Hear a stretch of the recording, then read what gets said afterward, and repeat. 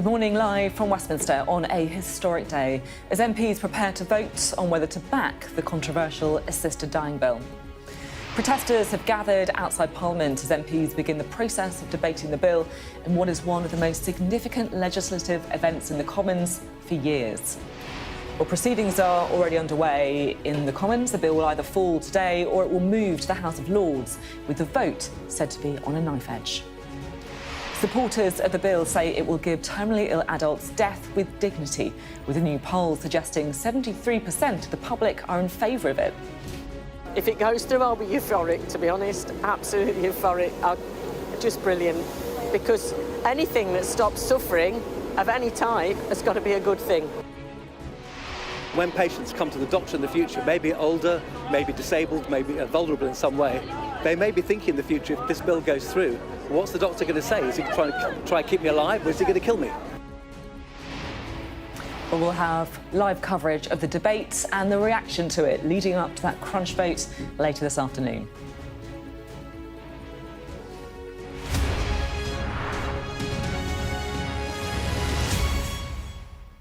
Well, good morning from Westminster, where MPs will vote today on one of the most significant pieces of legislation in years. The assisted dying bill is said to be on a knife edge, with both sides of the debate confident they can win. Now, the controversial bill would give some terminally ill adults a right to end their lives with conditions. And if it passes, it could usher in one of the biggest societal changes since the legalisation of same-sex marriage a decade ago. But the result does hang right now in the balance, with 4 Labour MPs dramatically switching sides just on the eve of the vote. And today the bill will either fall completely or it will move on to the House of Lords. Now, just to run you through the timings, so we're expecting the debate in the Commons to begin shortly, with that crunch vote taking place at around 2:30 this afternoon. Well, let's bring in our political correspondent, Liz Bates, who's been covering this story for us. Liz, you have been absolutely immersed in phoning MPs, trying to get a steer on where their heads are at, whether they're switching sides or not. What's your instinct now on whether or not it's likely to pass? Well, Sophie, first of all, I think it will be very close, and that is what MPs on both sides have been telling us. The reason that we've been so immersed in these numbers, and it's quite unusual, is because, of course, every Commons vote that you and I would usually report on would be whipped. So the Conservatives tell their MPs how to vote, the Labour Party tell their MPs how to vote, all the other parties tell their MPs how to vote. This is a very different type of vote. It's a free vote. It's a private members' bill. Every single MP has been asked to look at their own morality, to look at their own conscience and to think about this on a personal level. They've reached out, they've spoken to all of their constituents. A lot of them have genuinely considered and fallen down at times on both sides of the debate. So that is why it was, certainly at second reading, really difficult to get an idea of the numbers. In the end, it passed by quite a reasonable majority last time round, 55, but within that number, and this is why we've been keeping an eye on where it might go, within that number, there were quite a lot of MPs that we spoke to that just wanted to move the bill on to the next stage, to have this debate, to go through the process of drafting the legislation and to scrutinise it. That, for some of the MPs, was the point of it, and we didn't know when we got to this point, to third reading, whether they would still vote for it. So we've continued to speak to MPs, to engage with them. We think at the moment about 25 MPs have switched sides, mostly in the direction of 4 to against. That would massively reduce the majority. Well, it would whittle away at the majority. At the moment, it does still seem like, from our numbers, that it would pass, but it will be close. We're having a few more clues coming to us this morning in the House of Commons as well, it should be said, because what's happening right now is MPs are voting on various amendments, and although, of course, this doesn't necessarily reflect how they vote later, it does give us a bit of an indication, I think, on where MPs are thinking. So far, Nat Shah's amendment saying that people can't effectively bring themselves to being considered within the end of their life by stopping eating and drinking. This is protecting against anorexia. That's been passed. It was backed by Kim Leadbeater, it should be said. What's just happened is that the amendment put forward by an MP called Danny Francis that would disapply the presumption that a person has capacity unless the opposite is established. That has not gone through, which is interesting because Kim Leadbeater was against it. So I just wonder, Liz, and it's always very dangerous to read too much into this, but do you think that perhaps is a signal that there is a bulk of MP on the side of Kim? Yes, and you're not wrong to say that. It's not jumping to conclusions, to have a look at these votes and to assess them based on the ones that Kim Leadbeater. Remember, a lot of this, and this is a strange process. A lot of this process falls on whether people have confidence in what Kim Leadbeater is putting in front of the Commons. So with these amendments, the ones that she's backing, when we see them passing with a reasonably healthy majority, that shows she has the confidence of the House of Commons. The ones that she has said don't vote for that. And directed it, and people have followed her on that as well.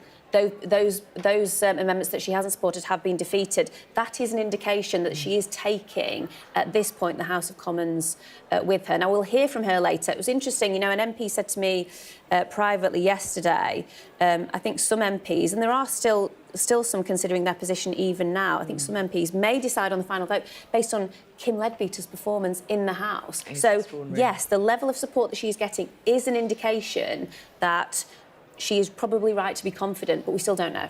Liz, thank you very much indeed. We'll have lots more from Liz Bates throughout the day.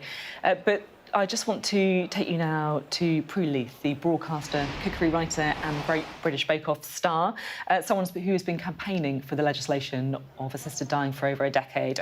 Prue, it's always a pleasure to speak to you. What is your message ahead of this important vote today? I so hope this bill goes through. We've now been campaigning for I personally have been campaigning for 13 years and other people for longer. I mean, it is completely crazy that we do not have the right to die when our lives have become intolerable. I mean, we would not do this to a dog, a horse, a cat. You'd be had up by the RSPCA for cruelty to animals. There are 7,000 people in NHS hospitals that palliative care cannot touch their pain. They're having a miserable death and it's totally unnecessary. They're begging to die. For goodness sake, we need to let them do it. And Prue, what would you say to people who are just worried about this bill, who think that, yes, there is a principle about assisted dying, but it's rushed, there aren't safeguards there for people who might be coerced, for example, they're worried about people with anorexia. What would you say to those people? Prue, I'm so sorry, we've lost your microphone. I'm not sure if you can hear me, but I'm just going to give you a minute to try and see if we can get a sound back with you. Always the way, isn't it? This is what it's like live broadcasting, particularly when people are out and about campaigning and trying to, do these live broadcastings and the side of thing. I'm being told in my ear that we are now back. Oh no, it's gone again. The tension is too much. It's the tension behind the debate rising. But Prue Leith, someone who, of course, has been really campaigning for an awfully long time on assisted dying and is one of those key voices in favour of the legislation going through. Luckily, one person who isn't going to disappear on me is Liz Bates. She stayed with us in the studio, which is always useful for moments like this. Liz, Prue, one of those voices on the pro side of the argument, but there are other equally passionate people on the anti side of the argument as well. And it really has, I guess, just led to this extraordinarily impassioned debate.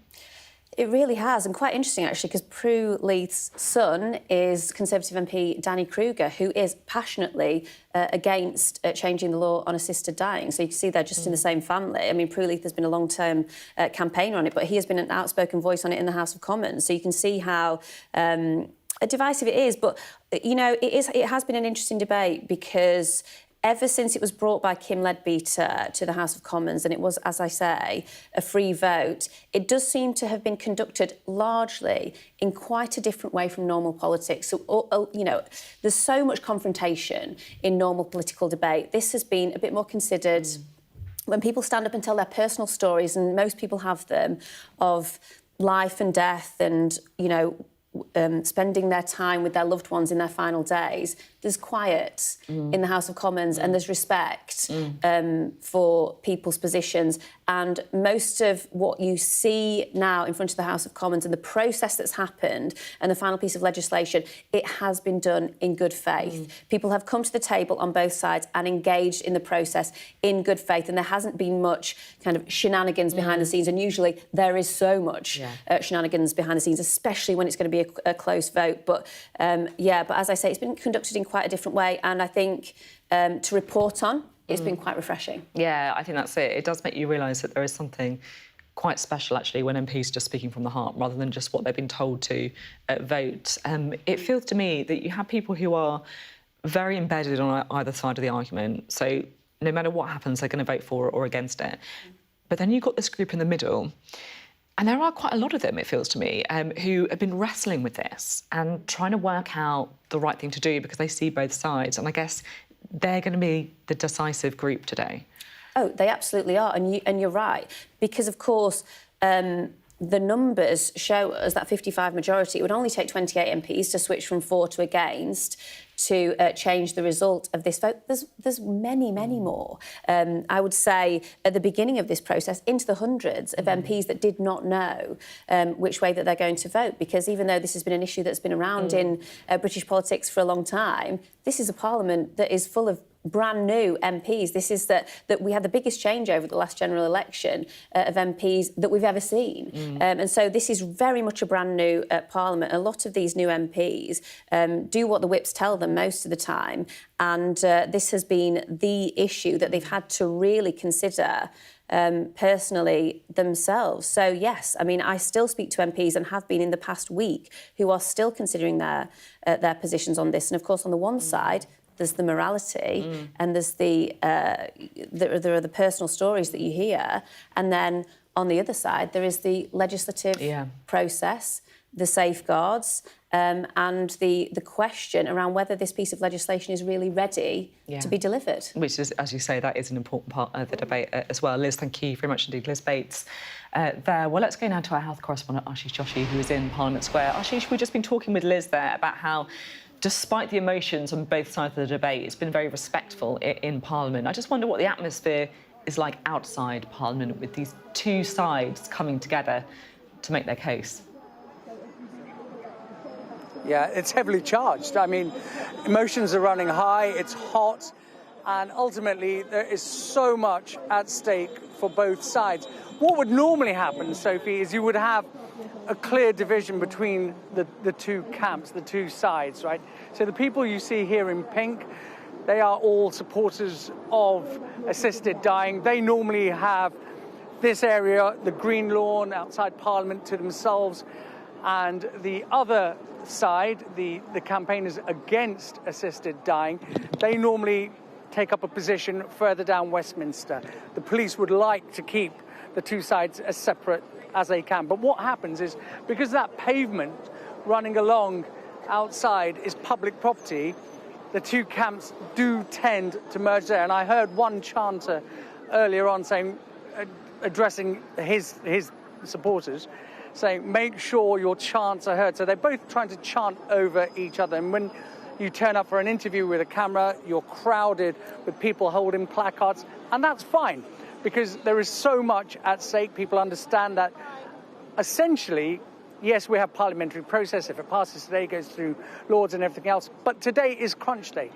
If Kim Ledbetter is correct, and she does have the numbers, and it passes today, it is almost certainly going to become law. I know some people were talking about Lord Falconer's comments yesterday, saying the House of Lords will respect the will of the people, and this isn't for the Lords, this is for the Commons, and if it passes today. And there were some question marks raised against that, whether he can actually speak for the entire upper chamber. But here you get why Kim Ledbetter was yesterday inside the House of Commons, not talking about parliamentary process. She was talking about people. And this essentially is about the people who have so much invested in this, people who have seen their loved ones die, people who have deep-seated, deep-rooted beliefs, who don't want to see assisted dying introduced for a number of reasons, not just faith, but because it goes, if you speak to doctors or some members of the medical profession, it says it goes against the Hippocratic Oath, it goes against everything that they believe in. I spoke to two very powerful, very articulate campaigners who really expressed why they were here and why today means so much to them. Sue Biggerstaff lost her husband Simon to an excruciating death. Listen to what she has to say. My husband was diagnosed with motor neurone disease of the most aggressive variety. He was paralysed within 2 months of diagnosis, and he died 11 months later.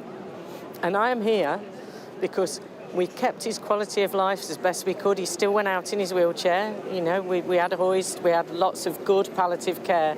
But in the end, his body started to decompose whilst he was still alive, and the pain was intolerable.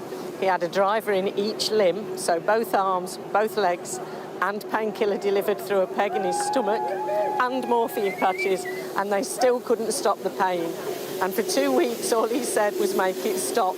And nobody should have to go through that. And that's why I'm here, to stop other people having to go through what he had to go through. Because where's the compassion? Where is it? People say painkiller, but they become immune to the painkiller. Some people, not everybody. And those people should have that choice. And whatever your beliefs, for or against, if you're against it, don't do it. But don't stop people like Simon. Don't make them suffer.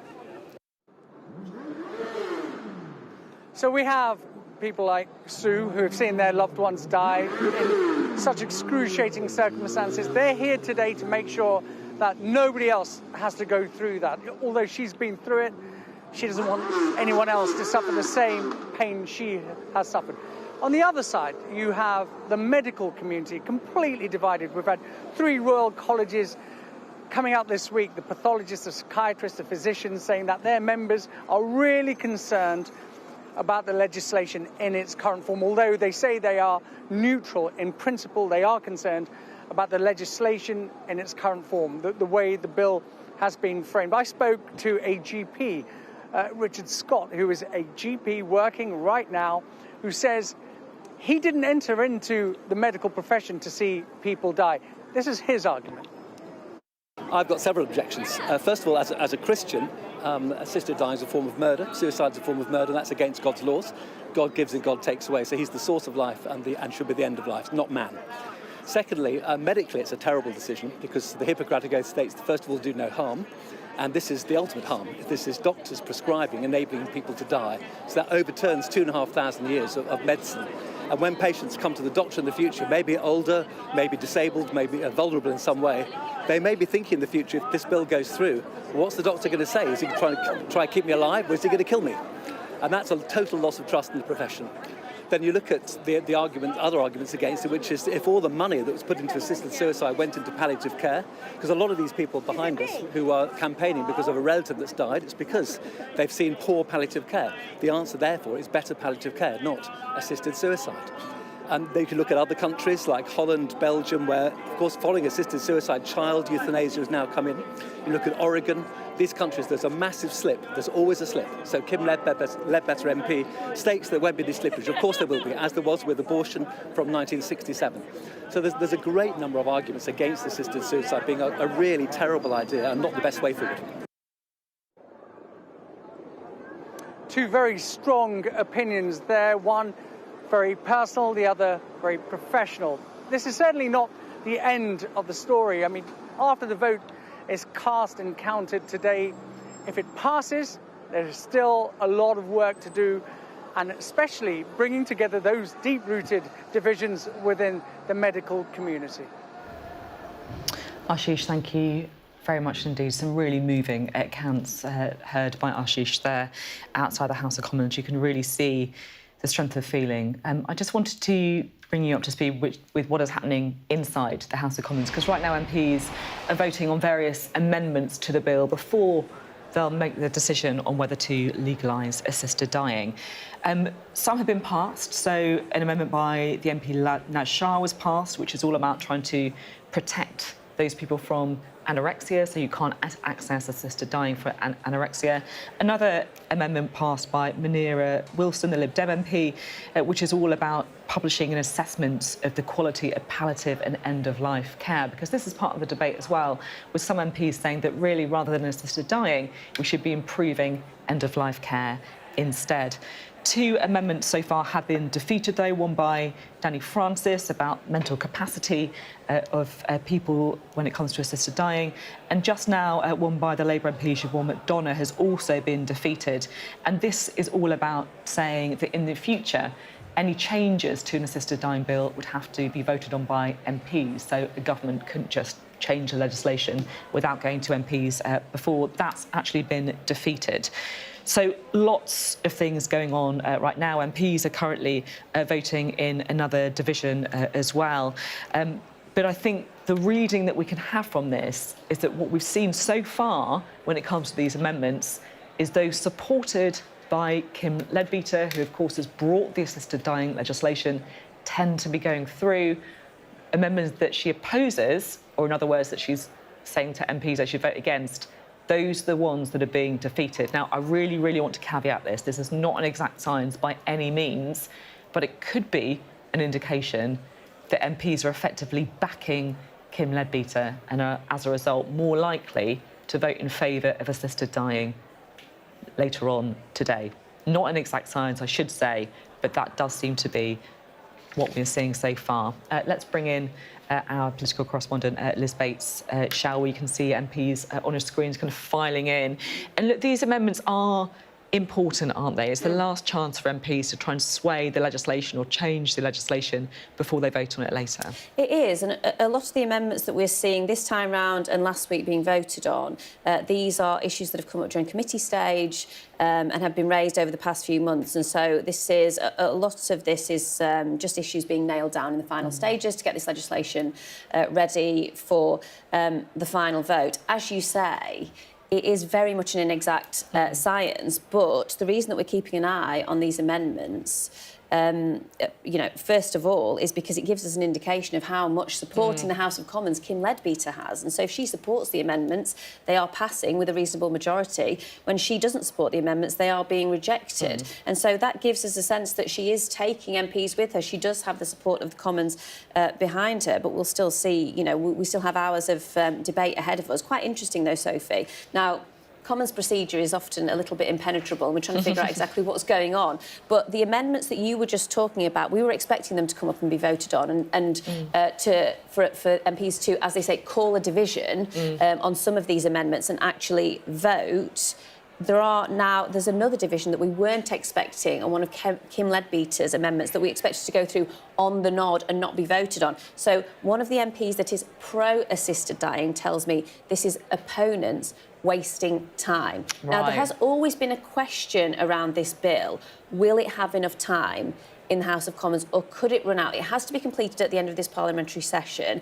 If it runs out of time, the government would have to actively give it extra time. It's such an important issue. The expectation is that the government would give it extra time, but it could still run out. And so opponents wasting time suggests to us that they might be trying to hold this bill up in any way possible to try to give themselves an advantage. You see, this is so interesting. And if you're one of these people who is not steeped in parliamentary procedure, it could seem quite odd, I'll be honest. But so that's what MPs are voting on now, this surprise amendment. And the weird thing is, I mean, they've got to be done by 2:30 today. They can't just say, oh, we need another hour or whatever. Another bizarre, archaic rule of Parliament, which is that on Fridays, whatever happens, however important it is, a matter of life and death as we're watching unfold before us today, at 2:30 p.m, it all has to stop, and it always does. And it doesn't look like that's going to change. Yeah, well, MPs just sitting down after that division. It isn't. What's your sort of sense on it, though? Because I guess the Speaker will be very wary about any indication that people are trying to talk this out or trying to use parliamentary shenanigans so that MPs don't get to vote on it.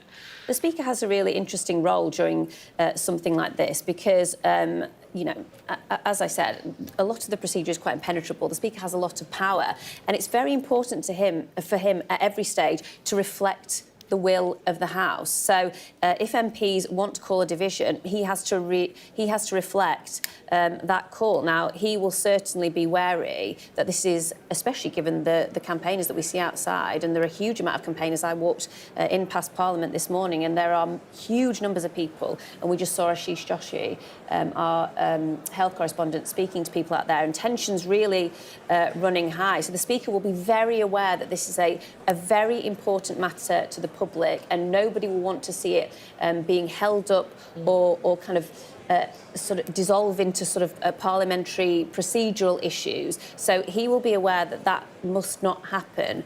But as I say, you know, if people want to hold it up, there are mechanisms to do that, and it looks like that's what's happening at the moment. So interesting, Liz. Thank you very much indeed, Liz Bates. They're talking us through the rather complex parliamentary shenanigans that always go on these really important bills.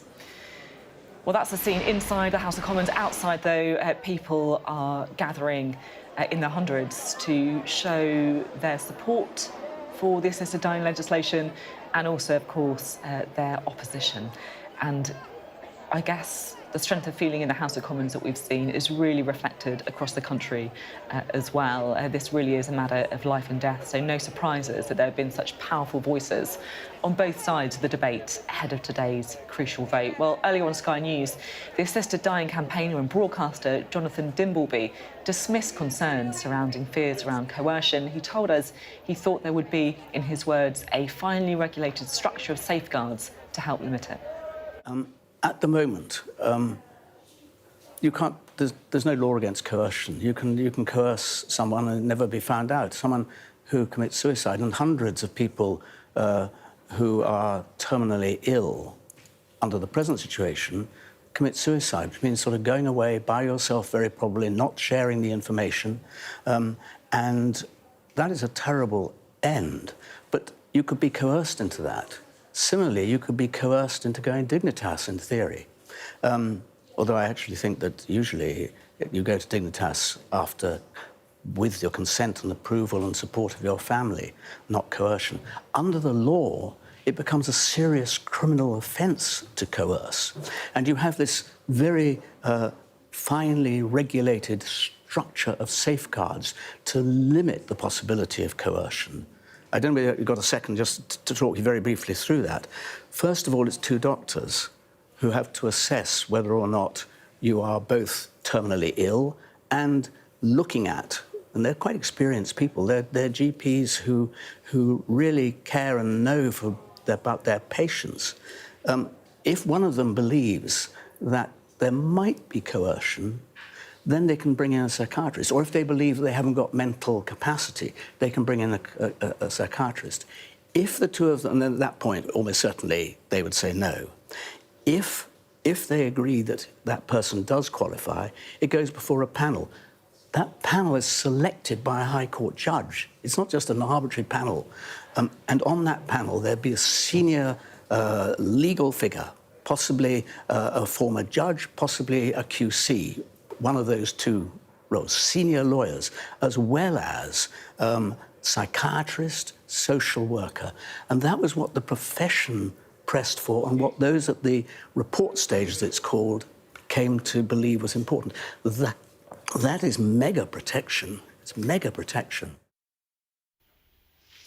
Jonathan Dimbleby there speaking on one side of the debate. We also spoke earlier to the anti-assisted dying campaigner, Kathleen Stock, who believes the bill is not about freedom. She says it suffers from structural problems because it misses key questions. And she spoke to us earlier on Sky News. I spent quite a lot of time thinking about this over the last 8 months, and I've looked at other bills around the world, and I think in a nutshell, I mean, there are many structural problems with this bill in particular, but it's coming from a place of compassion because it's aimed at the terminally ill. So it's assuming that their suffering must be terrible and that we should be doing something to alleviate that. It's not really about freedom, despite all the talk about autonomy. Yet, in detail, it does not ask people the questions that you would need to ask in order to make sure that an early death, helping them to kill themselves, which is in plain terms what is being proposed, is a compassionate solution. So, in fact, incredibly, Kim Ledbetter has rejected amendments that would insist that the person who's asking for an assisted suicide be asked their reasons behind their suicidal thinking. So in other words, it cannot rule out chronic depression. It cannot rule out not taking your meds. It cannot rule out not having access to good palliative care or pain, having uncontrolled pain. So there's many other ways of helping someone that don't involve helping them to die. This bill doesn't pay enough attention to that issue at all, and that's just one of the problems. Well, good morning from Westminster, where MPs will vote today on one of the most significant pieces of legislation in years. The assisted dying bill is said to be on a knife edge, with both sides of the debate confident that they can win. Now, the controversial bill would give some terminally ill adults the right to end their lives with conditions. If it does pass, it could usher in one of the biggest societal changes since the legislation of same-sex marriage a decade ago. But the result now hangs in the balance, with 4 Labour MPs dramatically switching sides on the eve of the vote. And today the bill will either fall completely or it will move on to the House of Lords. On timings, we're expecting the debate in the Commons to begin shortly, with the crunch vote taking place at around 2:30 this afternoon. And of course, we'll bring you to you as soon as it happens. Well, we're joined as well by our political correspondent, Liz Bates, who is here with us, watching the proceedings in the House of Commons. So right now you can see MPs filing in. They have been voting this morning, haven't they, on various amendments? They have. And we went through those earlier. There's a few different amendments. One in particular from Naz Shah, that was about making sure there were safeguards for people who had decided to stop themselves eating and drinking. So that was partly about people with eating disorders. What we've taken from the votes on the amendments that we've seen so far is that Kim Leadbeater, who has proposed this, who has driven this piece of legislation, does at the moment have the support of the House of Commons. Now, quite interesting, somebody has just pointed out on social media, and it does seem that this is the case, that not all the Conservative MPs that we expect to turn up today and vote in the final vote are in the House of Commons. Now, Conservative MPs are much more likely, they split against this legislation. So even though these amendments have been passing in Kim Leadbeater's favour and making the pro-camp feel very confident, when more Conservative MPs start turning up in the House of Commons, it could mean that the vote is much closer. Another issue, Sophie, we were saying earlier, there's been a division on an amendment that wasn't expected. People in the pro-camp tell us this is the opposition camp trying to delay, trying to time waste. There's now been another division, and I was speaking to somebody in the House of Commons who says this could go on. So it does seem like there is potentially a bit of time wasting going on. So what happens if there's time wasting, right? Because we know, because it's Friday, which does seem rather ridiculous, but because it's Friday, it has to finish at 2:30. If the time wasting happens over these amendments, does it mean that we don't get a vote? Does it mean that they just get a shorter debate? What happens? So, first of all, we have no idea how long the time wasting could go on for in terms of the amendments. At some point, we will get to the debate. Now, lots of people want to speak in this debate.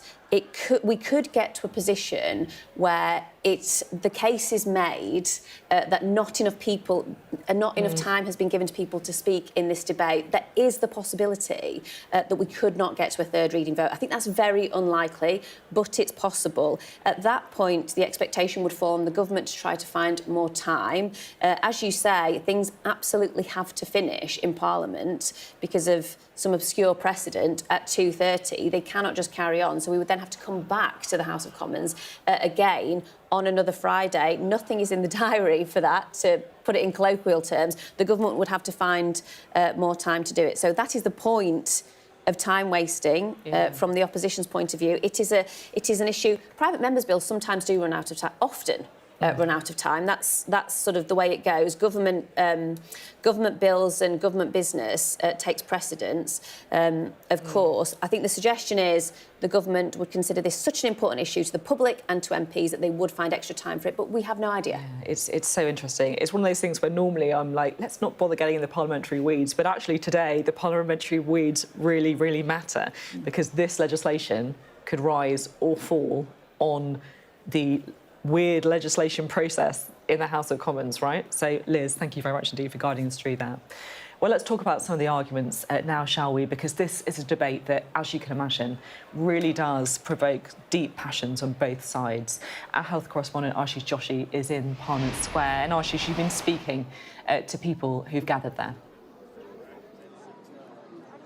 Yes, I have. And these are deeply passionate arguments. People are very invested in the assisted dying debate, that they've come here to express their opinions. They know now what they say outside Parliament will probably not have any impact on what's happening in the House of Commons right now. But nevertheless, they are here, they want their voices heard, and rightly so. Let's speak to two people who have come to Parliament today on both sides of the argument and listen to what they have to say and why they're here. Amanda, you're against assisted dying. Why are you against the legislation? Well, I'm from a group called Families Against Involuntary Medical Euthanasia, and we would say that we already have assisted dying in this country. And the Liverpool care pathway that was supposed to be banned in 2014 is still very much alive and kicking. And we feel that if this bill comes to pass, it will open the floodgates to more end-of-life protocol abuses. And we know that this is still going on. We have a dossier of cases. Every week, more and more people are added to that dossier. So we would agree with others, we agree with the disability groups, you know, when care is scarce and treatment is rationed, as it is in the NHS now, choice is an illusion.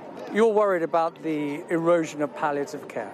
I'm very much worried about the erosion of palliative care. 100,000 people do not have access to palliative care and die every year without access. And that's what we need to fix. If we can't assist the living, we certainly shouldn't be assisting people to die. Kim Ledbetter says no jurisdiction in the world where assisted dying has been introduced has there been a quantitative or qualifiable erosion of palliative care. You don't accept that argument? No, I don't, because in most places where it has been introduced, that is not the case.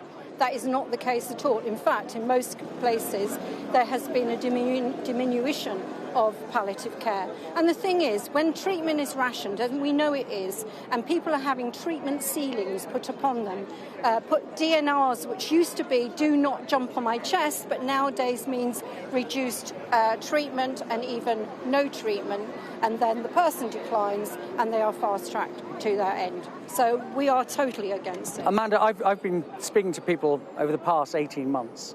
I've spoken to families who've seen their loved ones die excruciating deaths, really painful. And everyone accepts that even the best quality palliative care has its limitations. Surely these people have a right to see their loved ones die with dignity.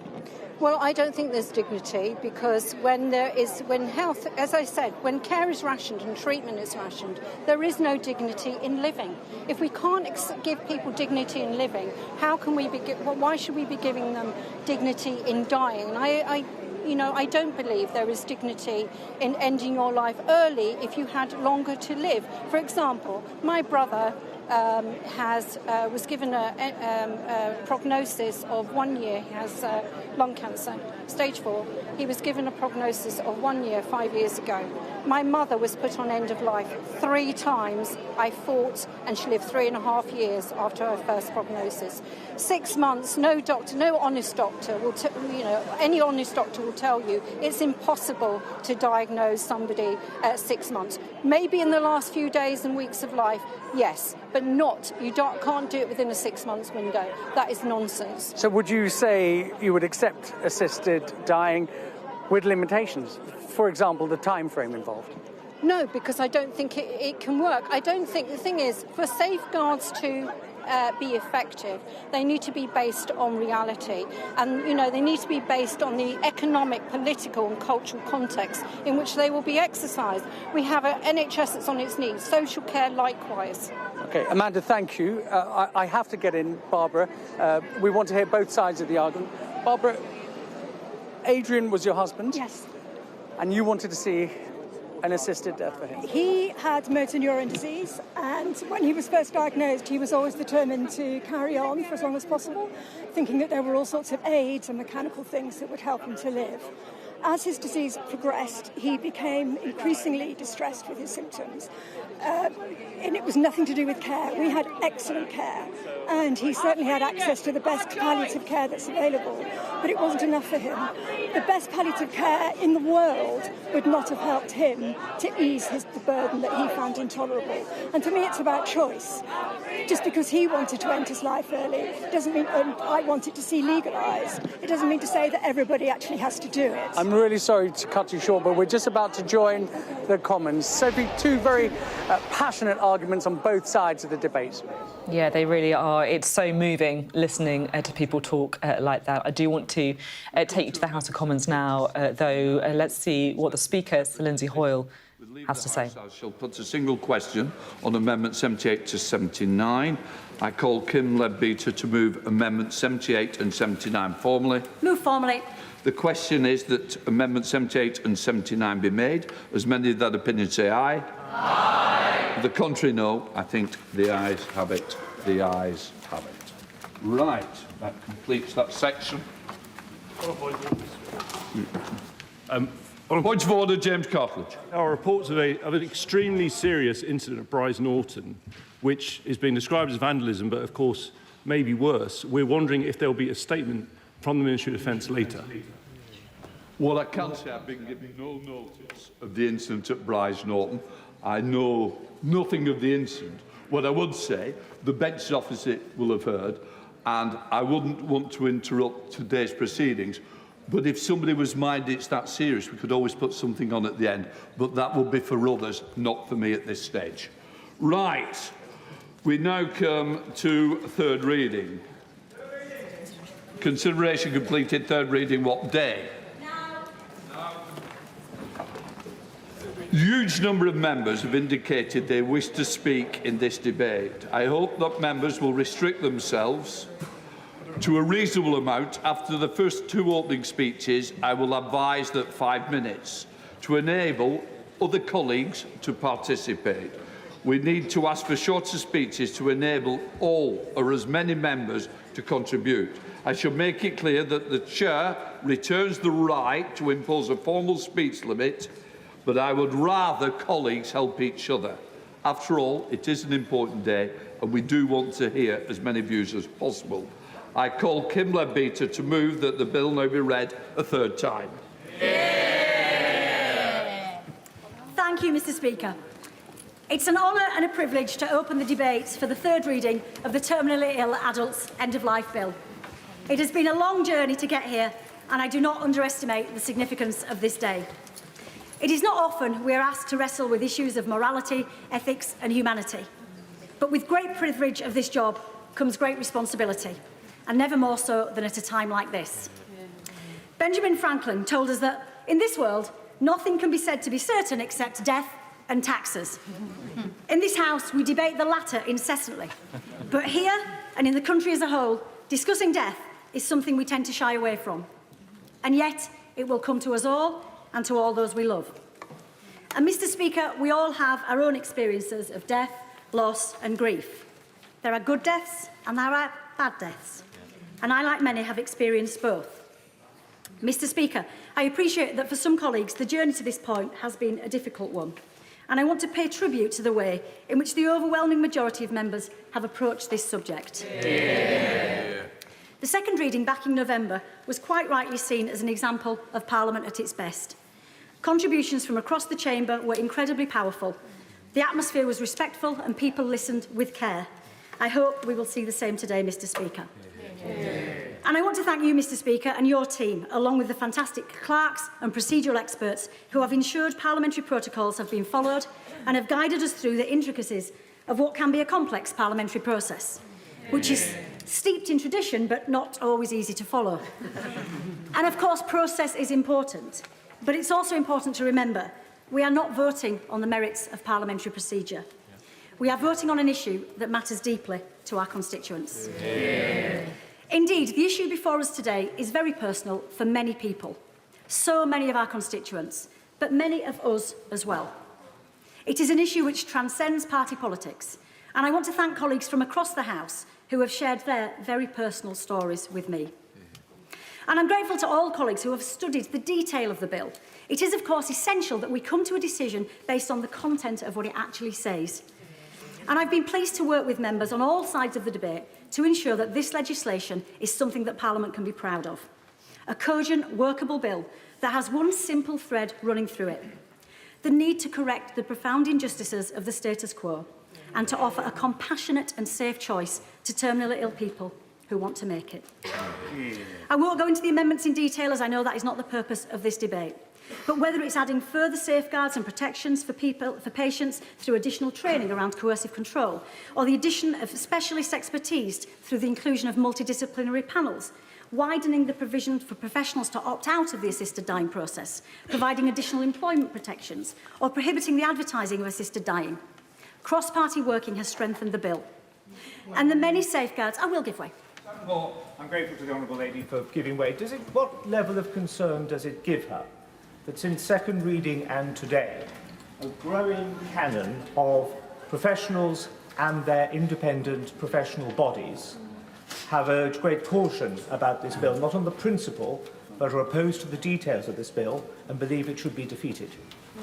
I thank him for his intervention. Thank you, Mr. Speaker. I think what he's saying is people have got different views, and they do have different views.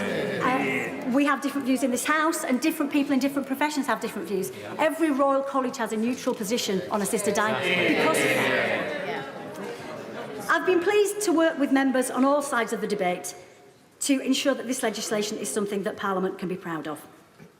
And the many safeguards in this bill ensure only terminally ill patients that are eligible under the strict criteria and who want to access assisted dying can do so. I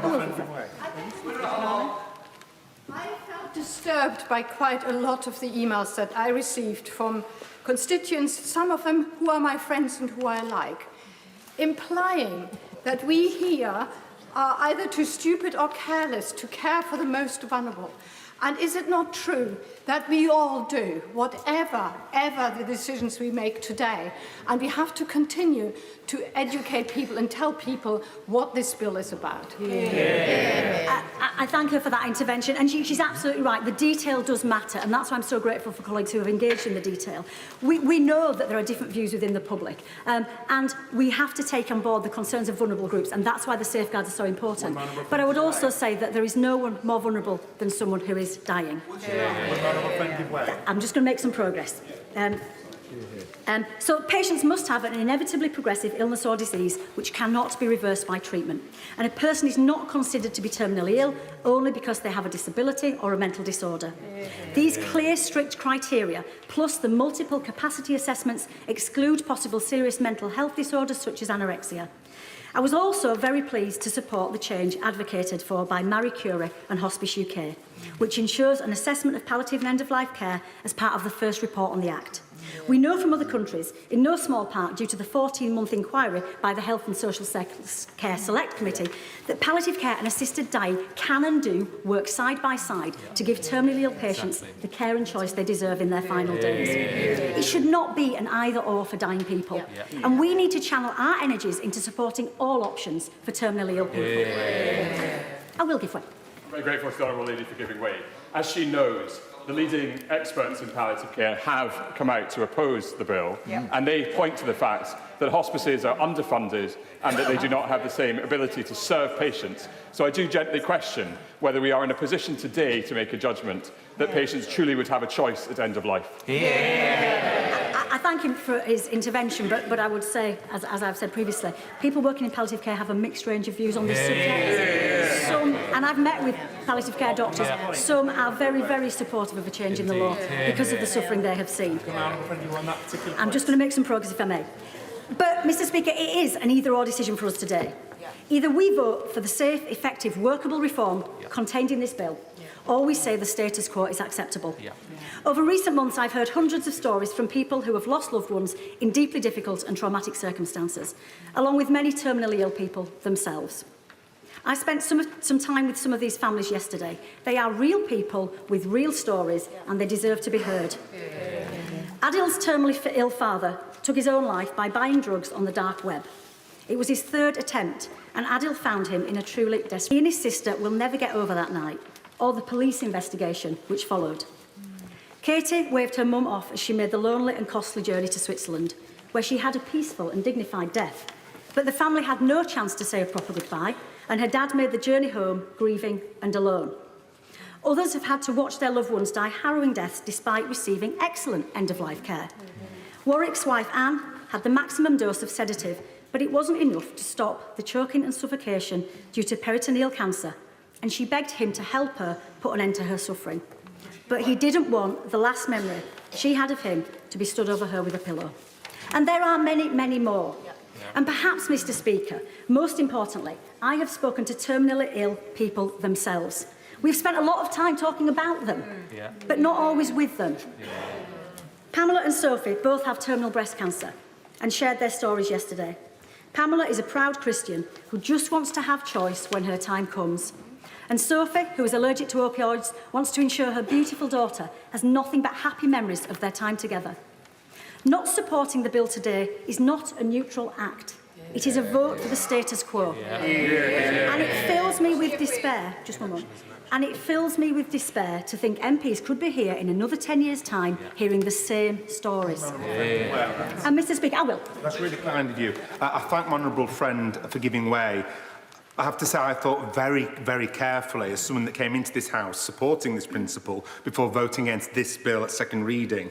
Can I just ask the honourable member to explain, there are differing views, but before MPs put their name not to this principle but to this specific bill, why are the vast majority of palliative care doctors, geriatricians and groups representing people with disabilities, eating disorders and domestic violence all in opposition not to this principle but to this bill? And that includes people who support the principle of assisted dying but not the specific bill. Can the honourable member explain their opposition?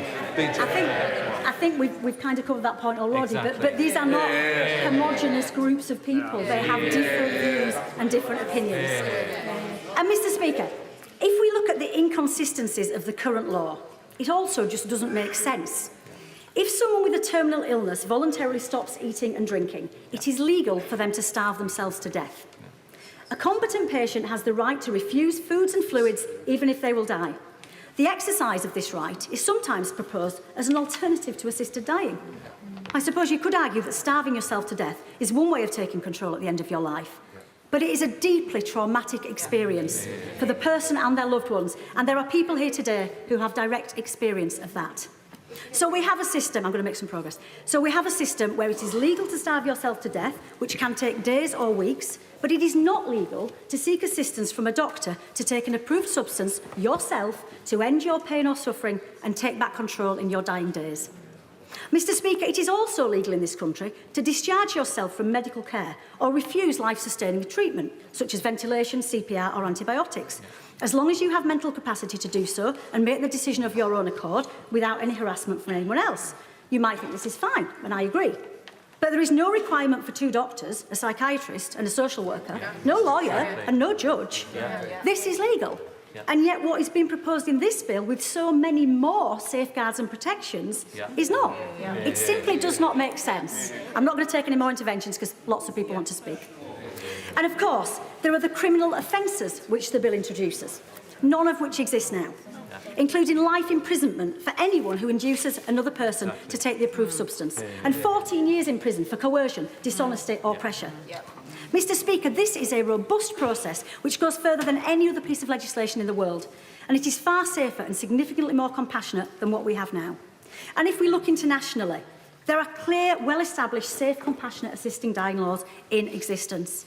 On Tuesday, I joined doctors from Australia who used 3 key words repeatedly: choice, control and relief. Dr. Greg Mewett has got 20 years' experience as a GP, 22 years as a palliative care physician, and he spoke about the thorough approach that is taken to ensure safety and efficacy of the assisted dying process. Perhaps the most standout quote from that session came from Dr. Jackie Davis, Chair of Healthcare Professionals for Assisted Dying. She said, "By introducing assisted dying, no more people will die, but far fewer people will suffer." Because, Mr. Speaker, this is not a choice between living and dying. It is a choice for terminally ill people about how they die. And I fully appreciate that some colleagues would never vote for any version of this bill, and I'm respectful of that, despite disagreeing. But to those colleagues who are supportive of a change in the law, but are hesitant about if now is the time, if we don't vote for change in the law today, what does that mean? It means we have many more years of heartbreaking stories from terminally ill people and their families, of pain and trauma, I'm going to finish if that's okay, of suicide attempts, PTSD, lonely trips to Switzerland, police investigations, and everything else we've all heard of in these recent months. As the Commission on Assisted Dying said in 2011, 14 years ago, Mr. Speaker, the current legal status of assisted dying in the UK is inadequate and incoherent. It outsources a healthcare issue abroad, especially to Dignitas, instead of the government and Parliament assuming responsibility. That was 14 years ago, and we are in exactly the same position today. Things have got to change. And as the government's impact assessment states, the bill will improve equity of choice, ensuring that terminally ill adults from all socio-economic backgrounds can access end-of-life options within a regulated and safe framework. So as I draw my comments to a close, Mr. Speaker, there are essentially two ways we can look at the situation we're in. We can look through a legal lens. As legislators, we have a duty to change the law where it is failing. And when the last 4 directors of public prosecutions tell us that the law needs to change, surely we have a duty to listen. We need scrutiny before people die, not after. But most importantly, there is the human lens, which is how I approach most things. Giving dying people choice about how they die is about compassion, control, dignity and bodily autonomy. Surely we should all have the right, I'm going to finish shortly, surely we should all have the right to decide what happens to our bodies and decide when enough is enough. And of course, giving people the right to choose does not take away the right not to choose. So today, we can vote with either our hearts or with our heads, Mr. Speaker. But either way, we should end up in the same lobby. Because on a compassionate human level, and as responsible lawmakers, we should support this desperately needed reform that is rigorous, practical and safe, and is rooted in the principles that should underpin any legislation: compassion, justice and human dignity. Thank you, Mr. Speaker. The question is that the bill now be read a third time. Sir James Cleverly. Thank you, Mr. Speaker. I have no doubt the vast majority, probably every single member and right honourable member in this House, is sympathetic with the underlying motivation of this bill, which is to ease suffering in others and to try and avoid suffering where possible. And for the most part, this debate, both in this chamber and in committee, has been good-natured and conducted in a way that I think we can be proud. There has been, of course, more widely, questions about the motivations, both of those who are proponents of the bill and of those who oppose the bill. And whilst this is not about any individual one of us, I think it's only fair, because some questions are asked, I want to put a few things on the record about my own position on this. I do not come at this from a religious point of view. I'm an atheist, I'm a humanist. So this is driven by my concerns about the practicalities of this bill rather than any religious viewpoint. And it has been suggested, particularly when people talk about the experience they have had talking to people who have lost loved ones or who are themselves terminally ill, that if you had seen, I've had this said to me on a number of occasions, if you had seen someone suffering, you would agree with this bill. Well, Mr. Speaker, I have seen someone suffering. My closest friend earlier this year died painfully of esophageal cancer, and I was with him in the final weeks of his life. So I come at this not from a position of faith, nor from a position of ignorance, and I would hope the House would take those factors into consideration when I say what I'm about to say. Jim Thank you for giving way. And on the TV last night, they did a survey of doctors, GPs, and the relationship between the GP and the patient is incredibly close. Your children come into the world, your grandchildren come into the world, your GP's involved. But whenever the GP has to deliver a diagnosis of terminal illness to the patient, it's not just the fear in the eyes of the patient, it's the fear in the eyes of the GP and the doctor, the friend we all have. And does he, right honourable member, does he recognise the importance of this debate today and this vote, because it will change forever that relationship of trust between the GP and the patient in a negative way that will never change ever again? James Cleverly. I mean, I will make reference to the broad point that he makes later on in my speech, and I would say I'm going to try not to take too many interventions, because many people have not had the chance to speak in this debate, and I want to give them the chance to do so. At the second reading debate, I made the point that we need to think about the detail of this bill and not just vote in accordance with the broad principles. I made the point that because it was a private member's bill, the opportunity to fundamentally change the bill is limited. So we have an enhanced duty to get it right first time. We were told at second reading that a lot of the concerns, a lot of the worries, a lot of the detailed questions would be resolved through the committee process. We were promised the gold standard, a judicially underpinned set of protections and safeguards. Those protections did not make it through committee. And I've also heard where people are saying, well, there are still problems, there are still issues, there are still concerns that I have. Well, the Lords will have their work to do. But I don't think it is right, and none of us should think that it is right, to subcontract our job to the other place. We are making an incredibly important, a fundamental change, as the Honourable Member for Strangford highlights, a fundamental change in the relationship between medical professionals and those they serve. And if we make that change, we will introduce perhaps only a small but a permanent question mark in the minds of every patient, particularly a patient that is discussing a serious injury, a serious illness, or perhaps a terminal diagnosis. What is this medical professional expecting of me? What are they thinking? Where are they? Where is their head?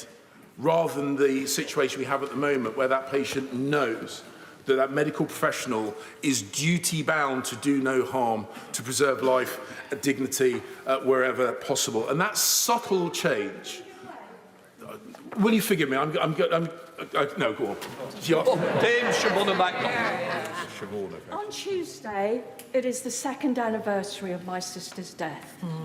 3 weeks prior to her death, we took her to hospital because she had a blood infection. And in spite of agreeing to allow her into intensive care to sort out that blood infection, the consultant decided that she shouldn't go because she had a brain tumour and she was going to die. She was going to die, but not at that moment. I'm sure Mr. Speaker can understand that a very big row ensued. I won that row. She was made well, she came home, and she died peacefully. What does the honourable gentleman think would happen in identical circumstances if this bill existed? James Cleverly. She asks me to speculate into a set of circumstances which are personal and painful, and I suspect she and I both know that the outcome could have been very, very different, and the moments that she had with her sister, just like the moments I had with my dear friend, those moments might have been lost. So as I say, we have got to recognise that this is an important moment, and whilst I respect the Honourable Lady, I disagree with her assessment that it is now or never, and it is this bill or no bill. And that a vote against this at third reading is a vote to maintain the status quo. None of those things are true. There will be plenty of opportunities And indeed, we are duty-bound, I think, stimulated by this debate, which is why I don't criticise her for bringing it forward, stimulated by this debate, to have a serious conversation about palliative care, a serious conversation about how we get to that. And I know that many people will say, oh, these are not conflicting or contradictory positions. But we also know, and I'll come upon this in the speech, and I'm going to crack on because otherwise I'll get told off by Mr. Speaker. We know that there will be circumstances where assisted dying will be on a statutory basis and provision of palliative care will not. Yeah. And so, and we also have to address the point that, look, we can all pray in aid of individuals and institutions to reinforce our positions on this. But as I say, we can't subcontract our decisions. And yes, we can fish around for people to come up with the perfect quote that reinforces our arguments, but another 5 minutes on Wikipedia or on Google or with friends of ours in the medical profession will find another voice that opposes that. So yes, it is a mixed picture in the medical professions, but I am struck by virtue, I'm struck by the number of professional bodies which are neutral on the topic of assisted dying in general, but are opposed to the provisions within this bill in particular. And we can't just say, oh, well, they are neutral on assisted dying, so therefore this particular vehicle has to progress. Because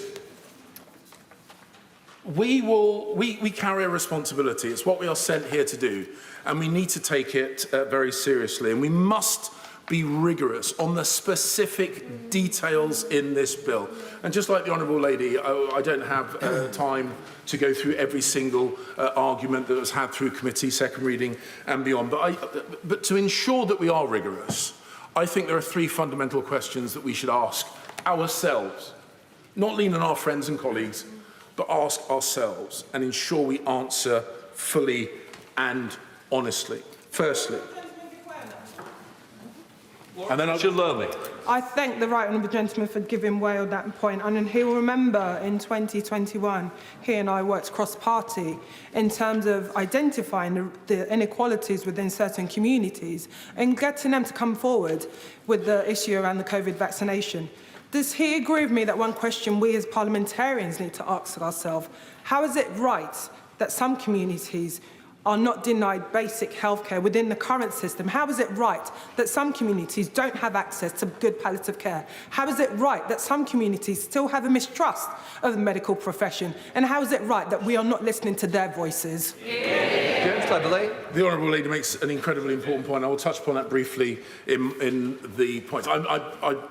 I'm not minded to take more interventions because otherwise I will steal time from others. So 3 questions we need to ask. Firstly, are we happy, not for this principle, but for this bill as drafted to become law? And there are many elements that I've already discussed are concerning. Within the criteria set out, medical professionals do not need to seek deeper motivation. We've said there is not a real choice between palliative care and assisted dying because one will have a statutory underpinning, the other will not. That, as I say, gold standard of protections were lost during the committee process because a number of professional bodies, and I will need to make space, a number of professional bodies have said they do not have the capacity, they do not have enough people to fill the slots that this bill demands of them. Secondly, in terms of fundamental changes, are members and right honourable members genuinely happy to write the blank cheque that this bill demands? Because it is normal for the Secretary of State of a government department to decide when a piece of legislation comes in force. And they make that decision based on the state's ability to deliver that legislation. Yeah. Commencement dates matter. Yeah. They are not just some arbitrary date on a piece of paper. And I understand the desire of people to make sure that this can't be kind of lost in the down the back of the sofa when it comes to government work. But When people upon whom we rely to deliver this say they are not ready and they don't feel they will be ready, they don't have enough people, they don't have enough capacity, they will have to take resource from current provisions to move across to this provision, which will be driven by a statutory requirement and a locked-in commencement date, we should listen. We should listen. And if the people who are going to make this work and work as well as we hope it will if it becomes legislation, say that they are not confident that they can make it happen, we should be very, very careful about demanding that they prioritise this. And that's what this legislation says. They prioritise this above any other work that they might otherwise do. And thirdly, and the Honourable Lady hinted at this, and I mentioned this in an intervention at earlier stages in this bill, when it comes to things like coercion, or when it comes to actually the pressure that individuals put on themselves, when it comes to medical professionals raising this issue, we know there are inequalities in health provision already, none of which I think will be addressed by this bill. But the point I've also made is we know there are certain communities and certain people within those communities, particularly women, who are overly deferential both to men and men in authority. And if we can genuinely say that we have no fear whatsoever that a potentially vulnerable woman will sit in front of a medical professional who raises assisted dying, and even without implying it is the right thing for her to do, the very fact that they bring it up will have a significant influence on that woman's thinking. So we cannot believe, as it stands at the moment, that this will have a completely neutral effect across all communities. This will be the last intervention. I thank the right honourable gentleman for giving way. We've put safeguards into the bill that mean there is a panel that looks at those issues and will ask questions like, has your doctor persuaded you to do this? Do we honestly think that someone who is a social worker or who is a psychiatrist or who is a lawyer is totally incapable of finding coercion? That is exactly what that panel is there to do, and that is exactly what those safeguards will provide. Sir James. The Honourable Lady makes an important point, but I refer her to the question 2 that I put. Those bodies say they don't have the people to populate those panels. And yet they are demanded by the commencement date. So the fact is that the principle of having someone or a group of people protect against coercion is important. The idea, and I'm not just talking about coercion, I'm talking about how people perceive the question of people in authority. But the fact is, royal colleges, social workers have told us they don't believe they will be ready to put those guardrails in place by the commencement date, and we should listen to them. And Mr. Speaker, I will finish on this point. This is an important debate. It has stimulated an important conversation, and it is a conversation that demands our full attention. But I do not believe this bill is ready to go to the other place. And it is interesting that there are both proponents and opponents of this bill who are hoping the Lords will make significant changes to the bill. And that should set off alarm bells, surely. And then, Mr. Speaker, the final point. The final point is that ultimately, because this is such a fundamental change, we do need to make sure that we have that enhanced level of scrutiny about the detail of this bill. And I do not believe that, even though, like all of us, we want to avoid suffering and alleviate suffering wherever possible, I do not believe we've had the opportunity to get this bill into a right shape, which is why I will be opposing this third reading, and I encourage others to do likewise. The 2 opening speeches took longer. Now we come into the 5-minute, where I hope members will restrict themselves up to 5 minutes. And we're going to have a very good example of this, the mother of the house, Diane Abbott. This may be the most fateful bill that we discuss this Parliament. It is literally a matter of life or death. I've heard talk today about the injustices of the current situation. What could be more unjust than to lose your life because of poorly drafted legislation? We are hearing about panels. The people talking about panels presumably have not had much to do with them.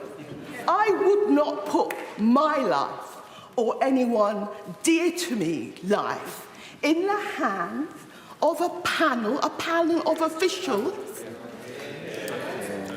I would stress right from the beginning that it is perfectly possible to support assisted dying as I do, but not be prepared to vote for this bill. There is so much that is problematic about this bill. First of all, and I believe this is widely understood, there has not been enough time to debate it.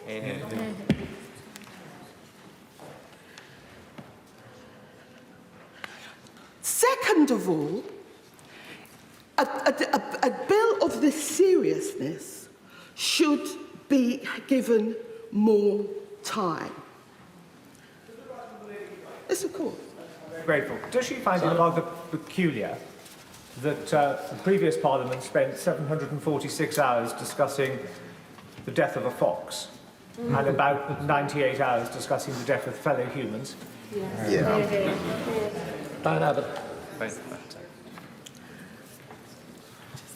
There has been a lot of talk about there is no evidence of coercion.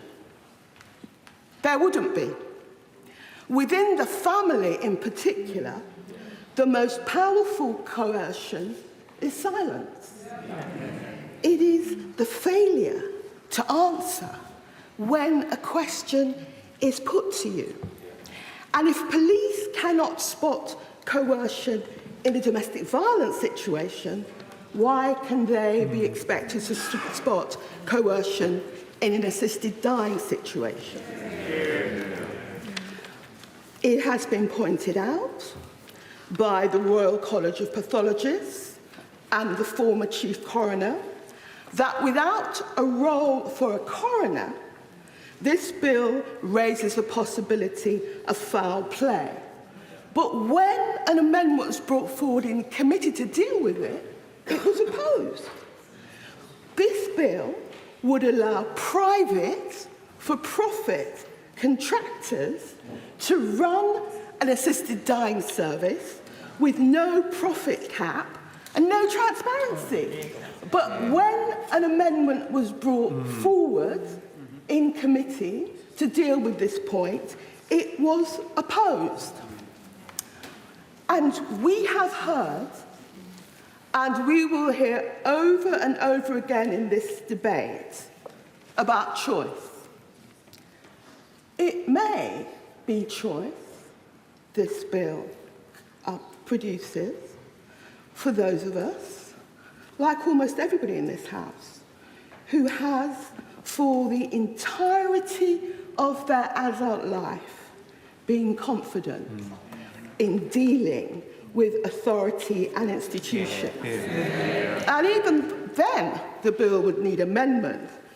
But what choice does this bill hold for someone who all their lives has lacked agency, particularly in a family context, which may be particularly the case in certain cultures and communities? And what choice does this bill offer to those that lack access to good palliative care? as the former Prime Minister Gordon Brown has put it, our laws should not focus on the few who wish for assisted dying, but do little to support the majority of those facing their final days who want and deserve access to the best of palliative care. What choice is it for those who, because their doctor raises it with them at all, thinks this is a direction that they're being guided in? An amendment that might have addressed this issue was rejected by those bringing the bill forward in committee. It seems to be a possibility they do not take seriously at all. And yet anyone who knows how institutions work should be watchful for that. I came to this house to be a voice for the voiceless.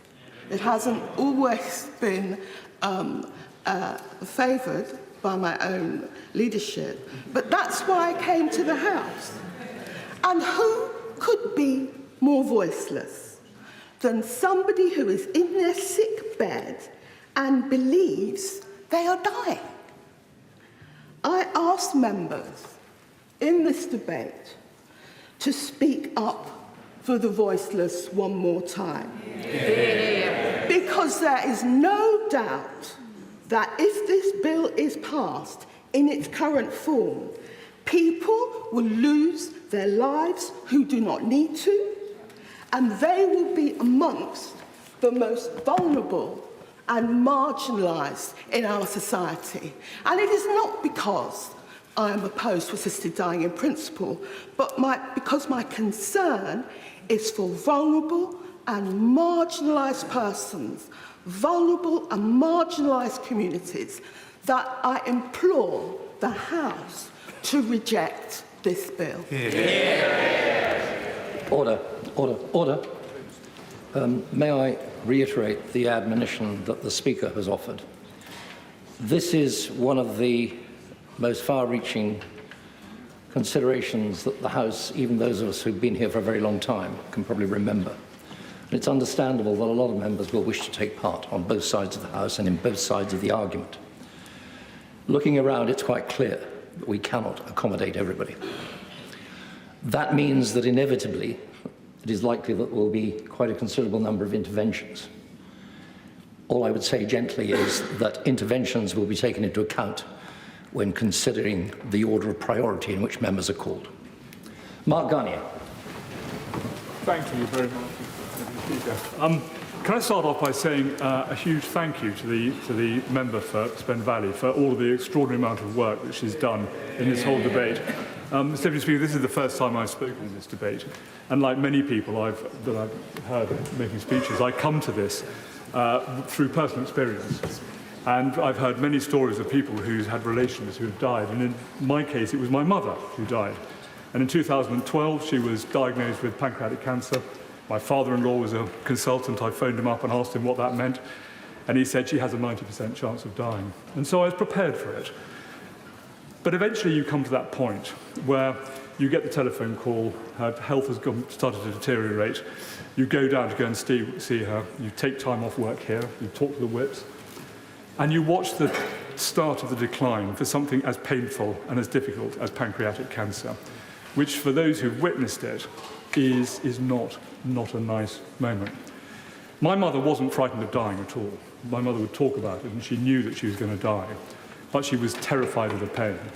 And on many occasions she said to me and Caroline, my wife, can we make it end? And of course we couldn't. But she had very, very good care, Mr. Deputy Speaker, from the NHS.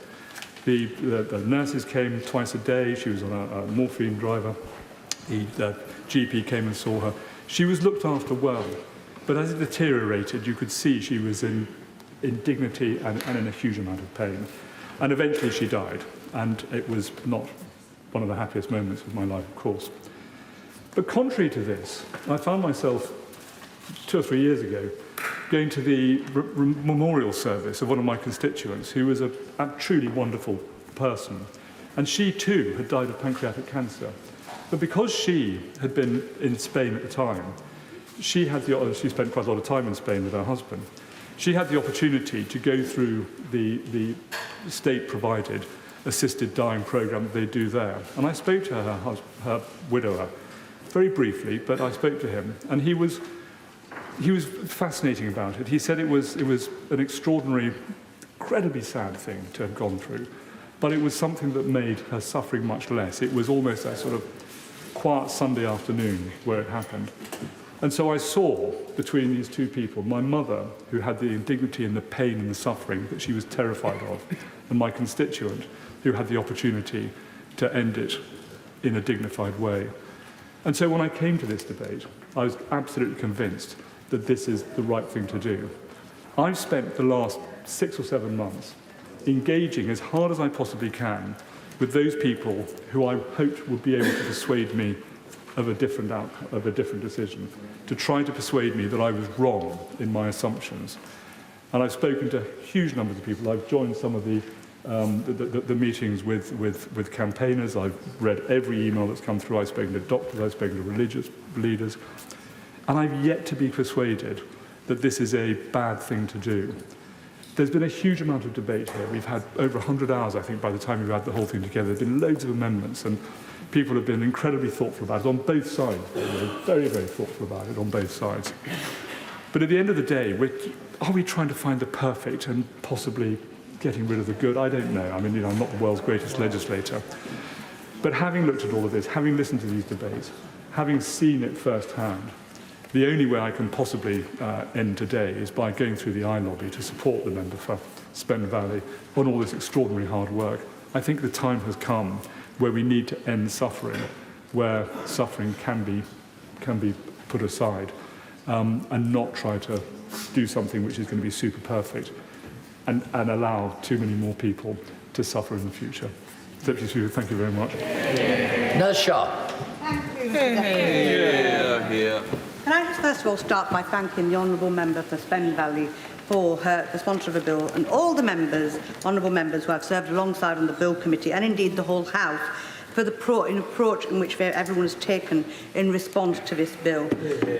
One thing I want to make clear is that I came to this bill with an open mind. In principle, I supported it, and at first glance, just like many, I did. But this debate is no longer about the principle of assisted death. That is not the decision before us today, and nor is it the issue that we will be walking through those lobbies for when we are deciding to vote for or against this bill. What I can say is that our responsibility in this place is to make sure this bill is safe, workable and effective, and that is the test upon which we will be voting for or against today. But as this bill stands, it is a public safety issue. I have to give way.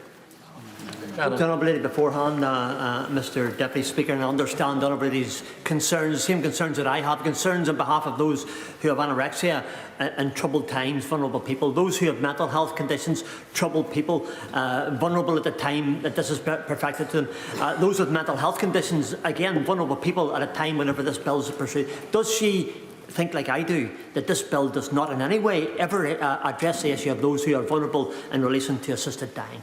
Thank the Honourable Member for his intervention, and I think he might have read some of my speech, which I'll carry on with. I'm now going to set out why the bill is not safe with the two amendments that I tabled. Amendment 14, which we've nodded through today, and Amendment 38, which we won't get the chance to vote on. Amendment 14 dealt with the issue of voluntary stopping eating of drinking, VSED, and that has been used in other jurisdictions as a bridge. And I'm pleased that the member, the sponsor of the bill, accepted that amendment. But let me be very, very clear. This is not the loophole. This is not the anorexia loophole that has been closed. That was another amendment.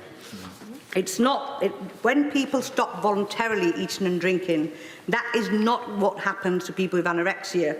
People with anorexia stop eating and drinking because they have a psychiatric illness. These are two categorically different issues.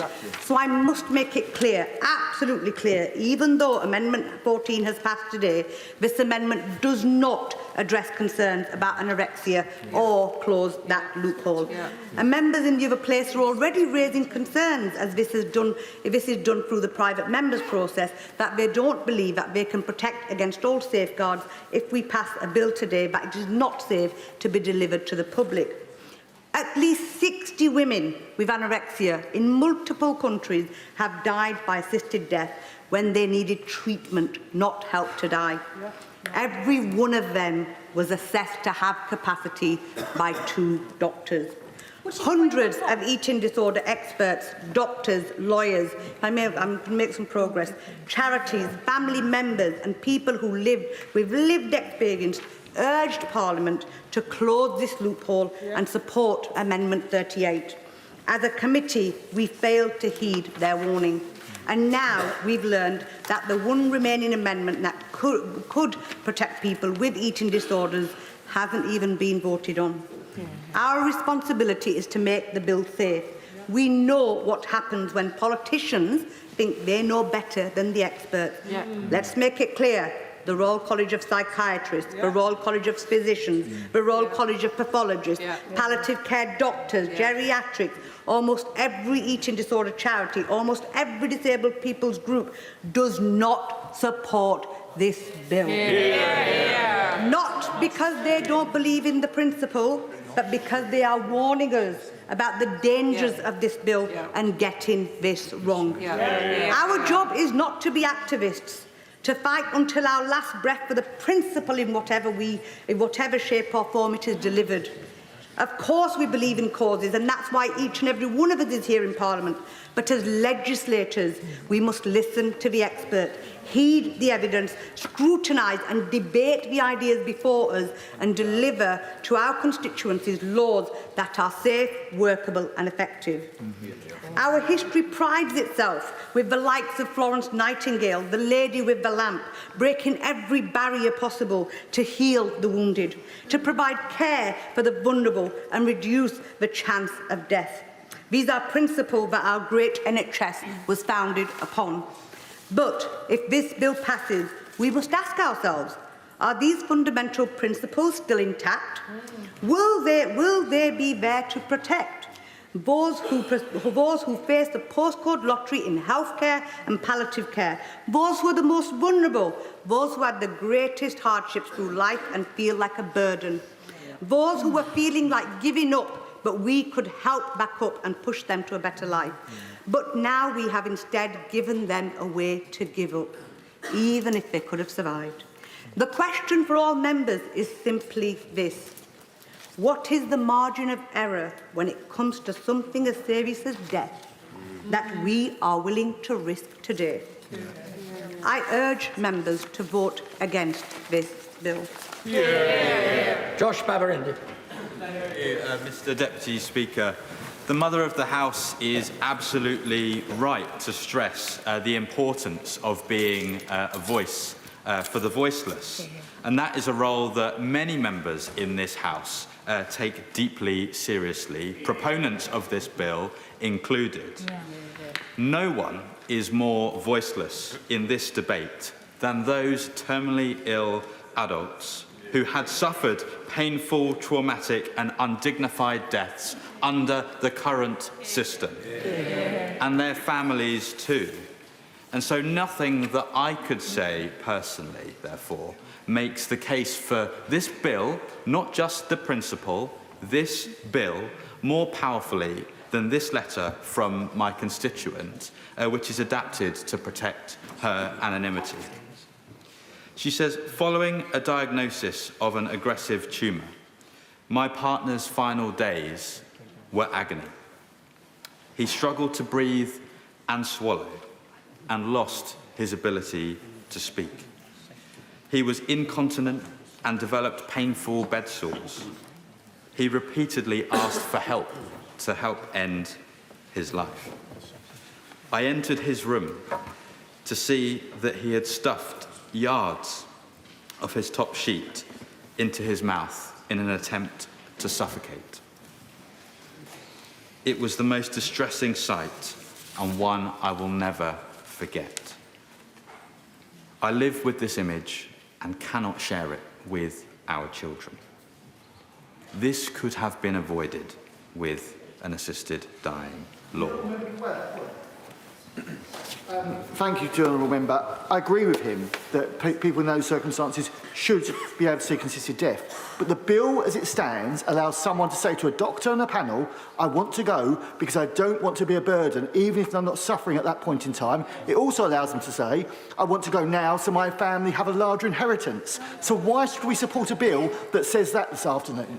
Josh Badarindi. I thank him for his intervention, and he will be aware there is a specific criminal offence created to punish those who would coerce such a relative in such a...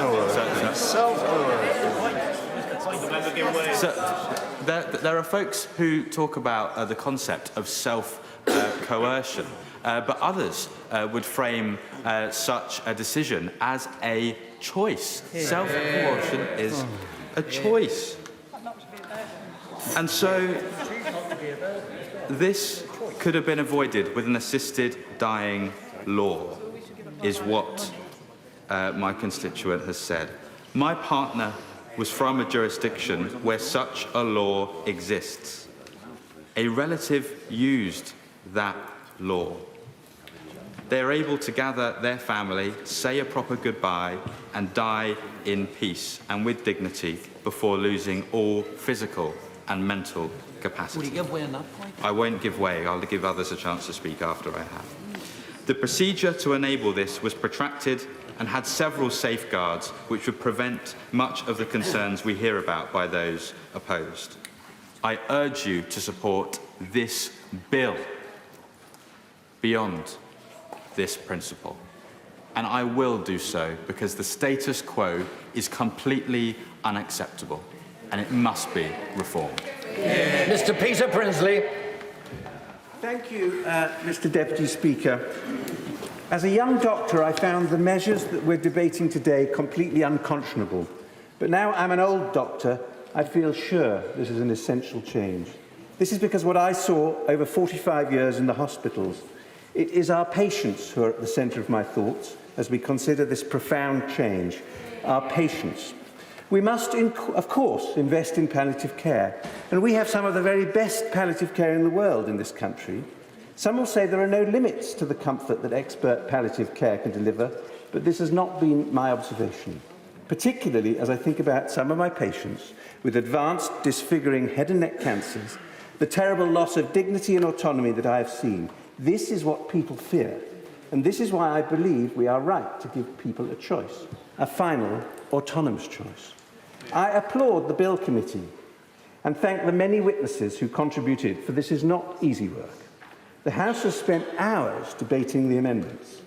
The panel of the legal expert, the social worker, the psychiatrist ensure oversight and scrutiny, and I have no doubt that this is better than a single judge, no matter how distinguished or wise. Family circumstances, free will and mental state will all be considered. And I do not think we'll see coercion to undergo assisted dying. Families are more likely to talk patients out of this. I call this a bill to assist people who are dying. This is not for people who are not dying. People who are terminally ill may live for a long time. They are not yet dying, and therefore this is not yet for them until they are. For all of us must make the very best of every day, whether our lives be long or short. And of course, this is especially true for those with terminal diagnosis. The vulnerable must be protected, and I believe the measures in this bill will indeed protect the vulnerable, people who are disabled and those who have mental health disorders. Profound sadness as our lives are ending is quite normal, and clinical depression should be treated. But my observation is that such patients are clear-headed and very rational. The idea that we risk opening a floodgate or some sort of mission creep is quite wrong in my view. People will have a choice, put arrangements in place to be used only if needed. This will give final peace of mind, a final insurance policy. So let me come again to the patients who I treated over my long career, and the wise words of the nurse who's been my compassionate colleague for many years. She said this was an essential change. And to the matron who recalled the carotid blowout of her patient as a student many years ago, an image that never left her. There is an absolute sanctity of human life, but we are not dealing with life or death, rather death or death. For there is also a sanctity of human dignity, and fundamental to that is surely choice. Who are we to deny that to the dying? Sarah Olney. Deputy Speaker, I know that many members present today who will look forward to the day when it's possible for people in this country to die in peace, with dignity and at a time of their choosing. And I think that the opportunity to bring that about is closer at hand than ever before. But it can only happen if those members vote against this bill today. The express will of the House, as reflected in the second reading vote, the momentum generated by this bill and the support of the Prime Minister, as we understand it, to change the law, create a moment that can be grasped to bring in assisted dying legislation. But I warn those members that if this bill passes, the case for assisted dying will be fatally undermined and put back their cause for a generation. I have sat through the committee and report stages, listened to the oral evidence and participated in the debates. This bill, if it passes, will be challenged in the courts. It will be subjected to endless attempts to amend it in Parliament. It will be difficult to effectively implement, and ultimately it will lose the confidence of the public. It was immensely challenging to properly debate the bill in committee stage because we frequently found ourselves needing an understanding of medical practice or points of law that MPs are not typically expert in. We spent many hours, for example, debating whether or not the provisions of the Mental Capacity Act were sufficient for someone who was making the decision to die. Of course, we consulted experts. Some said it was, some said it wasn't. I don't believe that this particular decision is one that politicians are best placed to make. We would all of us, I'm sorry, I'm going to make progress, we would all of us have been better served by asking a team of experts to evaluate the evidence, draw on their professional experience and come to a settled consensus amongst themselves on this point about mental capacity. Likewise, the questions we had about how best to approach the issue of anorexia within the context of assisted dying, or whether the bill provides a suitable framework for the provision and control of drugs designed for the ending of a life. These are not political decisions. They have, however, been decided by politicians, and we have approached them in our usual adversarial way. The right answer is not the one arrived at after careful thought, consideration and consultation, but the one that can muster the most votes. We've reached, therefore, a most unsatisfactory conclusion. This legislation imposes duties and responsibilities on professionals who do not think them compatible with their expert practice. The legislation was amended during committee stage to require a panel to approve an application for assisted dying and that the panel would include a psychiatrist. But the Royal College of Psychiatrists have stated that they oppose this legislation.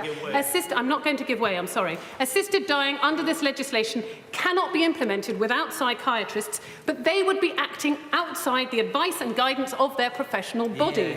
Will there be, I'm not giving way, will there be sufficient psychiatrists prepared to implement the provisions of this legislation against the advice of their professional body to ensure that enough panels can be convened for the purpose of facilitating assisted dying? It is hard to see how there could be. On that point. I'm not giving way. By contrast, there are many decisions which are expressly reserved for politicians. Should the limited resources of the NHS be used to deliver an assisted dying service?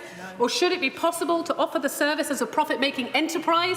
What information should be collected and reported about assisted dying? Who should oversee and regulate its practitioners?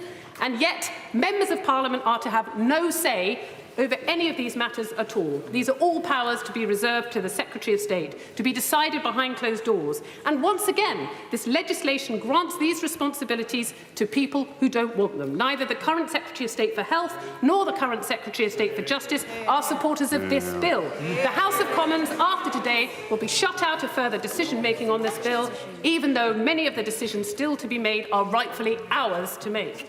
The lack of professional consensus or acceptance of the requirements of this legislation, coupled with a lack of political scrutiny of many of its more important provisions, creates a very unstable foundation upon which to build an assisted dying service. For such a service to succeed, it needs professionals willing to deliver it, who can have confidence that they are acting within the law and will be supported by their professional peers and by society at large. I do not see how this legislation can deliver that. It's instructive to compare this piece of legislation with the Abortion Act 1967. That too was a private member's bill brought to this House by the Liberal MP David Steele, but it was preceded by a medical advisory committee chaired by the President of the Royal College of Obstetricians and Gynecologists, who approved the bill.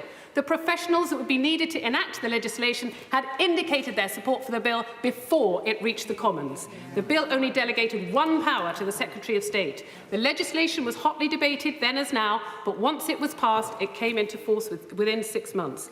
Remarkably, with the exception of amendments required to bring it into line with successive Human Fertilisation and Embryology Acts and to extend its provisions to Northern Ireland, the provisions that the Abortion Act brought into law have remained almost entirely unchanged in 58 years, until just this week, in fact.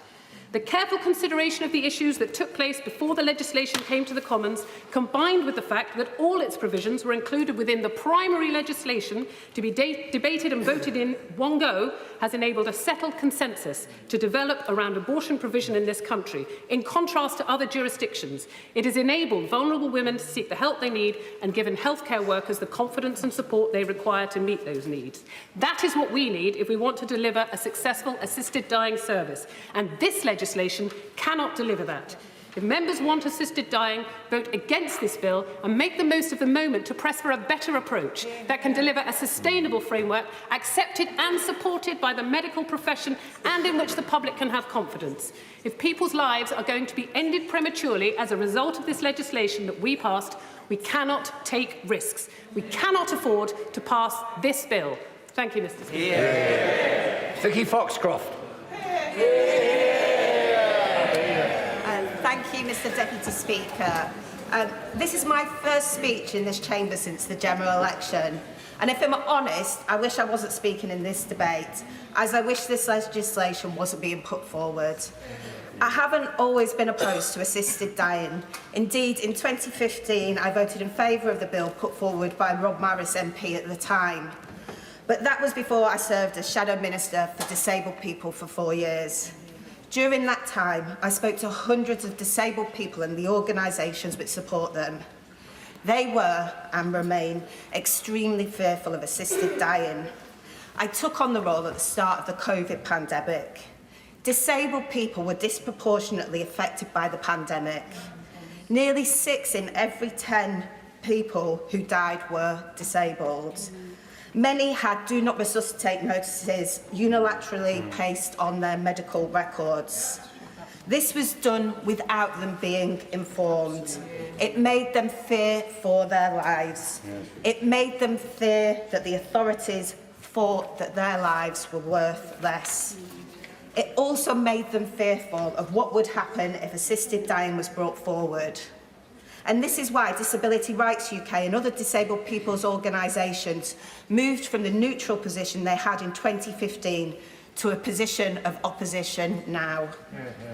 Now, I don't claim that every disabled person opposes assisted dying, but I do claim that the vast majority of disabled people and their organisations oppose it. They need the health and social care system fixing first. They want us as parliamentarians to assist them to live, not to die. And disabled people's voices matter in this debate. And yet, as I've watched the bill progress, the absence of disabled people's voices has been astonishing. They have wanted to engage. Indeed, they have been crying out to be included, yet the engagement has been negligible. I believe that only one disabled people's organisation was given the opportunity to provide evidence to the committee. Furthermore, throughout the committee stage and at the initial publication stage of the bill, accessible formats were not available. A large print version of the bill was published several weeks after the original, but no other formats such as Easy Read and British Sign Language have been made available. These are basic things we should be doing when consulting on such important pieces of legislation. Making it accessible so everyone's voices and views can be heard. And many of those expected to deliver this legislation also don't want it. They believe it could destroy the doctor-patient relationships. The experts have all been clear. The Royal College of Psychiatrists, the Royal College of Physicians, GPs, disability charities, mental health charities and domestic abuse charities have all warned that the safeguards in this bill are insufficient and will put vulnerable people in harm's way. So I will finish my comments by saying I'm not opposed to the principle of assisted dying, but until we have a system that supports the right to life, I cannot support it. Until we ensure all safeguards are in place, I cannot support it. And until the vast majority of disabled people and their organisations support the legislation that is being brought forward, I cannot support it. We are not voting on principles today. This is real, and we have to protect those people who are susceptible to coercion, who already feel like society doesn't value them, who often feel like a burden to the state, society and their family. I urge anyone in this chamber who has any doubts that this bill doesn't protect them, who has any worries and concerns, please don't vote for it today. Let's fix our NHS, social care and wider society first, and then consider this topic again in the future when the time is right. Sir Ian Duncan-Smith. I haven't spoken so far in this debate, and I have listened and attended on pretty much all occasions. I'm moved to speak today because I'm concerned that we get the point that the member from Lewisham just made. What is this debate today about? This debate today is not about the principle of what we believe in when it comes to assisted dying, or whether we're opposed to it or in favour of it. We had that debate. We had it during second reading. The problem today is that third reading, as the Mother of the House has made very clear in what I must say it was an excellent, excellent speech. She made it very clear, and others have too, that today is about what we are about to pass on to the House of Lords that will become law. And the single question we have to ask ourselves, is this genuinely workable? Now, the honourable lady who has moved this, I have a high regard for. She knows that, and I've worked with her on other things too. But I honestly have to say today that I simply cannot see that we should, in this House, pass this piece of legislation through to the other House in the vague hope that somehow they will do better than us and make changes to this such that it will become a workable piece of legislation. And that's because this is a private member's bill.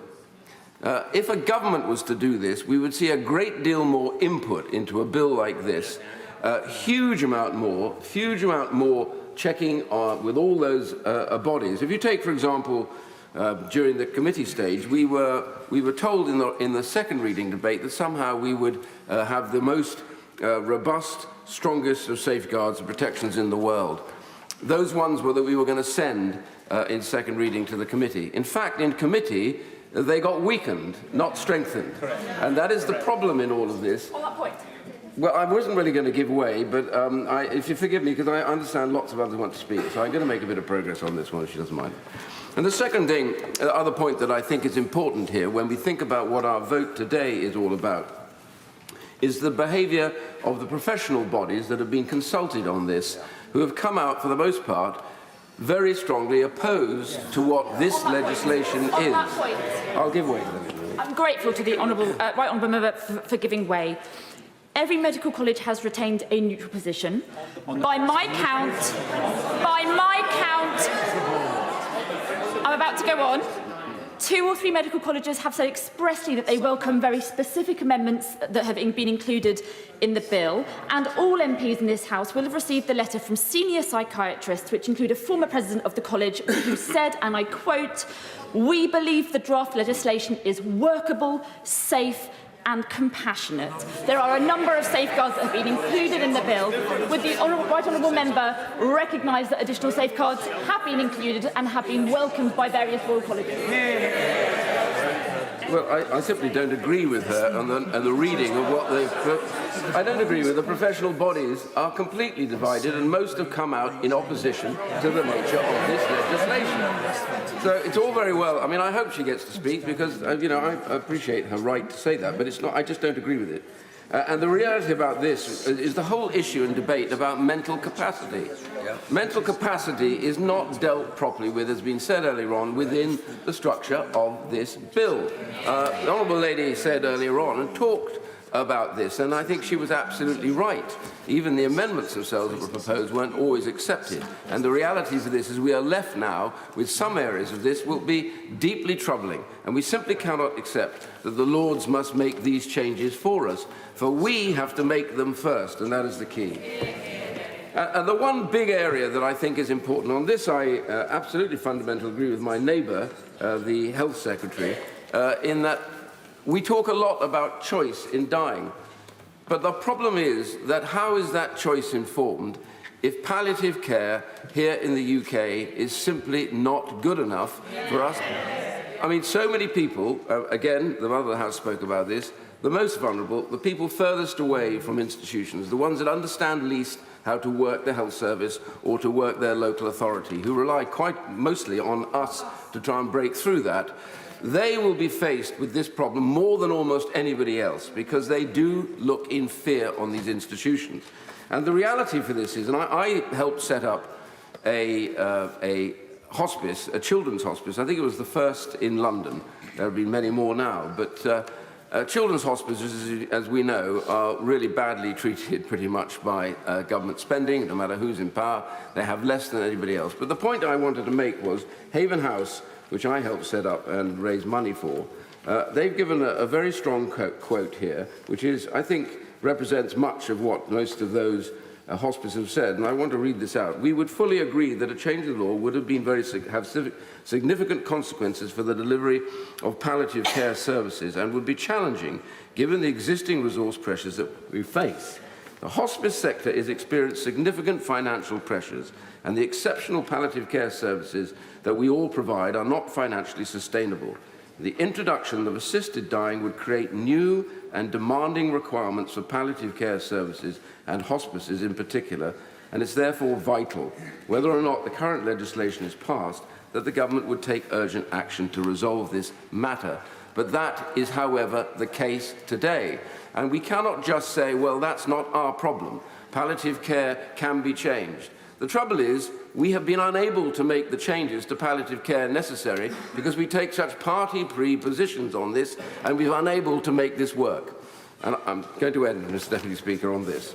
And that is the problem that we face. So, in conclusion, I'm simply going to say this.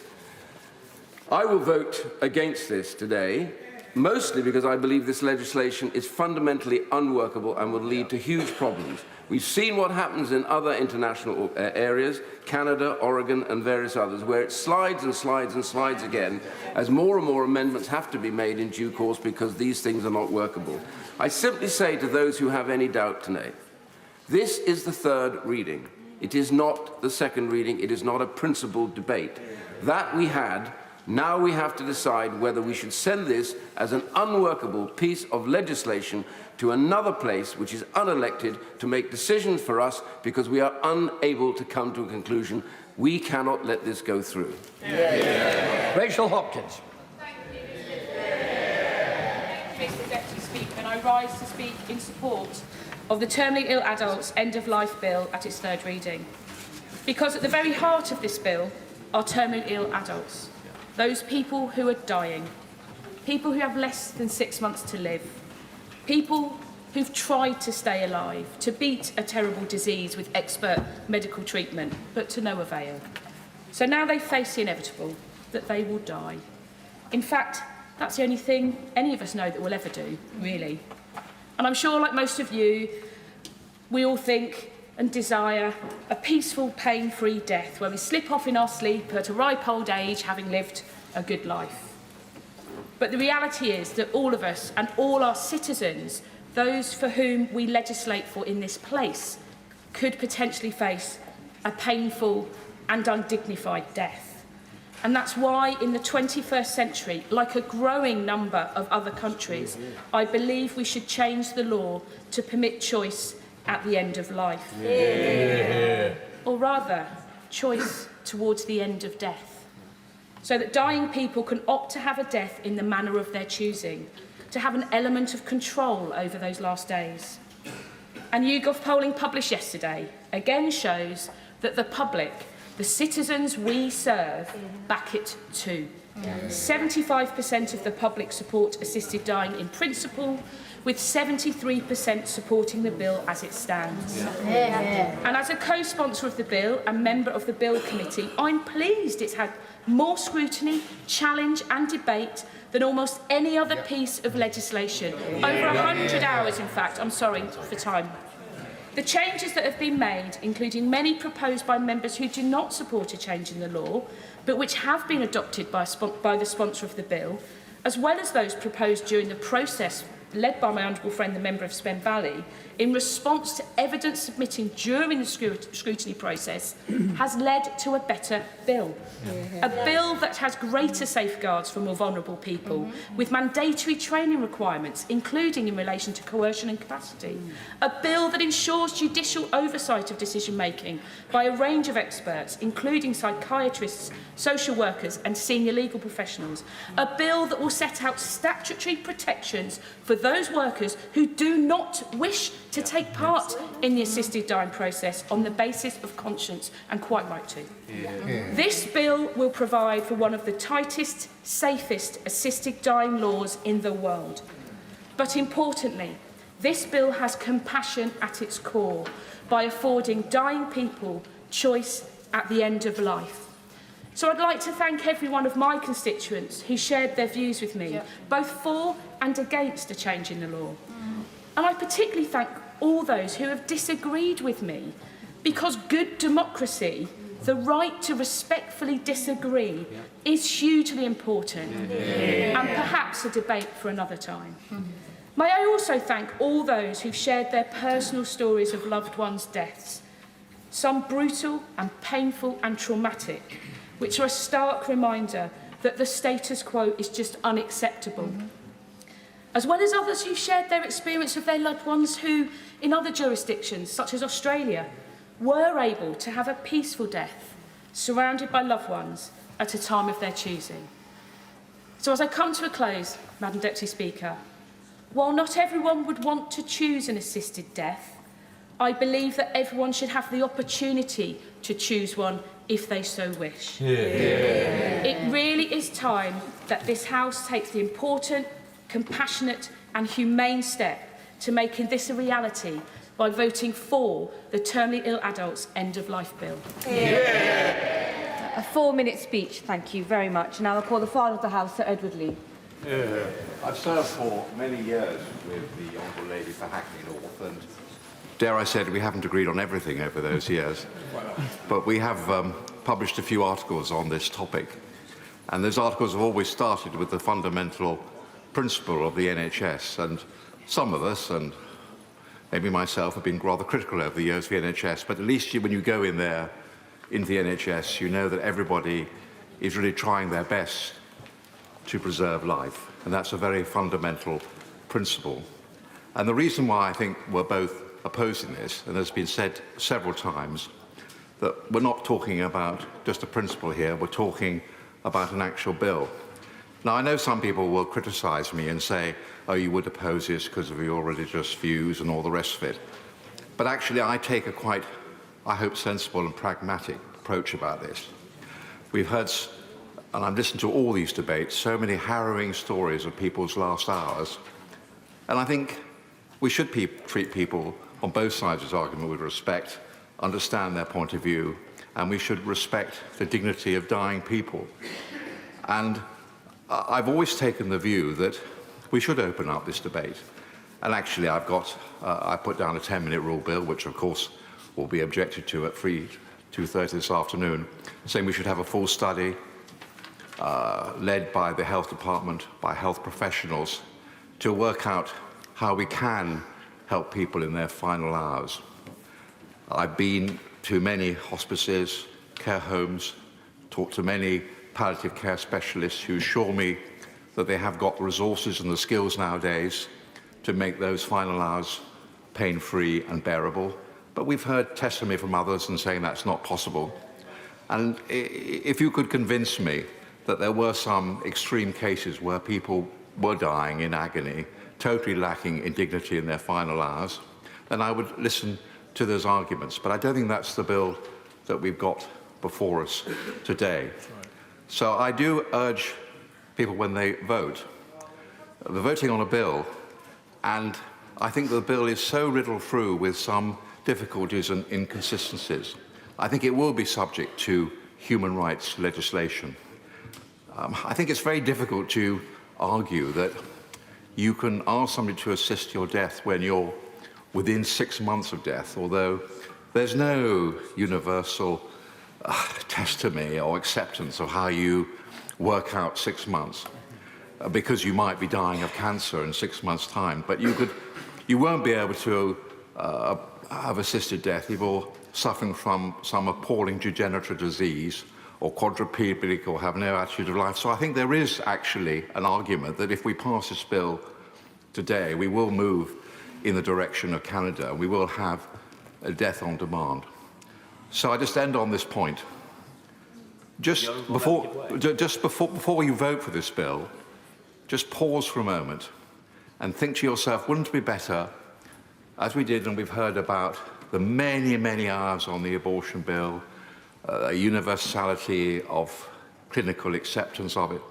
Before you vote for this bill, don't you think we should ask the Health Department to have a profound and knowledgeable study working with the Royal Colleges on whether it is possible to have decent palliative care, not just in our wonderful hospices, but in all our hospitals.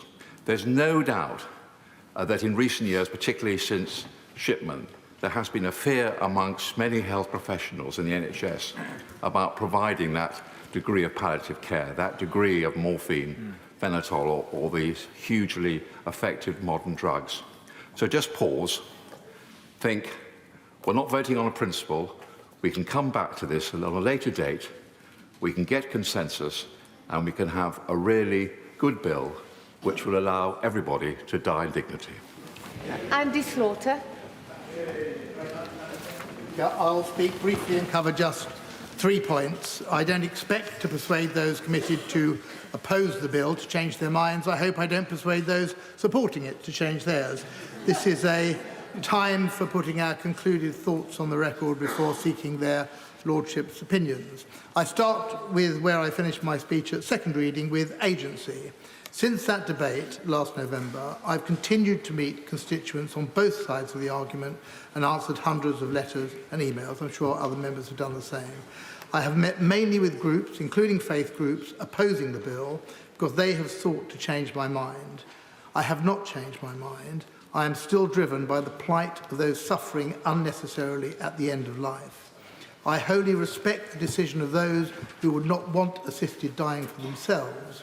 I cannot accept their right to deny that choice to those who would, for the most profound reasons, use the provisions of this bill to end their lives.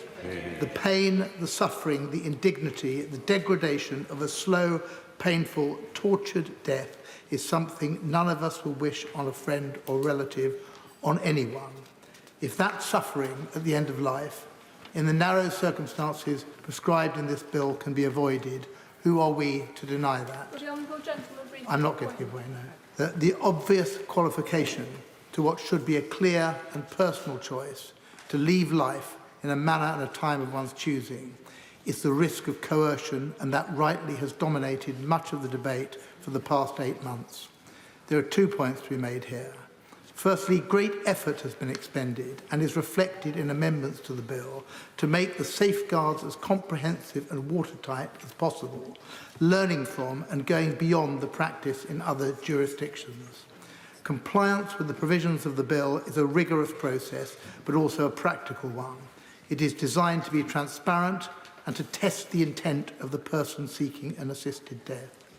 But secondly, I say to those who say this is still not enough, with what are they comparing it? The answer at best, and in some cases, is the status quo, which may involve an investigation post-mortem as to whether assistance has been given, putting a caring loved one at risk of prosecution, but doing nothing to prevent those of malign intent. Finally, while I have tried to see both sides on every issue, there is one point on which the opponents of the bill are, in my opinion, just wrong. and that is whether it has thus far seen due process. I've been here for a month over 20 years, and I can think of few bills of this length and scope which have received so much scrutiny, so many hours in committee, so much evidence submitted and comment made. Members will vote against the bill for many reasons, even though by doing so they restrict the choice of others. They should compare the regime pre- and post-legislation, and I hope decide the bill gives greater protection. But I ask them not to vote against because we have lacked the time or information to make a decision. We have not. Or because we do not, as a country, have the ability to resource this bill. We do. A great trust and a great opportunity has been given to the members of this Parliament. This is the moment of decision, and we should discharge it to the best of our ability. Mike Wood.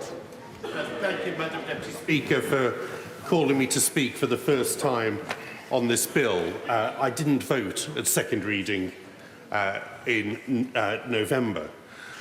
The Honourable Lady for Spen Valley, in her opening speech this morning, said that we could choose to vote with our head or with our heart. And I'm afraid it is that tension, that conflict that I've been grappling with over the last few months. And I'm afraid I can't agree with the Honourable Gentleman, the Chairman of the Justice Select Committee, that this bill is stronger now than it was at second reading.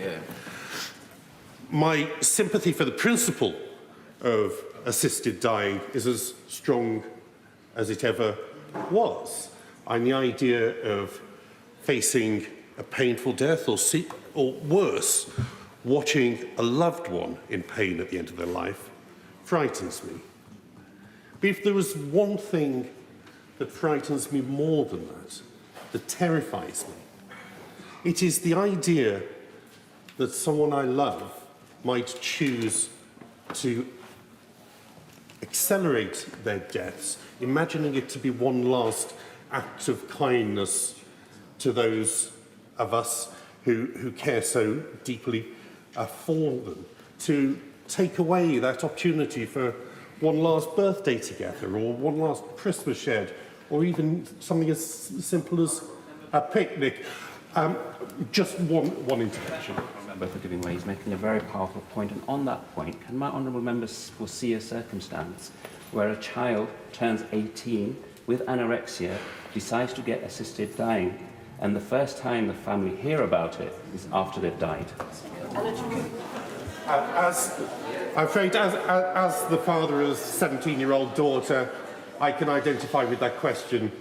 I can identify with that question a bit too directly. I should add, she doesn't suffer from anorexia, but of course it would, I think, terrify any parents that could ever happen.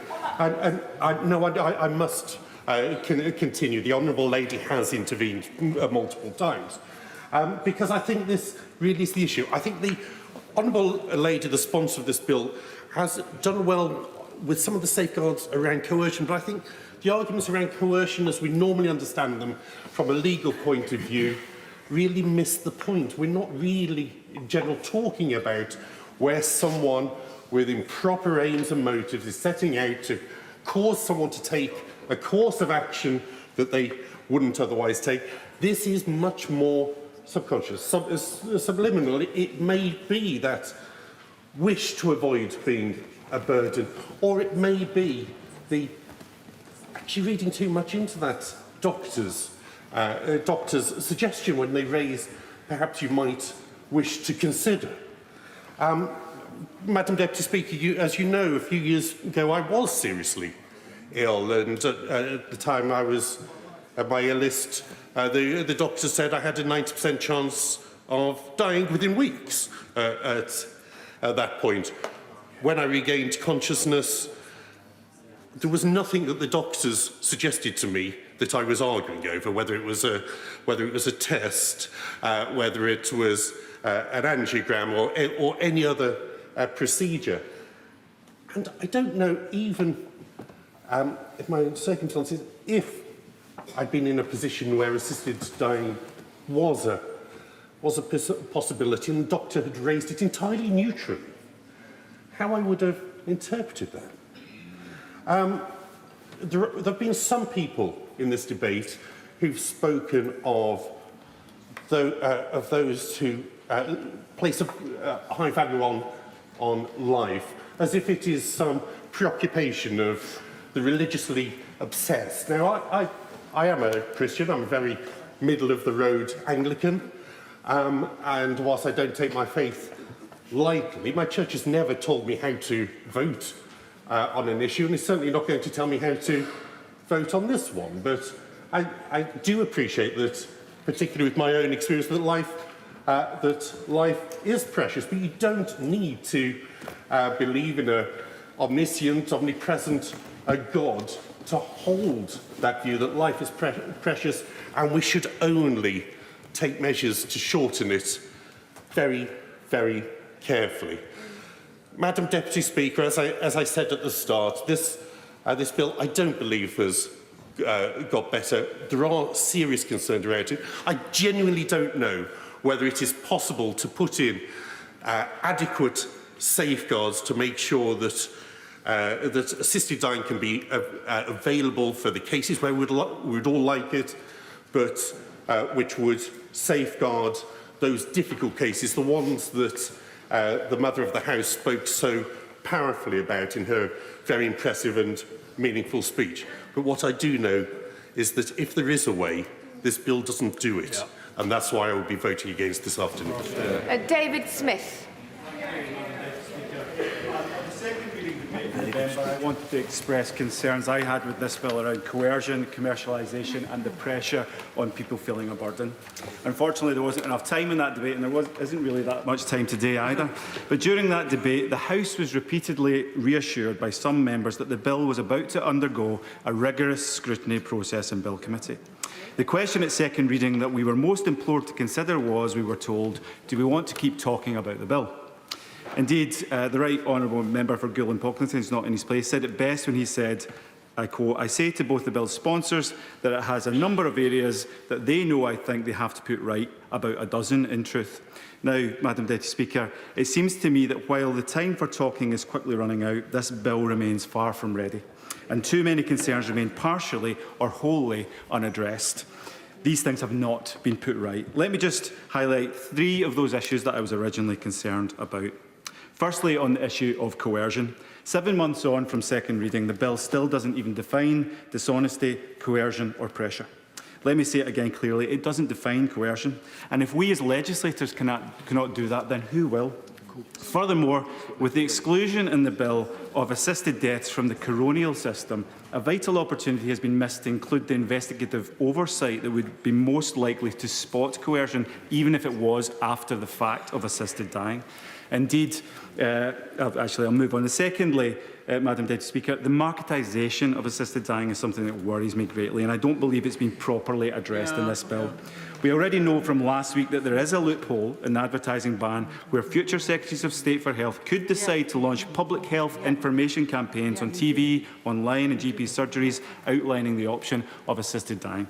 Even worse, in my view, is the certain involvement of private commercial interests in assisted dying. When we combine the known costs to the state from the impact assessment and the unknown costs, the limited resources currently available within the NHS and the conscientious objection of large swathes of doctors, which is surely inevitable, we can foresee that assisted dying will be largely privatised. Commercial operators with shareholders and the desire to maximise profit will inevitably be delivering assisted death. In such circumstances, they will find ways to grow their revenue, including through marketing it, however subtly. Thirdly, the issue of feeling a burden. In the second reading debate, my friend, the Honourable Member for Cowdenbeath and Kirkcaldy, raised the issue of Washington State, where 59% of those going through with an assisted death in a similar process to this one did so because, I quote, they feared being a burden to family, friends or caregivers. There's been no meaningful response to this argument, in my opinion, from those in favour to the bill. I ask colleagues in favour to consider this scenario if we pass the bill. An older relative knows that assisted death is now possible. They know that their family is struggling to get by in difficult economic circumstances. They have a health condition with a prognosis of 5 months to live, even though studies show that most of these prognoses are wrong about 50% of the time.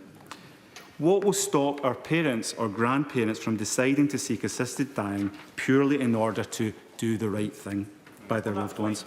Or I'm nearly finished. Or for that matter, what will stop relatives anxious to receive their inheritance from subtly pushing the option of assisted death?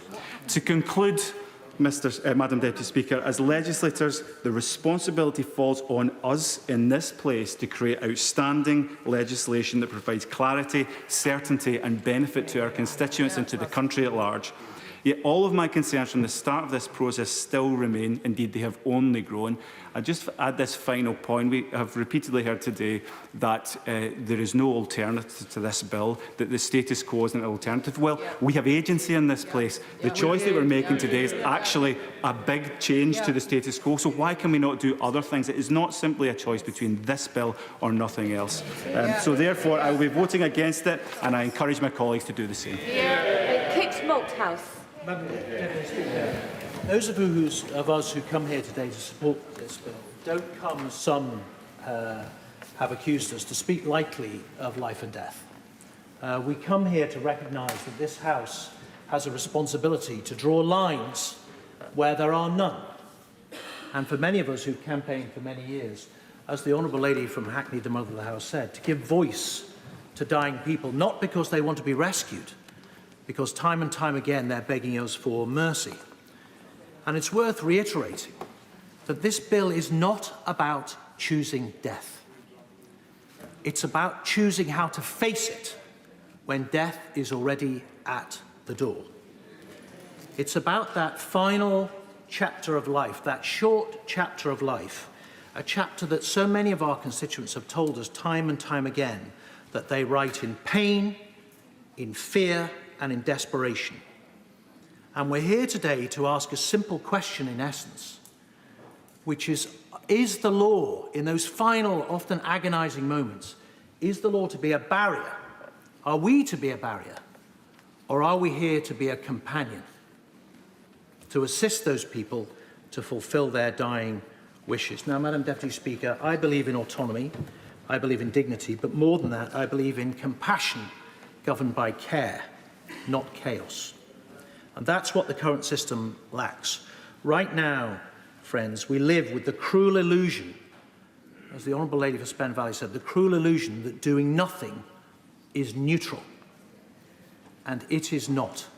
And those who have objected to this bill are conspicuous in not saying that they accept the status quo for however long this bill may take to reappear if it fails. And we know, and we've heard again and again stories of people forced to travel abroad, to die in lonely circumstances. We see loving spouses prosecuted for holding the hand of someone they've loved for 50 years. We see lonely suicides, Madam Deputy Speaker, in quiet suburban bedrooms. Lives ended not because of terminal illness, but because of a lack of legal options. This bill brings order where there is confusion, it brings safeguards where there is silence, and it replaces secrecy with structure and fear with honesty. And notwithstanding the claims that are being made today and elsewhere, it has been built in the right way. This House has, in all its forms of legislation, taken its duty seriously.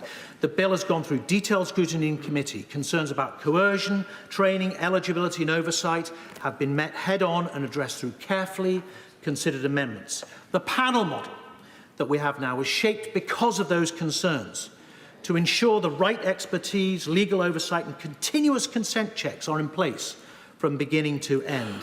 This is how Parliament should legislate. Carefully, collaboratively and with humility in the face of complexity. Now, to those who worry about coercion, I would say this. The greatest risk of coercion is under the status quo. Today, there are no checks, no panels, no oversight. We do not know who is choosing freely because there is no system to ask and no conduct to examine. To those, and we've heard the argument about a slippery slope, I would say this as well. This law is very tightly drawn.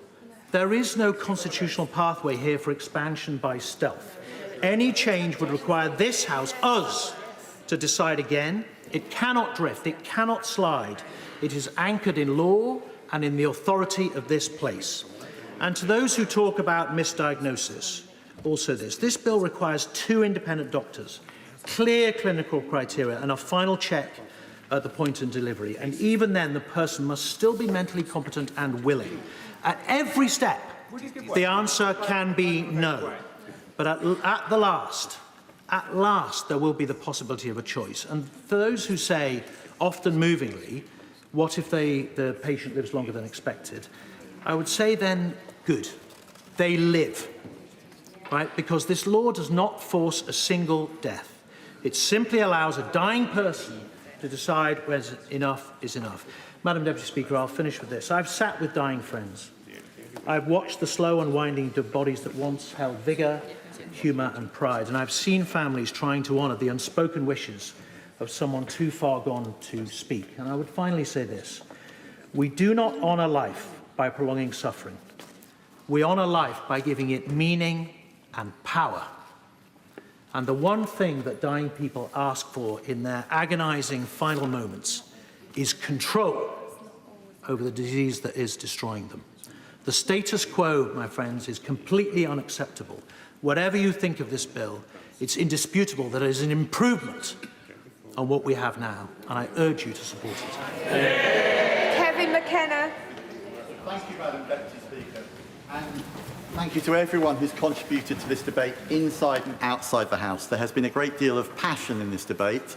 Sometimes that passion flares up and it obscures the deep and profound levels of compassion that we all have in debating this really intense and personal subject. And how each of us faces death is deeply personal. The decisions surrounding it must honour every individual's dignity and their choice. Our goal must be to ensure all patients are protected, and while empowering people at the end of their life with greater autonomy and agency to make choices that are right for them. Having spent many, many years as an intensive care nurse in the NHS, I've witnessed the realities of end-of-life care countless times. I've seen patients find peace in their final days, but also patients who've been unconscious or unaware that their death was coming. And I've seen others endure pain and anxiety that no palliative intervention, none, will alleviate for them. These experiences have deeply influenced my perspective on assisted dying. They have reinforced my belief that individuals should all have the autonomy to make decisions about such personal and a profound part of their lives, the end of their life, and their ability to make these decisions is, to me, fundamental to dignity at the end of life. Consent must always be freely given, fully informed and revocable at the time. And this is true right now for anyone who is agreeing or deciding not to undertake onerous, painful care and treatment that may be said by medical staff and clinical staff to save and extend their lives. Every one of us can refuse that currently. And it's so important to understand this because we've had lots and lots of discussions about coercion. But I have to lay it in front of colleagues in this House. There's a lot of coercion in the system currently. Families, well-meaning families, clinicians, well-meaning clinicians, actually provide a degree of coercion. And clinicians and clinical teams and multidisciplinary teams are set up to try and detect that, to have those conversations with patients, to really get to the nub of what the patient's real wishes are. And I have a lot of faith in my clinical colleagues that actually together and with a collective action in the multidisciplinary teams and the way that healthcare works today, that is the case. And that's why I'm really, really pleased that in the extensive debates around this bill, and particularly in committee stage, we've gone on from not only having a judge making a decision, but moving on to a panel. Because this reflects the best practice in clinical work, that we have a multidisciplinary team, a multidisciplinary approach, really assessing what the patient wants and how it can best fit. No, and I won't give way. So after all of this debate, and I know people, many colleagues have talked about whether this debate has been too short, too long, too complicated, not complicated enough. I've heard comments about, is this ready to hand on to the House of Lords? I believe it is, to be clear.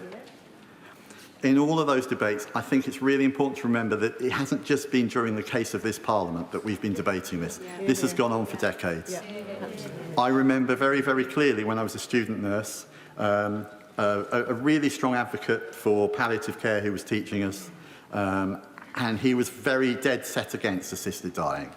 And his argument was that if we bring in assisted dying, it will mean that palliative care will never get the funding and the resources that it needs. Something so many people have said now. I have to say, that was nearly 30 years ago. And we've not grasped that nettle as a country. And I really hope at the end of this debate, the commitment that almost every member of this House has said to make palliative care work and be accessible for everyone in this country, we can finally bring to fruition. But it is not a reason to not have assisted dying, because that's the choice of many people in Britain, the choice of many people in this country. And I think, I want that to be the choice for me. If that's the case, I get to that point in my life, I want that choice available to me. And I know that some members that will be true for. Other members do not want to ever have that choice. It needs to be there. So I want people to think about themselves as well. All right. It's important to think about that as well, because sometimes we think it's selfish as members of Parliament to think about what we may need. But in truth, it's fundamental, because this is about the individuals, and this is about each of us at that moment of the end of life.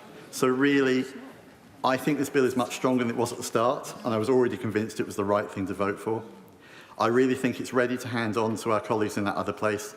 I know that many of the public are behind us, and I really commend this bill in its current form at third reading. I'll be voting for it, and I hope many other people will be too. Gavin Robinson. Thank you very much, Madam Deputy Speaker. And as I say, it's a pleasure to follow the honourable gentleman, though I will reach a slightly different conclusion to him. And may I just say, Madam Deputy Speaker, that though she's not in the chamber, can I remark on the principled stand of the lady for Lewisham North, not only today, but for her decision last night, and I think it will stand her in good political stead. Madam Deputy Speaker, my colleagues and I will be voting against third reading today, and that should come as no surprise to honourable and right honourable members in this House. We don't do it from a party political perspective, though we will all act as one. We don't do it because of a whip, though we will act as one out of our common but personal faith. But we are equally assured that our beliefs won't be a determining factor today. We understand that in parliamentary terms, just because we hold a view doesn't mean that everyone in this room will hold the same view, and our votes are equal. But we are right to know that the question before us today is not on principle or not on any bill, it is on this bill. And when we heard honourable and right honourable members say very clearly and very forcefully at second reading that they wish to start the parliamentary process to see how it evolved, to see how this legislation could be strengthened, to see what safeguards could be put in place, we are assured that this bill is in a worse position today, Madam Deputy Speaker, than it was at second reading. We heard 61 honourable and right honourable members specify judicial involvement in this process. We heard another 20 talk about and articulate their support for this legislation on the basis of legal safeguards, yet they are gone.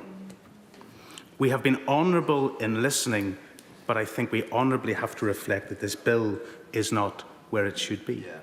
That the assurances that were offered during second reading have been removed, that the balance that was promised on the bill committee was not there, that the protections that were offered and suggested have been stripped away. Madam Deputy Speaker, I spoke to a constituent just yesterday, and she told me that when she was diagnosed for cancer for the first time, she approached it with a level of determination that surprised her, and she survived. And when she was diagnosed the second time, she approached it with a level of despair that had this bill been available to her then, she would have availed of it. She would have satisfied the conditions on the basis of medical advice at that time. And yet she was telling me this story yesterday, and that diagnosis was in 2012. The quote that I shared at second reading is as true today as it was said 120 years ago. Medicine is the science of uncertainty and the art of probability. There is nothing that can be determined to the point of legal certainty or, for our perspective, moral certainty. And so I want to say to colleagues across the House, not those who, like me, have a defined and determined position, a principled position from which you will not yield, but for those who are actively thinking about what to do today. I say to the parliamentarians, the parliamentary process has not served us well. Whatever about the length of time the House of Lords will debate and vote upon each and every amendment we have not, and we are not allowed. To the socialists in this chamber, you speak proudly of the values of the NHS, you speak proudly of the values of welfare, and you want to stand up for those principles, so think about what you do today. To the internationalists, it is not in your tradition to turn the other cheek or walk on the other side of the road. You do not turn your back on the weak and the vulnerable, on the oppressed and the burdened, so please do not do it today. This bill and your say on it will be final, but the final say that you have today will be final in a much more fundamental way for our constituents and for our loved ones throughout this United Kingdom. I ask you to approach this bill and your perspective on it on the basis of your principles alone. To the trade unionists, what do the trade unions say? Those Royal Colleges, college after college after college, expressing their concerns, expressing their fear, expressing their trepidation for how they will not stand over their members in pursuit of this bill. They have concerns. And we don't need to think in the abstract. In this chamber, we voted for medicinal cannabis. How many medicinal practitioners are prescribing it? They're not, because their trade unions, their governing bodies, do not support them or ensure them in that endeavour. This bill is not what has been outlined, not what has been promised, and not as good as this chamber could make it. And on those bases and the principles that I know many of you hold so dear, I hope you reflect honourably, not only on what you said at second reading, but to yourselves, on the basis of the principles of socialism or internationalism or trade unionism that you have, and do what we will do. Vote for light, vote for hope, and vote for life. Colleagues can see how busy the chamber is, and they will understand that not everybody is going to get in. But if speeches are longer than 5 minutes, and even fewer colleagues will get in. Dr. Becky Cooper. Thank you, Madam Deputy Speaker. Many thanks to my colleagues across the House for bringing thought and sensitivity to the debates and the committee time for this bill. I often think that this place does not show the best of us, but in the passage of this bill, I have heard considered debate, and I have observed people listening to each other on both sides of the argument. And as a new MP, reflecting on how this place currently legislates and how it could evolve and improve, I think that this brings learnings in and of itself. Assisted dying was never going to be an issue without controversy, and there has been much to consider. For my contribution to the debate, I would like to take a few minutes to outline why, as a medical doctor specialising in public health, I am supportive of this bill. Within this, I will also include some brief reflections on the issues of safeguarding and provision of end-of-life care that have been raised by my constituents in Worthing West. In public health... Honourable friend give way? Oh, I will? Go for it, yes. Come on. Honourable friend for giving way. She speaks of the views of her constituents at a very well-attended public meeting of my constituents in Dartford just before second reading. One of the key things that they wanted an answer to was how this bill can prevent vulnerable people from being coerced into taking a decision to end their lives. Would the Honourable Lady agree that this bill, as it's gone through Parliament, has strengthened the safeguards against coercion, and that, in the words of the impact assessment on the bill now, says we have the strongest safeguards in this bill of any jurisdiction in the world? I thank my honourable friend for his intervention, and I do agree, and I will come to that later in my remarks. So in public health, we focus primarily on prevention care for the population. In other words, we take decisions using the best available evidence that have the potential to impact the health of thousands, if not millions of people. There is almost always a trade-off with these decisions, quite often one that sees the label of nanny state thrown our way. That is because we deal with choice and freedoms on a population level. So with the assisted dying bill, I ask myself the following. Which population is this legislation for, and what are the needs of this population? And what freedoms and choices are we being asked to legislate for? In terms of the people for whom this bill will be relevant, it is a narrowly defined population that I can very clearly see have specific needs. That is to say, it is people coming to the end of their life with a terminal illness. Again, in public health, at this point in our consideration, we are often met with, as we have already heard, the slippery slope argument. If you legislate for this group of people, it won't stop there. But the criteria to be considered for assisted dying are clear in this bill, and I have in fact heard from constituents who think that it is potentially too narrow. But that is not what is in front of us today, and any change by future parliaments will have to go through another legislative process. Looking at the needs of this population, numerous concerns have been raised in this area, both from a safeguarding perspective and in the provision of end-of-life care. Constituents and fellow parliamentarians have voiced unease at the thought of coercion in this space. If a person meets the criteria for this bill but does not wish to access assisted dying, will they be coerced into doing so by a person or persons with a malign intent? In public health, we often refer to this balance as the precautionary principle. We are supportive of people having a particular choice, but need to be satisfied that in allowing this choice, the risk of harm is minimised. In the context of assisted dying, this translates into taking extra precaution to ensure legislation does not lead to unintended consequences and abuse, and there has been much debate on this. These are reasonable and valid concerns, and I think they have been met with reasonable responses in this bill. Safeguarding measures have been specified in terms of clinician awareness and support and training, referral mechanisms for any concerns, multidisciplinary board oversight, a specific disability advisory board, independent advocates and multiple discussions to assure all parties that the person comes to this decision of their own volition. The second area around the needs of this population, end-of-life care, is a profound professional commitment for the people who provide it. My heartfelt thanks go to the healthcare teams in my constituency who have reached out during this process to tell me extraordinary stories of compassion, joy and hope brought to people in their final days. They have also reinforced the fact that excellent end-of-life care should be a standard offering in our healthcare system and that this is not currently the case. As with public health, end-of-life care is often seen as the nice-to-have rather than the essential part of our health system that it actually is. Would my honourable friend give way? I thank my honourable friend, and I have the pleasure of sitting with her in the Health and Social Care Select Committee. I am well aware, as she is, that palliative care is not where it should be, and that's one of the reasons I'm voting against this bill today. Because we know, as she knows from a public health lens, that there are social determinants of health. But surely we can't be voting for measures today that will be leading to a social determinant of an early death. I thank my honourable friend for his intervention, but this bill is not about negating end-of-life care. If anything, it is shining a spotlight on it and saying that care, dignity and choice at the end of our lives is what should be afforded to us all. Which brings me to my final thoughts on legislating for choice, our freedom from and freedom to. Currently, if you would like to choose assisted dying, this choice is only open to you if you have sufficient financial resources, which is an equity issue.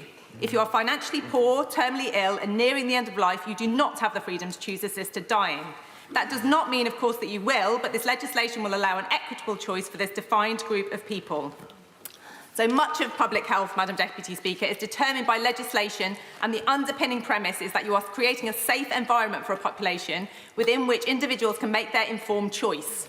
I think that this bill creates those conditions, and therefore, as a public health physician, I am satisfied that I can vote for it. Ultimately, a good death is something that we all want for ourselves and for those we love and care for. My vote is for this bill based on the arguments I've laid out today, but my broader vote and voice will always be for compassion, understanding and continuing constructive dialogue to ensure that we do our best to improve the lives of the people that we serve until their dying day. Tom Tiggott. Thank you, Madam Deputy Speaker. Many points have been made already today, so I won't cover them all, but allow me briefly to associate myself with the words of the Right Honourable Member for Belfast East, whose powerful speech summarised for many of us the points that we've seen, and the words of the Honourable Member for Vauxhall and Camberwell Green, whose questions have got to the heart of this matter. because this bill is about many different things, but actually fundamentally it is about two things. It is about power and it's about trust. It's about the power over life and death, not just over ourselves, because we already have the power to end our own lives. It's called suicide. It is not a crime. It hasn't been a crime in this country for decades. This is a different power. This is about the power of the state through its agents to exercise power over life and death. Yes, agreed. Yes, approved of in advance. But when the state takes a life, even with consent, that is a huge shift in the relationship between the individual and the state. It is a transformation in the way in which power lies. And we should be fully conscious what it is that is being done. So that's why this debate needs, frankly, a little bit more honesty. Because we've heard the blandishments and the warm words of euphemism of assisted dying. But the truth is, this isn't assisted dying. Assisted dying is what a hospice does already, today, now. Right. Helping people, caring for people, supporting them. This is assisted killing or assisted suicide, depending on which word you choose. But honesty in language is important. If we're not even willing to be honest with ourselves in this place, how on earth can we expect the courts, when they have to look at the cases, to consider the questions that we've debated? Because to all honourable and right honourable friends, and you are all friends, in a debate like this, we're all friends because we're all seeking the right answer for our country. The truth is, this is the last time we're going to talk about it. This is the last time we're going to have actual authority over these words. And no matter what interviews you've heard, no matter what assurances you have seen given in words today or over the last few weeks, the truth is, the only thing that matters is the words in black and white in that document, because they are the words that are going to be interpreted by judges for years to come. They are the words that are going to give power. I won't give away. Those are the words that are going to give power to ministers, to the Secretary of State, to exercise his or her discretion with the most cursory of oversight from this place. So let's be absolutely clear what we're choosing to do. Let's be absolutely clear that it is on us, it is our responsibility to think not just for those who have options, for those who have power, for those who will not be intimidated, but it is for us to think about those who will be, for the weak, for the vulnerable, for the ones who the mother of the house referred to, for those communities in our country who already don't trust the health service, who reject vaccination, who don't choose to come early for cancer diagnosis, and for whom we already see worst health outcomes. We need to be thinking of them, because choosing to make that gap greater is not just choosing to enable some to access care. It is actually actively rejecting others in our community who should seek care, but won't because of the fear that this will raise in their hearts. We need to think really hard about that. And I say to those who say there'll be no change, I say to those who say this is it, there can be no further change, the closest legal equivalent to this is the Canadian bill. The closest legal equivalent to us is the Canadian Parliament. The closest equivalent to the National Health Service is the Canadian health system. And so I give you the words, I'm not giving away. So the Honourable Lady has spoken for many hours. I'm speaking for 5 minutes. The experience of Roger Foley, a Canadian living with a degenerative condition, warns us. As Canada has expanded its assisted dying law, I have faced neglect, verbal abuse, and denial of essential care. I have been told my care needs are too much work and my life has been devalued. Worse still, I have been approached and told by healthcare staff to consider opting for medical aid in dying. Instead of offering compassionate support to alleviate my suffering, it is suggested that I should end my life. Sadly, this is not the only example we've heard of it. We've heard of veterans with PTSD, we've heard of others with limited conditions. And today, sadly, we've even said that those who merely feel pressure are allowed to access this service. Honourable friends have a real choice, but when that first 18, 19-year-old, when that first individual goes and asks for this, it will be we who made that decision, it will be on our consciences, and it will be a decision that has fundamentally changed the relationship between the individual and the state in a way that can never be reversed. Jen Craft. Thank you, Madam Deputy Speaker. I rise today to speak in opposition to this bill. What we are doing today is not voting on the principle of assisted dying. It is voting on a piece of legislation. We do not exist in a vacuum, Madam Deputy Speaker. What happens in this House has real-world consequences. And I speak from a place that I'm oh too aware of how unequal our society, how unequal our medical system, and how unequal our institutions are in their treatment of disabled people. The Honourable Member for Lewisham North spoke at length and very movingly of her own journey towards finding this bill something that she could not vote for due to her experience in prolonged engagement with disabled people and disabled people's organisations. In my personal experience, I know that the value that our medical establishment places on certain lives is less than the value that it places on others. When I was given the diagnosis of my daughter's Down syndrome, the next thing that the midwife said to me after "I'm so sorry" was, "I can book you a termination within 48 hours. This is a choice that so many women make because they are ignorant of the value of disabled lives. And my daughter, I've had to fight for so many things for her because the establishment does not see her life as valuable. Madam Deputy Speaker, in this country, you can terminate a pregnancy up to 39 weeks and 6 days if they have a condition that is so horrific like Down syndrome or cleft palate or limb difference because of the value that we place on different lives. So, I do support the principle of assisted dying, yes, but I cannot support this bill because what we are doing, we cannot legislate against discrimination. We cannot legislate out inherent bias.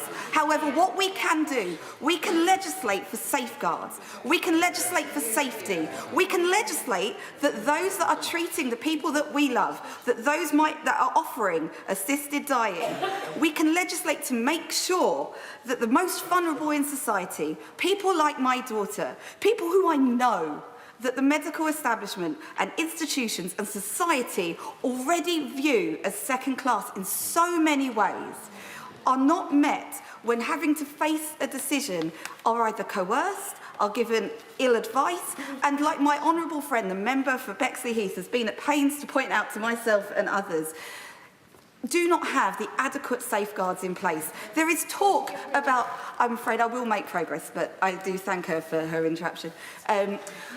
There is her intervention, my apologies.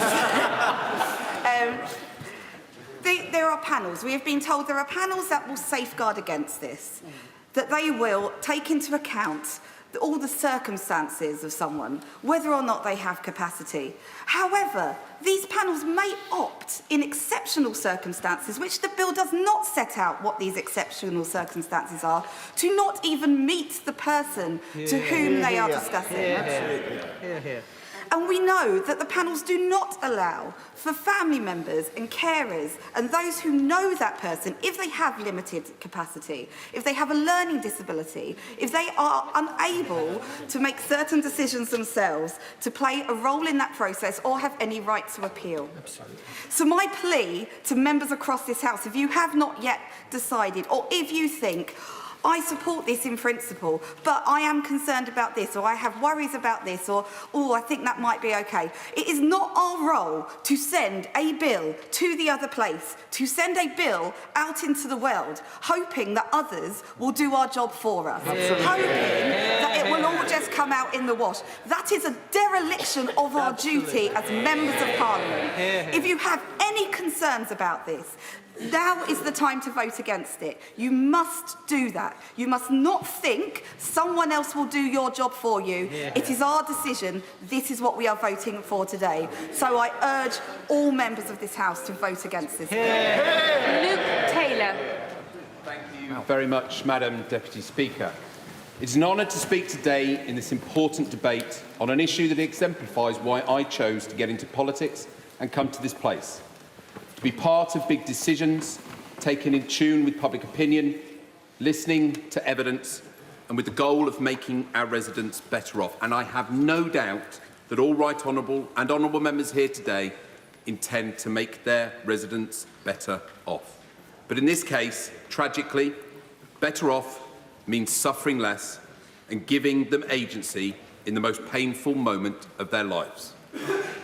This bill before us addresses a situation where the status quo is utterly unacceptable.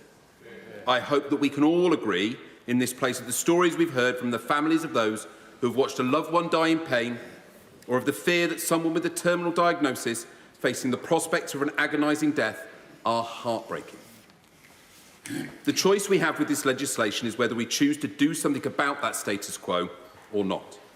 Rejecting this bill, imperfect as it may be, will continue the pain of those who are let down by the current laws, guaranteed victims of a system that is letting them down. I'll make some progress, thank you. I start by making the somewhat unusual case that this issue for which we're gathered here on a Friday, giving up bake sales and constituency surgeries, is not actually quite the big deal it has been whipped up to be by both proponents and opponents. I do not believe we are considering a fundamental change in the relationship between doctor and patient. I do not believe we are changing the relationship between the state and the individual, or stepping onto a slippery slope, nor unpicking the very purpose of the NHS, as some may have suggested. We are simply here to give those who already face terrible decisions, doctors, patients and their families, a real choice of how to face those decisions and protection in the law from choices that are already being made today. I will make some further progress. This bill simply gives the choice to those who will die, and those eligible will die soon, the manner and timing of their death, and it protects doctors and families from legal repercussions at such a tragic time. This is not a bill about the choice between life and death. It is the choice of how and when we will die, should we want it. This is the ultimate choice. We speak sometimes of the right to choose, of the right to decide how one might bring life into this world. A debate about which on Tuesday this chamber showed there is a huge majority in favour of the right of the individual. We have a chance to neatly bookend the week by establishing the existential right of the individual, when given a terminal diagnosis, to be given the right to choose how one might exit this earthly realm. I will make some progress.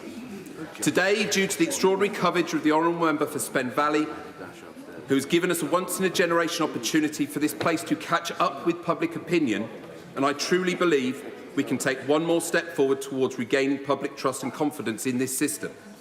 When public polling shows overwhelmingly time and time again that the public back this change, between 70 and 75% in the latest polls released, I implore those on the fence to at least listen to public opinion, if not my words. What do you give way? I will continue. Thank you. Nothing I say, however, is intended to simplify this issue, and I acknowledge the fears of many that the palliative care sector is not funded sufficiently for there to be a rational and viable choice between managed care at the end of life with a choice to end your own. I welcome, therefore, the inclusion of Amendment 21, which matches my own priority for the improvement of palliative care. In conclusion, Madam Deputy Speaker, In the heart-wrenching words of Decca Aikenhead, who wrote in the Times newspaper last week, and which I found particularly moving, critics of the bill have begun to frame the debate as if leaving the law as it stands does not hurt anyone. It does. Opponents worry about speculative, hypothetical victims, but the status quo creates indisputable, real-life victims. I'm close to closing, sorry. The bill's opponents portray it as cruel, heartless and macabre. I wish they could have sat at her friend Charlotte's bedside and heard her groan, "Let me die," and seen what cruel, heartless and macabre actually looks like. Madam Deputy Speaker, this bill is the right thing to do. It has been scrutinised, amended and debated. This bill is ready. Please vote in favour of it today to give our residents a choice. If colleagues don't want me coughing at the end of their speech, it's best to keep them under 5 minutes. Maureen Burke. Thank you, Madam Deputy Speaker. This House has heard many personal stories over the course of this bill. Seeing a loved one die, a long, protracted death, is not an experience that I would wish upon anybody. But once it has happened to you, the memory never fades. There are many very important technical, legal and medical aspects of this bill that are essential to ensure that it operates in the safest way possible. But supporting the principle of personal agency over a dignified death comes from the heart and the personal experiences of each and every one of us. I am aware that the Scottish Parliament has its own legislation in progress on this very difficult issue, but I wish to share my own story with this House today to help in the decision that it must take. My brother David was 52 years old when he arrived at work one day, and the manager in the shop floor told him he looked pale. He had worked a tough physical job for 30 years and was a strong, full-of-life man. His manager was so concerned at David's parlour that he took him straight to the hospital. After 2 weeks in hospital, he was given the devastating diagnosis of an advanced stage of pancreatic cancer. Over the next 18 months, David tried everything he could to stay alive. However, after an unsuccessful operation to try and remove the cancer and taking part in trials for new drugs, he slowly began to lose mobility. The last few months of his life were lived at home in a hospital bed, and the strength and resilience of his wife Jackie to take care of him day in, day out remains an inspiration to me. As David's health declined, his painkillers increased further and further. His painkillers became so strong that he could no longer speak, and we did not know if he could hear us. His body became skeletal and his speech gradually disappeared.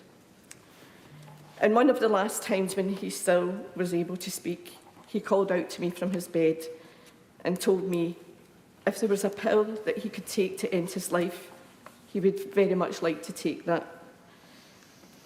He would suffer in silent pain for a further 3 weeks.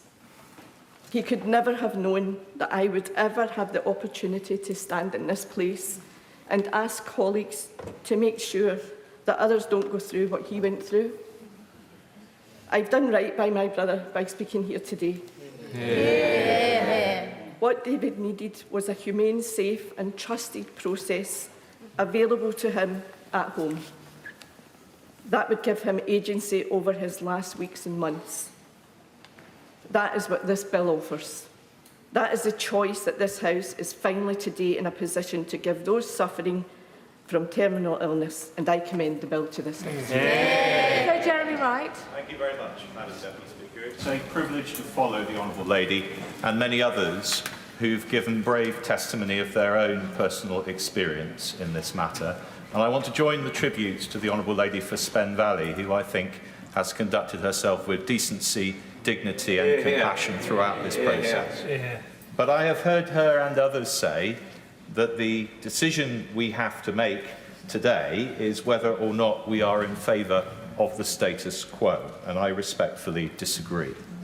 Our job as legislators is to consider rigorously the proposed legislation before us, and those who propose it bear the burden of persuading us that this is the right change to make, and not a change that may bring problems as big or bigger than those we are trying to solve. Madam Deputy Speaker, I've spent nearly 30 years in this place that makes our laws and practising in the courts that administer them. I've had ministerial responsibility for sentencing and for the Crown Prosecution Service. I have faith in our system of laws, but I've also seen the limitations on our ability to avoid the negative consequences of the laws we make, however hard we try. So very often, the legislative decisions we take are about a balance of risks. In this case, the risk of not changing the law is that we leave some of our constituents in pain where it could be avoided and expose their loved ones to the fear of prosecution for acts of love and mercy. I acknowledge that risk, and I have felt the anguish and the desperation of those who want this bill to pass for the very best of motives. But, Madam Deputy Speaker, good people can come to different conclusions on the balance of risks here. And I think that we take a bigger risk in changing the law. And that is because of the signal we send in the legislation we pass. Signals sent by changes in the law matter. When Parliament changes the law, it brings consequences for those who break the new law, but it also intends to change behaviour. Creating new criminal offences, or increasing maximum sentences, or even strengthening regulations are acts that we hope everyone will take notice of and behave differently as a result, because they recognise that Parliament, on behalf of society as a whole, is signalling its disapproval of certain actions or practices.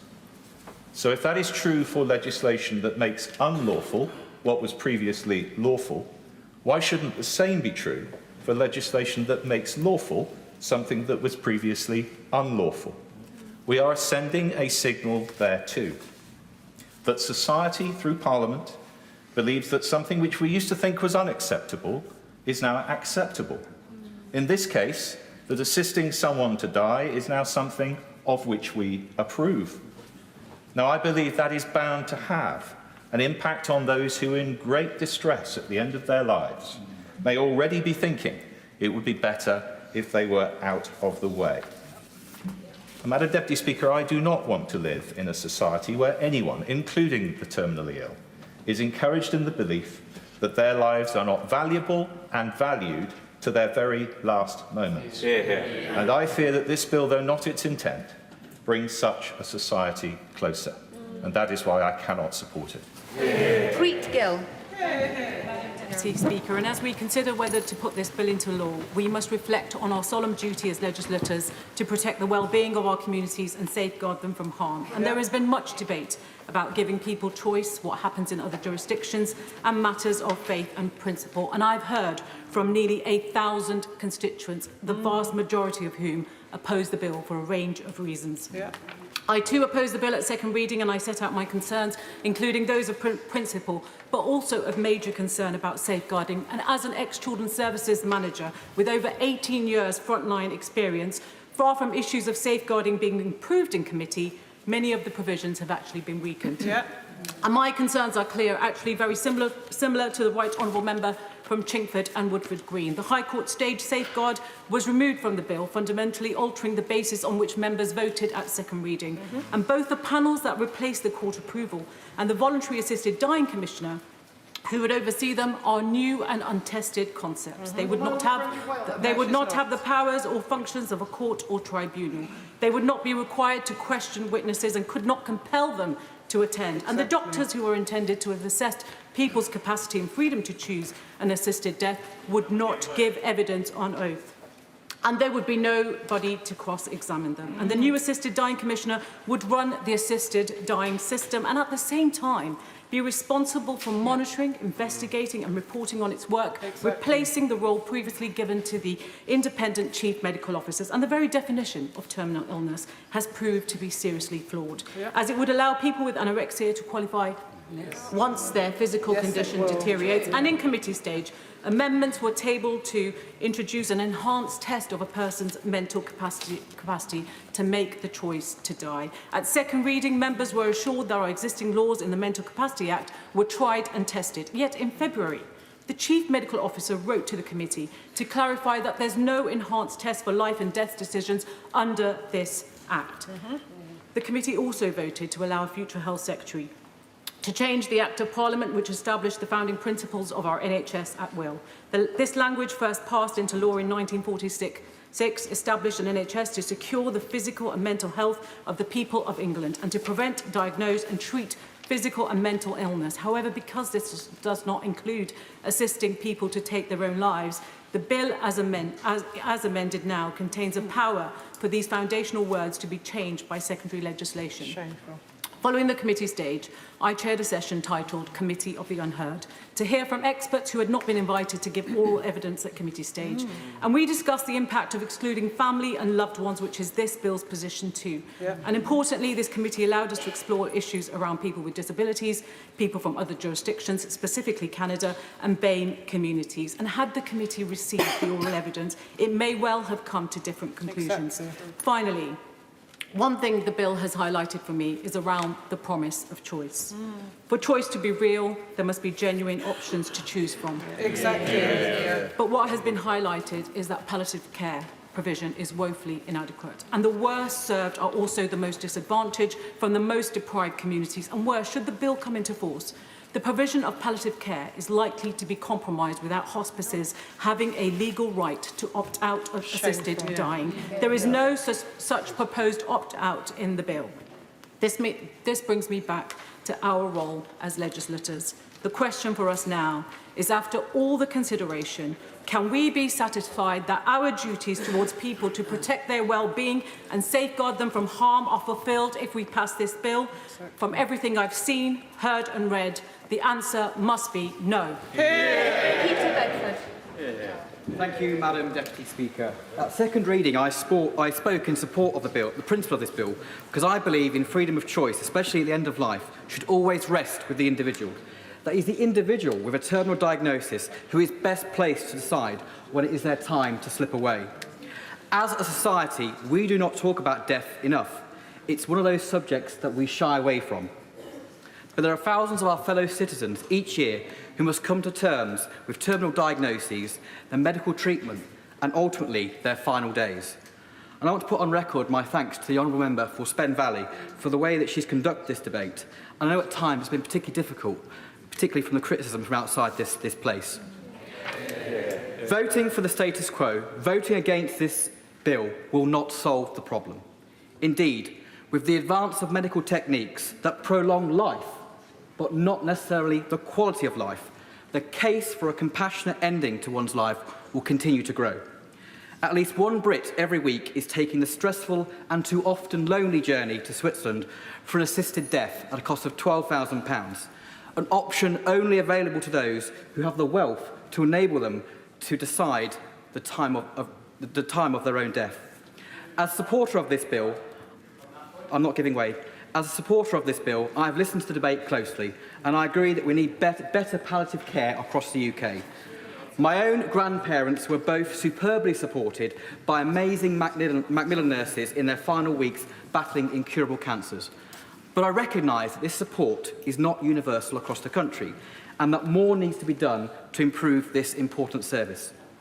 But the blunt truth of the matter is this: if you are dying from an incurable condition, you could have the best palliative care possible, but ultimately you are still dying.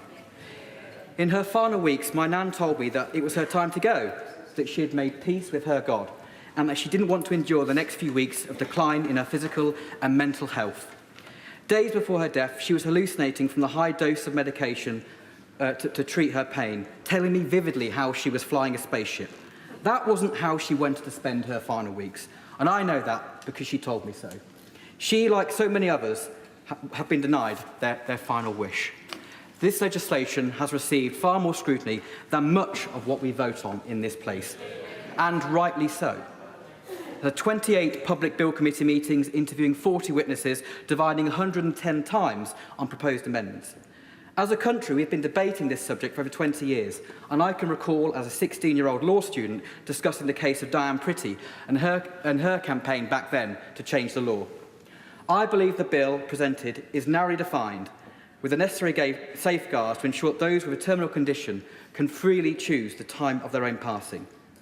There are those in this House, often through religious beliefs or otherwise, that could never support a bill of this kind. That is their right, and I respect that. But that right should not extend to denying the choice to other people. There are those who argue for what they would see as even greater safeguards, but we should remember that legislation must be balanced and workable in the real world, beyond this chamber. This bill isn't about shortening life, it is about shortening death, and I would ask all honourable members from across the House to support it today. We're just going to break away from the House of Commons for a moment to bring you some breaking news, because pro-Palestinian activists have broken into the RAF Brize Norton in Oxfordshire in what's been seen as a major security breach. Now, the demonstrators from Palestine Action entered the base on e-scooters. They then spray-painted 2 military planes. Police are investigating the security breach, and the Ministry of Defence is also conducting a security review. We've heard as well from the Prime Minister, Sir Keir Starmer, who tweeted to say the act of vandalism committed at RAF Brize Norton is disgraceful. Our armed forces represent the very best of Britain and put their lives on the line for us every day. It's our responsibility to support those who defend us. Well, our correspondent Adele Robinson is at RAF Brize Norton for us now. Adele, what more details can you give us about what happened? Well, we know, as you say, that at least one of those protesters, we believe it was 2 protesters, managed to infiltrate RAF Brize Norton behind me on a rather embarrassingly mundane e-scooter. They used repurposed fire extinguishers to spray paint 2 military aircraft, red paint, and they also used crowbars. This, as you say, is a major breach of national security. This has compromised national security at Britain's largest airbase. Serious questions will have to be answered by the Ministry of Defence, not least on the robustness of security here at RAF Brize Norton, but also across all the other air bases across the country, possibly even across the world. The government has today said that they are reviewing security not just here, but across the whole of its defence state. But it's a particularly concerning and sensitive time at the moment, considering the ongoing Gaza war and also the broader Israel-Iran conflict as well. The government has said that they are also treating breaches of security very seriously, and where there's suspected criminal activity, that they will be taking the necessary steps to investigate and prosecute. They said, however, that the incident had not cost any planned aircraft movements or stopped any operations. But the question remains, how were they able to access what is supposed to be a secure RAF base? Almost exposes it as it does serious failings, and it begs the question, what if others had tried to do the same who had a more serious intent? And that not only did they gain access, but they also were able to leave. They were not apprehended and they were not arrested. And so an investigation is underway. We assume that the aircraft themselves have been grounded for security reasons. But now we are left with those questions over security, which the government will be taking very seriously. The Ministry of Defence have said that they strongly condemn the vandalism of what they describe as Royal Air Force assets, and that they're working closely with the police. Now, the reason this happened, according to the protesters group, the Palestine Action, they said in a statement that despite publicly condemning the Israeli government, Britain continues to send military cargo, fly spy planes over Gaza and refuel US and Israeli fighter jets. But the bigger picture and the more immediate picture and concern at the moment will be national security compromised. OK, thank you very much indeed. Adele Robinson bringing you up to speed on that story from Brize Norton. I'm going to return to the House of Commons now. The Labour Party politician and MP for Newcastle Chi Onwera is speaking now. And specifically consider the impact on ethnic communities. We know the prism of racist assumptions through which healthcare has too often been administered, the huge inequalities in maternal health and mental health, to name just two examples. Yeah. There is nothing in this bill to protect the vulnerable and those whose experience of life and death has already been biased. It is not, finally, voting against this bill is not to accept the status quo. It is not our job now to propose a better bill. That was report and committee stage. It is our job to judge the bill as it is, and that is why I say to you, please do not vote for this bill. Nigel Huddleston. Thank you, Madam Deputy Speaker. It's always an honour to follow the Honourable Lady. Like many honourable and right honourable members in this House, I've genuinely agonised over which way to vote on this issue, because I have changed my mind over the years, largely influenced by constituents coming into surgeries or informing me about their own deeply personal experiences, ranging from horrific stories of seeing loved ones in their final days. But I also recall a lady whose mother did go to Dignitas. It's a decision, she said, that at the time she thought was absolutely right. And yet, since then, she has regretted helping her mother every single day of her life and believes that she helped contribute towards her death. And therefore, these are very complex and deeply personal issues. I respect also the over 1,000 constituents who've contacted me about this issue over the last few weeks. I'd also like to acknowledge the contributions of two people who I greatly admire, Dame Esther Anson and Tanni Gray-Thompson. I got to know Dame Esther Anson in unusual circumstances when we stood against each other in Luton South in the 2010 general election. Tanni Gray-Thompson didn't end well for either of us, but Tanni Gray-Thompson, of course, I got to know very well as Sports Minister. They are on different sides of this debate, but I appreciate their contribution. It does show as well that people can use productively their profile and personality in order to contribute to debates, and I appreciate their contributions, though I'm afraid, Esther Anson, I do love you, but I respectfully disagree with you on this issue. Now, I know every MP wants to do the right thing today on this issue. No one side has a monopoly on compassion, and all of us want to make the right decision. And this is not an easy choice. Now, every now and again in this place, we have the awesome responsibility of making decisions that we know could ease suffering or could cost or save lives. And this is one such decision, this is one such vote. And for myself, if I am making such a choice, making a decision that will inevitably lead to the shortening of life, I want to be absolutely confident that I am doing so for the right reasons and that the risks and unintended consequences are minimised. And I'm afraid, Madam Deputy Speaker, this bill does not meet that high confidence bar. At some point in the future, I won't, out of respect for everybody else who wishes to speak, Madam Deputy Speaker, at some point in the future, a bill with different words, stronger safeguards, perhaps brought through a different parliamentary route, and with more robust impact assessment, might pass this confidence test. This bill does not. But it may well pass, and I have joined others in arguing for and voting for enhancements to safeguards, particularly for the disabled, those with eating disorders, mental health problems, those who may feel that they are a burden, and of course the vulnerable who are exposed to the risk of coercion. And I believe that some improvements have been made to this bill, but not enough. So I continue to have significant concerns about the potential for assisted dying to be abused and to be extended way beyond the original intended scope.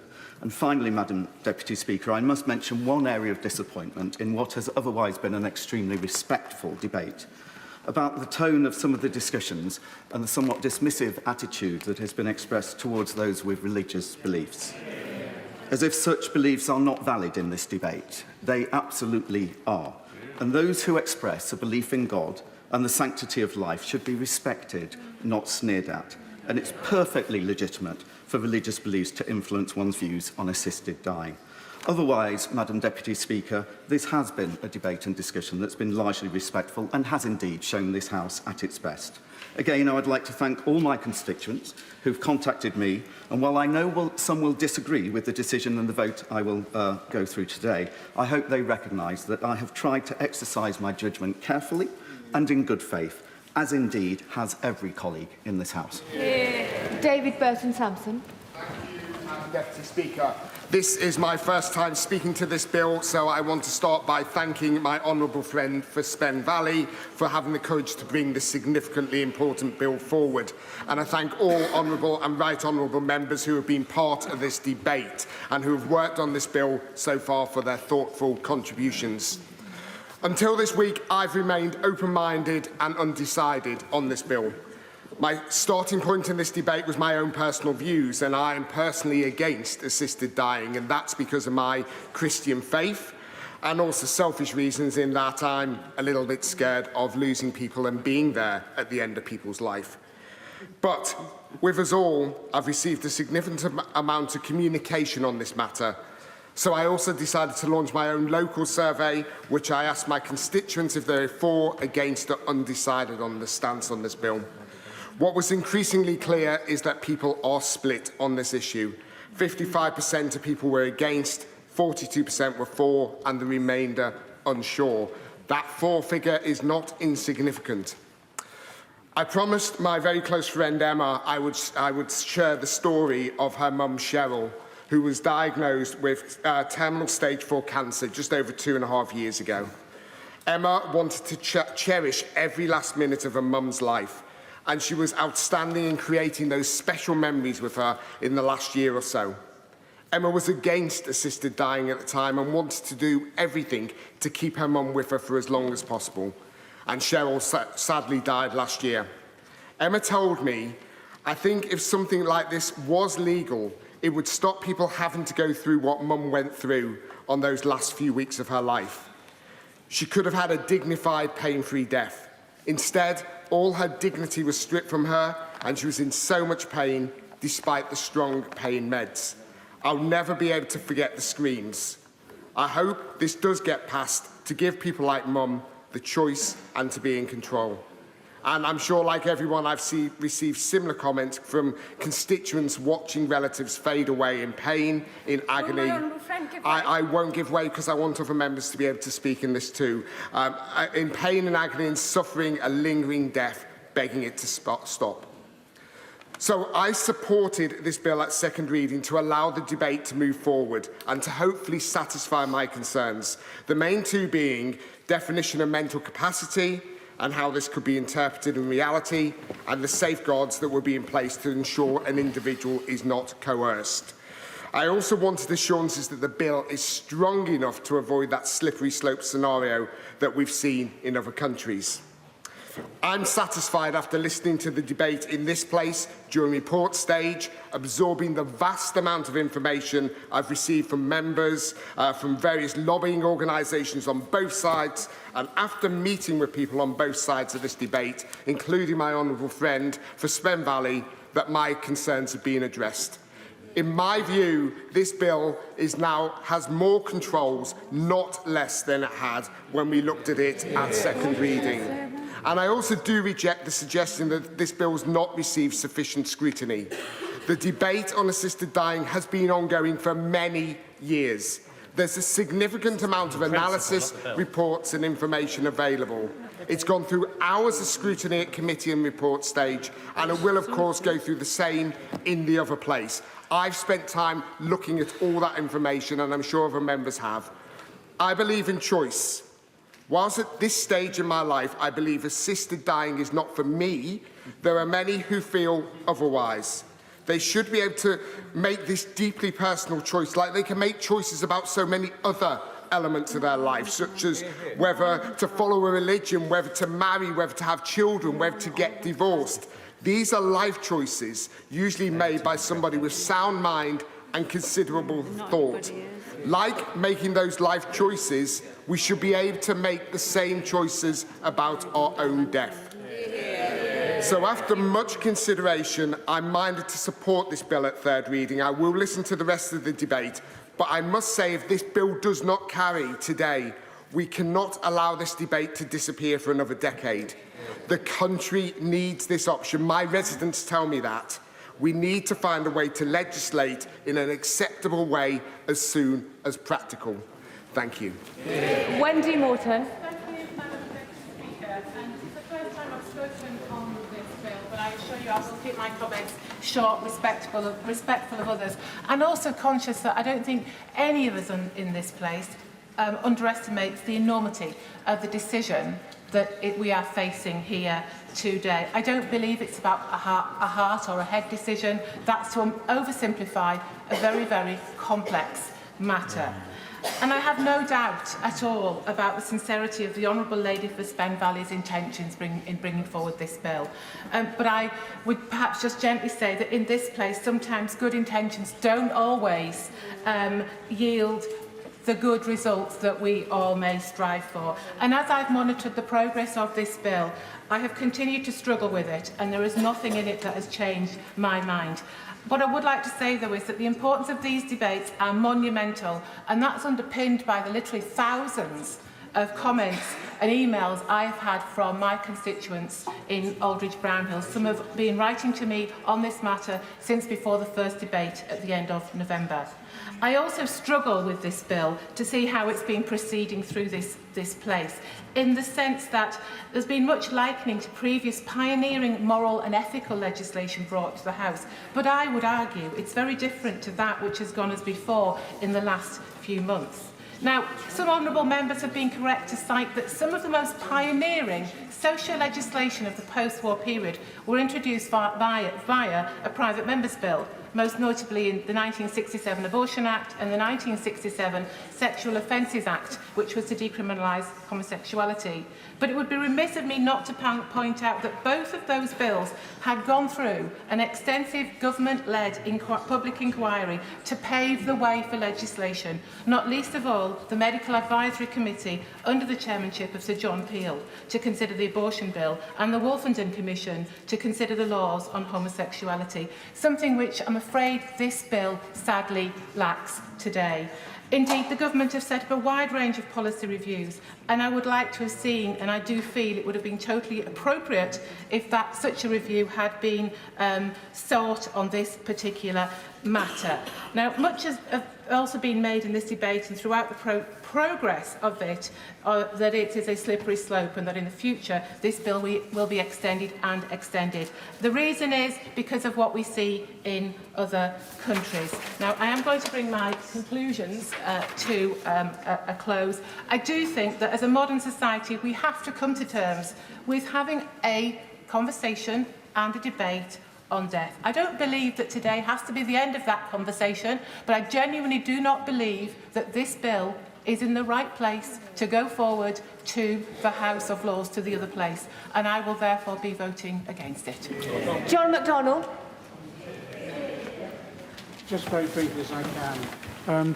Can I say to those who are saying that we somehow are treating this debate today as though we're debating the issues but we'll send it off to the other place to do our job? Yeah. That's not what I'm here for. I believe we're here to debate this bill. I don't want them... In fact, I want to abolish the other place.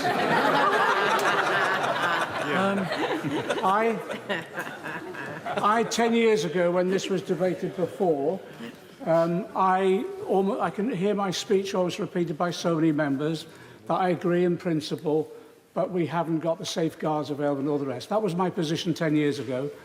And that's why today I'm supporting the bill, because many of the issues I raised in that debate have been built into this debate, into this bill.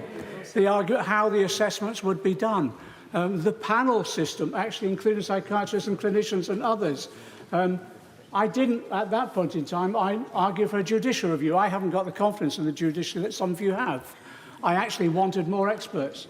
And at that point as well, the experts outside were split. They have always been split on this. There will never be unanimity across the professions on this itself.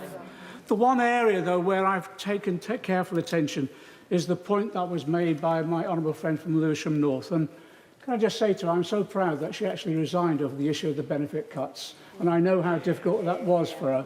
She was my whip. She's the nicest whip I've ever had. But she's right. She's right in that the majority of the disability organisations, the campaigning ones in particular, have been opposed to the legislation. And that's why I've tried to ensure that some of the issues that they've raised has been translated into the bill itself. And the one thing that I just thought was a huge breakthrough for this House in particular was building in the Disability Advisory Group, because that will be the group that has representatives, I hope, from the whole range of the disability groups, including, I hope, disabled people against the cuts, the radical group, that will advise on the implementation of this. And the other issue that was raised is the NHS now ready for it? That's why, and this is what I said 10 years ago, it will take years to build up the capacity. That's why the 4-year implementation schedule is so important to me. And I also say this, it is not a choice between palliative care and assisted dying. We want the opportunity to have the palliative care. And at this point, I want to pay tribute. One of my closest friends died 2 weeks ago in Hillingdon Hospital, and I want to thank the staff for the palliative care that they gave him so wonderfully. But at the same time, I have others who've suffered greatly and wanted to go. But what have they been forced to do? Hide away the drugs over a period of time, send their families away, then themselves take the drugs and die a lonely death. Others, a recent one, starving themselves to death because there's no other option. It's for that I cannot stand by and allow that to happen anymore. The honourable member for North West Hampshire said what's the most important thing at the end of life is control. It's also dignity, and I want to, by this legislation, provide that dignity for those who've decided the time has come. Manira Wilson. Much of the debate on this bill has focused on dignity, on control, on choice. Over the past 6 weeks, I've had to confront those concepts head-on while watching a very close family member of mine unexpectedly lose most physical capacity overnight. Watching someone you love deeply, who has been a proud, a strong, an independent person, unable to perform the most basic of human functions without help, and the corresponding mental impact of that physical incapacity is utterly devastating for them and for their nearest and dearest. That indignity and loss of control has felt unmanageable on the days when the care has been poor, and yet so much more manageable when nurses and healthcare assistants caring for my loved one have not been totally overstretched and coping without breaks. When they've been able to ensure that pain is well managed, and when the basic personal care which gives us dignity and boosts our well-being can be given. And that brings me to the heart of the conundrum that we face today. Many of us in this place want to give people choice and autonomy over the way they manage how they leave this world. But the reality is, and I have seen it up close and personal these past 6 weeks, our NHS and care system is nowhere near giving people that choice. It is absolutely creaking at the seams. Now, I am very grateful that my amendment has been accepted today. But a report on its own is not going to improve our palliative and end-of-life care. And we have had no commitment from ministers as yet that they will do so. The result will be either people choosing to end their lives before they want to, or those who already have a huge distrust in the system, particularly from minority and disadvantaged communities whose voices have been heard the least in this debate, choosing not to access the care they need, dying an even more traumatic death. I do not believe that supporters of this bill want to see either of those things to happen. Mr. Speaker, as parliamentarians, today we have to cast quite possibly one of the most consequential votes of our time in this place. On such a complex and sensitive issue as assisted dying, it is only right that we turn to experts and make evidence-based decisions. So when the Royal College of Psychiatrists and the Royal College of Physicians, who are both officially neutral on assisted dying, have said plainly they cannot support this bill, not least on the most fundamental principle of mental capacity, which sits at the very heart of this bill, I say to colleagues across the House, it is not too late to think again. The very people who will be tasked with delivering the service we are legislating for today, a service which, by the way, we still have no idea what it will look like and how it will be funded, they say it is not safe. How many lives taken in error is too many? 1, 1 in 10, 1 in 100? The House, this House, clearly supports the principle of an assisted death, as does the public, but not at any cost. This bill is not fit for purpose, and the experts have told us the safeguards in it will not adequately protect those who most need, indeed expect us as legislators to protect them. I implore colleagues today to vote it down, and I say to ministers on the front bench, it is your responsibility to go back and do better. Justice Sutton. Start this process opposed to the idea of assisted dying, but having worked in the field of domestic abuse, I found myself increasingly concerned about how this bill would impact on those who are most vulnerable to coercion and abuse. And as a Labour MP, I reflected on why I joined the Labour Party. Our commitment to protecting the vulnerable, fighting for equality, suspicious of individualism and narrow notions of choice which turn a blind eye to the impact of that choice on others. If I could legislate to create a bill just for me, I would be tempted.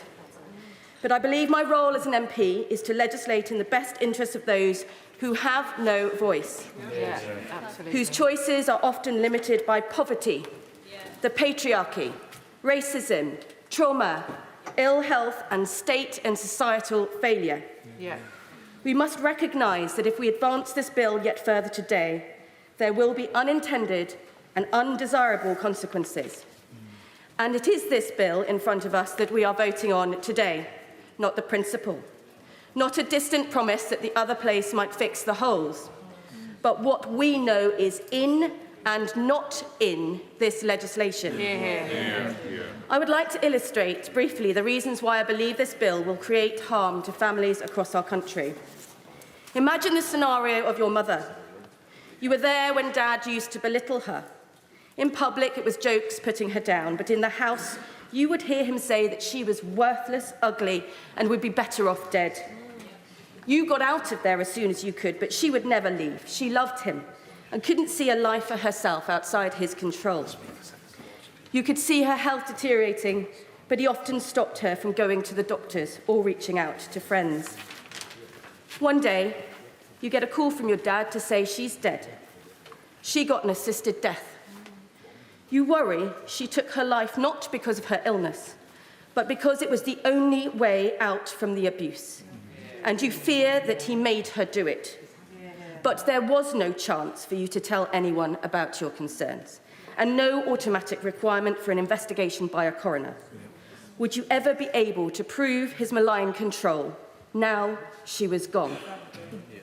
Or imagine you have a brother who has struggled with an eating disorder ever since he entered secondary school. He was sexually abused by a family friend and never received any real support, what he went through. Court backlogs mean that the criminal case is still ongoing. He spent longer and longer watching social media influencers paid by assisted dying companies to advocate for what they called a peaceful end to life. He had begun to starve, and doctors withdrew treatment because they claimed nothing more could be done. You get a call, only a few months after his 18th birthday, to tell you that your brother opted for an assisted death. Would my honourable friend give way? No, thank you. I'm sorry. We've got to make time. We know from other jurisdictions that it is older and disabled people who would disproportionately access assisted dying, two of the most vulnerable groups to abuse and coercion, particularly by strangers through financial abuse and cuckooing. Coercion is not just a risk with this legislation, it is a certainty. There are 2.3 million victims of domestic abuse in the UK. Even if this bill implemented gold standard training, which we do not know that it will, professionals will not be able to identify everyone. It is sadly inevitable that should this bill pass, it is the most vulnerable people in our society who will experience wrongful deaths. A prominent campaigner in favour of this bill has said, even if a few grannies get bullied into it, isn't that a price worth paying for all the people who could die with dignity? Please, we must not settle for this. In a system designed to end life, there can be no room for doubt and no room for human error. Coercion and abuse are real. They happen all around us all the time, whether we want to see it or not, as does feeling like a burden. Self-perceived burden is a common phenomenon associated with having a terminal illness, which often leads to a desire to die. This bill allows that feeling of being a burden to those closest to you and society more broadly, to be acted on rather than treated. Research has found that doctors wrongly predict how long terminally ill people have to live in over half of cases. There is so much life left to live after a terminal diagnosis. We should not relinquish our bonds, duties and responsibilities towards each other as fellow human beings. I urge colleagues to reject this bill. Agree. I rise to speak in favour of this bill. But first I want to thank the Honourable Member for Spen Valley for the way she has approached this bill and for how she has engaged with members across the House on both sides of the argument on their various amendments. I voted in favour of this at second reading on principle, but also because of something a constituent said to me about the status quo. She said, "It is cruel." And I can't disagree with her. It was definitely cruel for my constituent Anne, who was interviewed by the police for supporting her husband in going to Dignitas. She faced the weeks afterwards, in her grief, facing the uncertainty of a police investigation. For me, the current system is unsatisfactory. And it was a real privilege to join others on the Bill Committee to scrutinise this bill. And it is my belief that this bill is stronger for having gone through that system.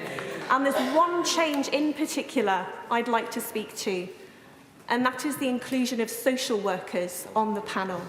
This is a profession that deals with complex, challenging, sometimes dark family dynamics on a daily basis. And I believe including them on the panel is the right thing to do. So for those reasons, Mr. Speaker, I will be supporting this bill today, and I hope others will too. We're going to Paul Barker. Mr. Speaker, I am proud to support my honourable friend, the member for Spen Valley, as a co-sponsor of this bill. Her leadership, compassion and dignity has been a beacon of hope for so many. I would like to thank the many hundreds of constituents who have written to me and had face-to-face appointments with me to discuss this complex and emotive issue. There are strongly held beliefs on both sides of the debate, both inside and outside the House. And I absolutely respect those with differing views to myself and hope that they will respect my own views. After all, Mr. Speaker, it is possible for all of us in this place to disagree well. All sides of this debate have accepted that we can and must do better for dying people and their loved ones. That has been clear all through this debate. Too many of us have witnessed the devastation caused when we are denied choice at the end of life. Until the law changes, dying people in Britain are suffering unbearably in their final weeks and days. Many trying to scrape together the funds for an assisted death abroad. or taking their own lives behind closed doors. And I would urge honourable and right honourable members to keep these experiences in the front of their minds when they go through the voting lobbies later. Because at the heart of this bill, it is about choice. For those who wish to exercise that choice, they can, but for those who don't, they simply don't have to. The bill introduces practical measures to assess eligibility, guard against coercion, ensure rigorous medical oversight and robust monitoring of the process. Dying people currently have none of these protections under the current law. The status quo is failing people each and every day. I pay tribute to colleagues from across the House who served on the Bill Committee, no matter what side of the debate they were on, and strengthened the bill with key amendments accepted, including the establishment of a judge-led multidisciplinary panel to oversee every application with oversight from psychiatrists, social workers and lawyers. The requirement that assisted dying can only be discussed with patients within the context of all their end-of-life care and panel members and treatment options, mandatory training for doctors and panel members on detecting coercion and the creation of a disability programme board. The bill requires that patients be informed about all care options to ensure everyone has access to the best possible pain relief, emotional support and hospice care. This will ensure that choosing an assisted death is never a result of ignorance or lack of care. And I am pleased that this bill has brought about a long overdue discussion about palliative care. Because if we are honest, Mr. Speaker, very few people in this place and outside were shouting from the rooftops beforehand. So I sincerely hope that after this bill we will continue to discuss palliative care and how we can improve this, because it is not an either-or. By having robust palliative care and the option of assisted dying, we truly have options that will meet individual needs and the values of each patient. Finally, Mr. Speaker, momentum for law change is spreading across the British Isles and beyond. Last month, MSPs voted by a clear majority to pass Liam MacArthur's assisted dying bill. The Allemande bill is waiting royal assent and will potentially be available for terminally ill residents from 2027. The direction of travel is to give dying people true choice at the end of life. We cannot leave dying people in England and Wales behind. Thank you. I'm just going to say, if we could do 4 minutes, we'll help others. Dr. Spence. Thank you, Mr. Speaker. It's often said that Parliament is the conscience of the nation, but I believe that it's also its safeguard. There are people who will benefit from physician-assisted suicide as implemented in this bill, but there are also people who will be harmed. Those with mental illness, those in care homes, those who feel a burden, those who are made to feel a burden, and those who are abused. The bill's safeguards are inadequate. The Royal College of Psychiatrists, the Royal College of Physicians, of which I'm a member, the Royal College of Pathologists, countless doctors, professionals, charities, have all been ignored in pursuit of absolutist principle above understanding. It's a facile interpretation of autonomy to give it no bounds, or to ignore its prerequisites. We must hear these concerns and today act accordingly. Mr. Speaker, for who are we, if not the champions of the vulnerable, the voice of the voiceless? The question before us today is, do we believe this harm to the vulnerable is worth it? I say not. I say vote down this bill. Thank you, Mr. Speaker. Today we're faced with a defining choice, and for months we have debated assisted dying. In some ways, we will never have enough time, and I wish there had been more opportunity to debate amendments that had been put forward. But I can also say in my time in these debates that honourable members have approached these issues with great dignity and care. The honourable member for Spen Valley is a friend of mine who I am very proud of, and she has led this debate with characteristic humanity and decency and honour. And I'm sure all of us have found that whenever we have approached her with concerns on behalf of others or ourselves, she has come with a willing ear and an open heart, and I pay tribute to her. Opponents of the bill have also worked tirelessly to understand and to voice those concerns, and like the member for Spen Valley, has brought that expertise so that all voices can be heard today. More than 1,000 approaches to me in my office from people in Wirral West about this issue has shown that people are guided by all faiths and none, and as others have said, that deserves great respect. Yeah. I think to a meeting I held in Melrose Hall in Hoylake with more than 50 constituents discussing this matter, and people with candour and respect shared their personal stories. They disagreed wholeheartedly, but they did so with compassion and dignity. They are the best of us. Standing here, I recognise that however we end up today, we will let people down. Whether this passes, and there are people who would not choose otherwise to have an assisted death that go through with that, or whether it falls, and people who I believe should have the choice individually to end their illness on their terms are denied that opportunity. I'm conscious of that. And yet the vote before us is not on these harrowing stories that we have heard, but it is on a system. And it's on that system that I worry about the implications that go beyond individual cases.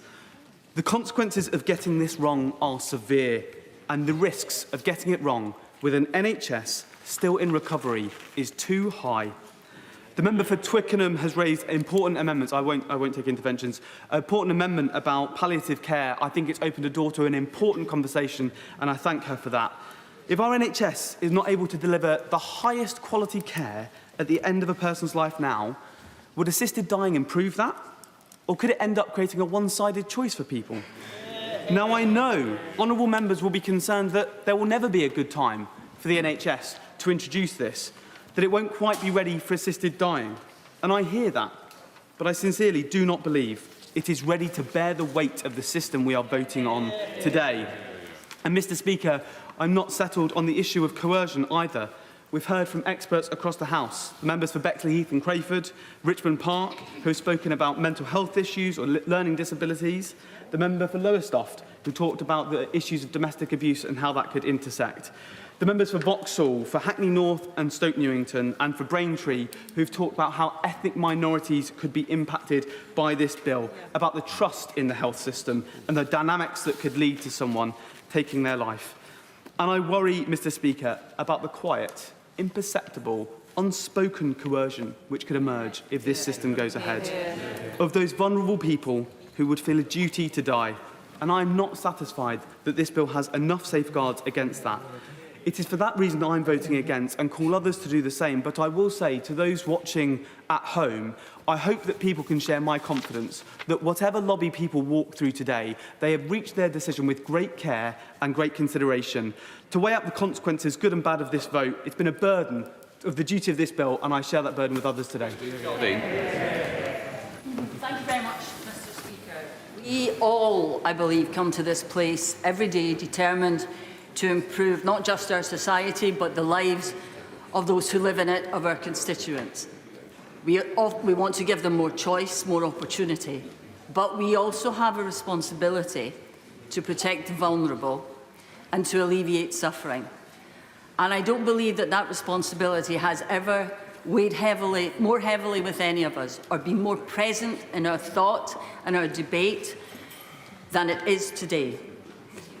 We've debated this a number of times. The bill has been through the scrutiny of the committee, and I thank the honourable member for Spen for all the work that she has done and all the work that the committee have done in coming back with a bill which I firmly believe will provide the choice that those people who are suffering at the end of life not only deserve, but are calling out for us to give them. I would also like to reassure all of those in the disabled community, those who are perhaps suffering from an eating disorder or a mental health issue, that they are not in any way put at risk by this bill. The committee has gone to extreme lengths to ensure that there are safeguards and that they will not be eligible for an assisted death because they will not have a terminal illness. It's been difficult for all of us. It's a difficult road. We've shared personal experiences. We've shared the experiences of our constituents. And I don't think any of us will go through the lobbies today without having had some doubts, without having examined our own conscience and our own responsibility. But, Mr Speaker, I have to say I believe that what the committee have done, what the House has done, is come up with a bill which does what the people of this country want. Offers choice to adults with a terminal illness with the safeguards that we need.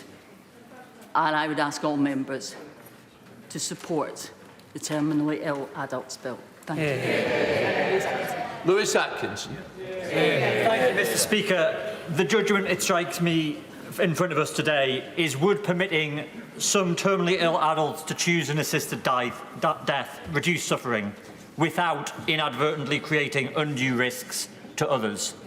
I am clear, having worked in the NHS for 19 years, that my judgment is it absolutely can do this. I know the lengths that the NHS and our hospice movement go to provide care at the end of life. The beloved pet coming in for the last cuddle.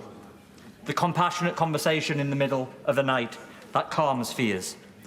Some have suggested that our health service could not safely introduce assisted dying for patients who are already in regular contact with the health service because by definition they are terminally ill.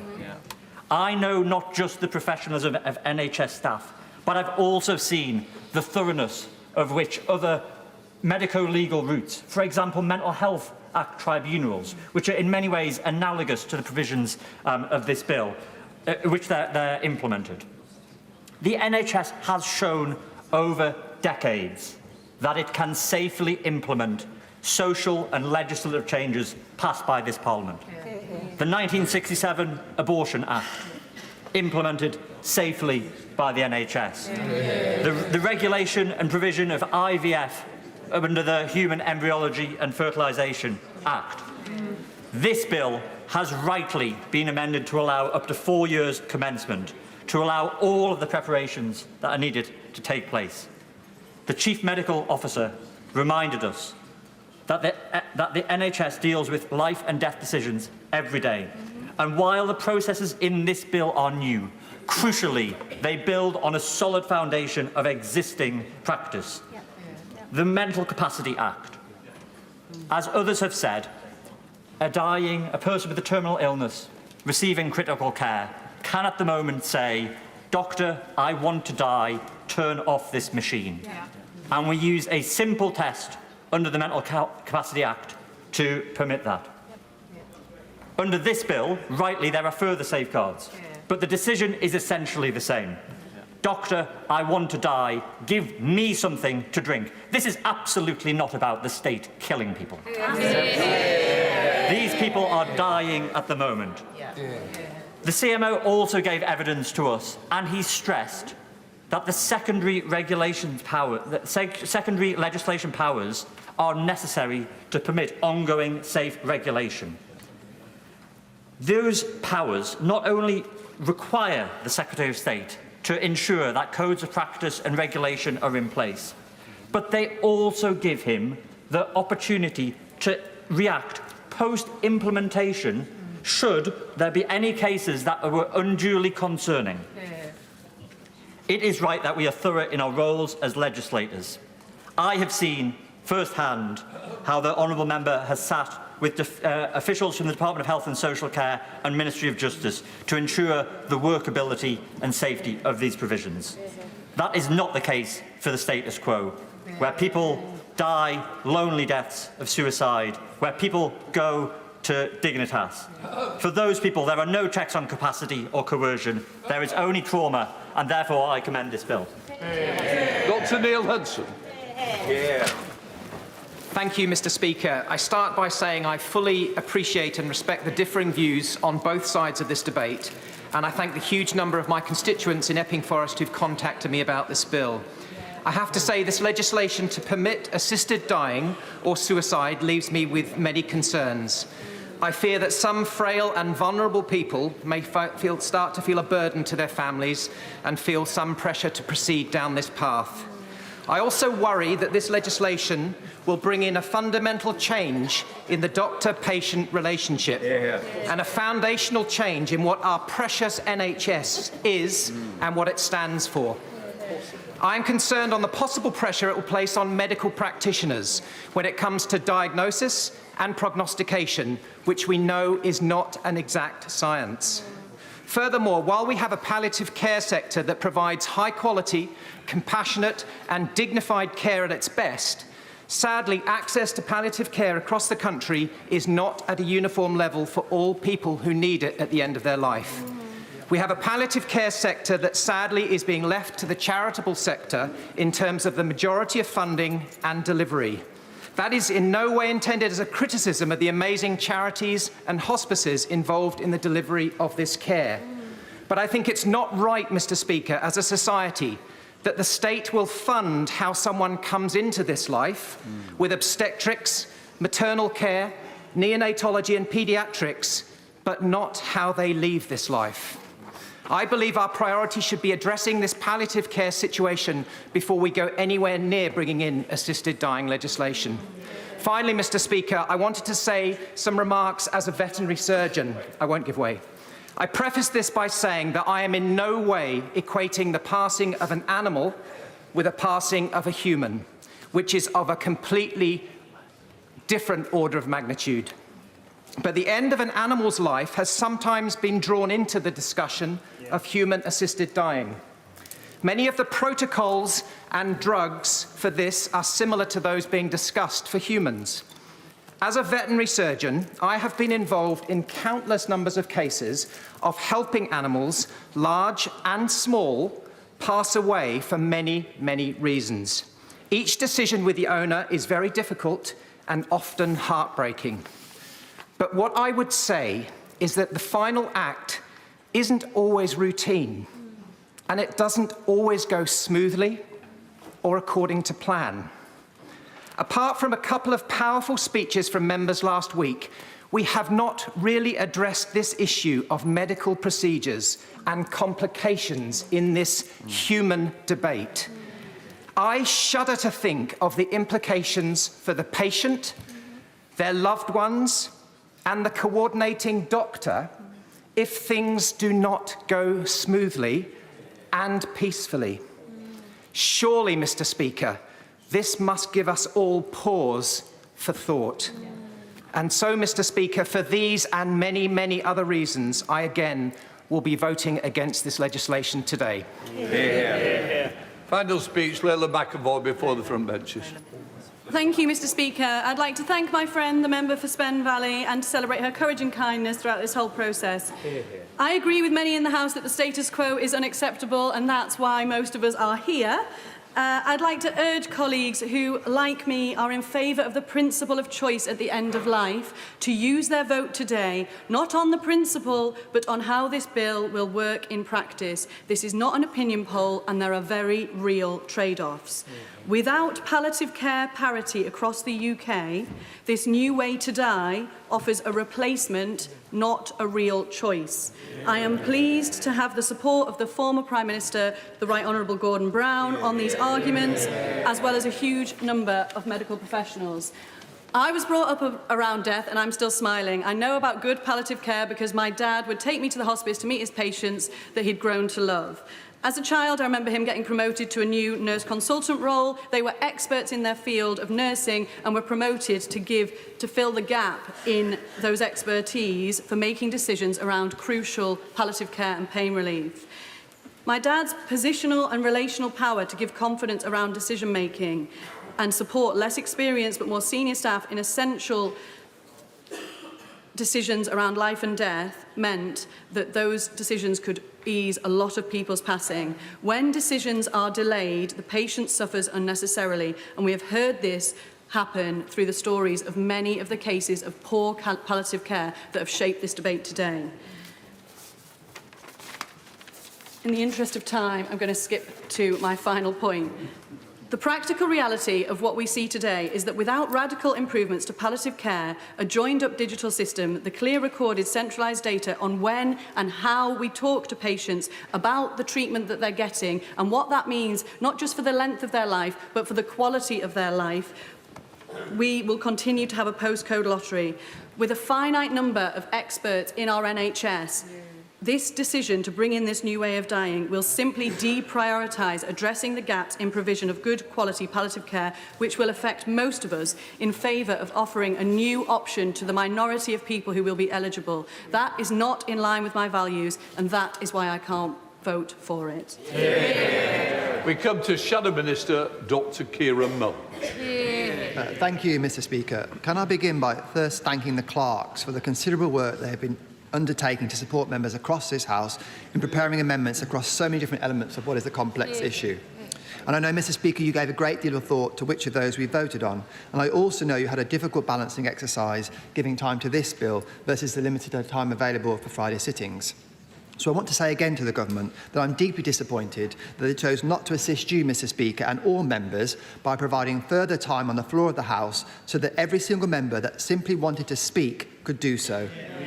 Telling members how many hours went into committee stage when so few members can participate in that is of little comfort to those members who haven't been able to put their views on the record on the floor of the House. But we are where we are. And can I join others in acknowledging the very hard work and sincerity of the sponsoring member for Spen Valley. Now is the moment when we vote on her bill in what we have to assume is its final form. There may be changes made in the other place, but there may not be. If you vote for the bill today, you must do so happy that this is the version that will come into law. As we conclude, I want to return to what I said at second reading. No one on either side of this debate can claim only their side is being motivated by care and compassion for others. We have heard powerful speeches motivated by concern for others, for those both in favour and against this bill. The Mother of the House, the member for North West Hampshire and the member for Glasgow North East were some powerful examples. The member absolutely served the memory of her brother well. But on either side of the debate, we should resist the temptation to give ourselves false comfort. Those supporting the bill, and I'm sure even the sponsoring member herself, will accept there is no such thing as a perfect law, certainly not in an area like this. No one can be certain that the concerns raised by opponents of the bill will never transpire in any case. Members supporting the bill should vote with an understanding that there may be unintended consequences. Similarly, those opposing the bill should do so accepting that they can't rule out that some people of sound mind, without undue pressure from others, would want to access assisted dying. We've heard about the very real suffering people at the end of their life can experience. How much this suffering can be relieved by palliative care has been a point of real contention. But the most powerful medications for relieving pain have equally powerful side effects, and that should weigh heavily with members considering voting against. And whilst opponents of assisted dying may prefer an improvement in palliative care instead, they can't guarantee it will happen.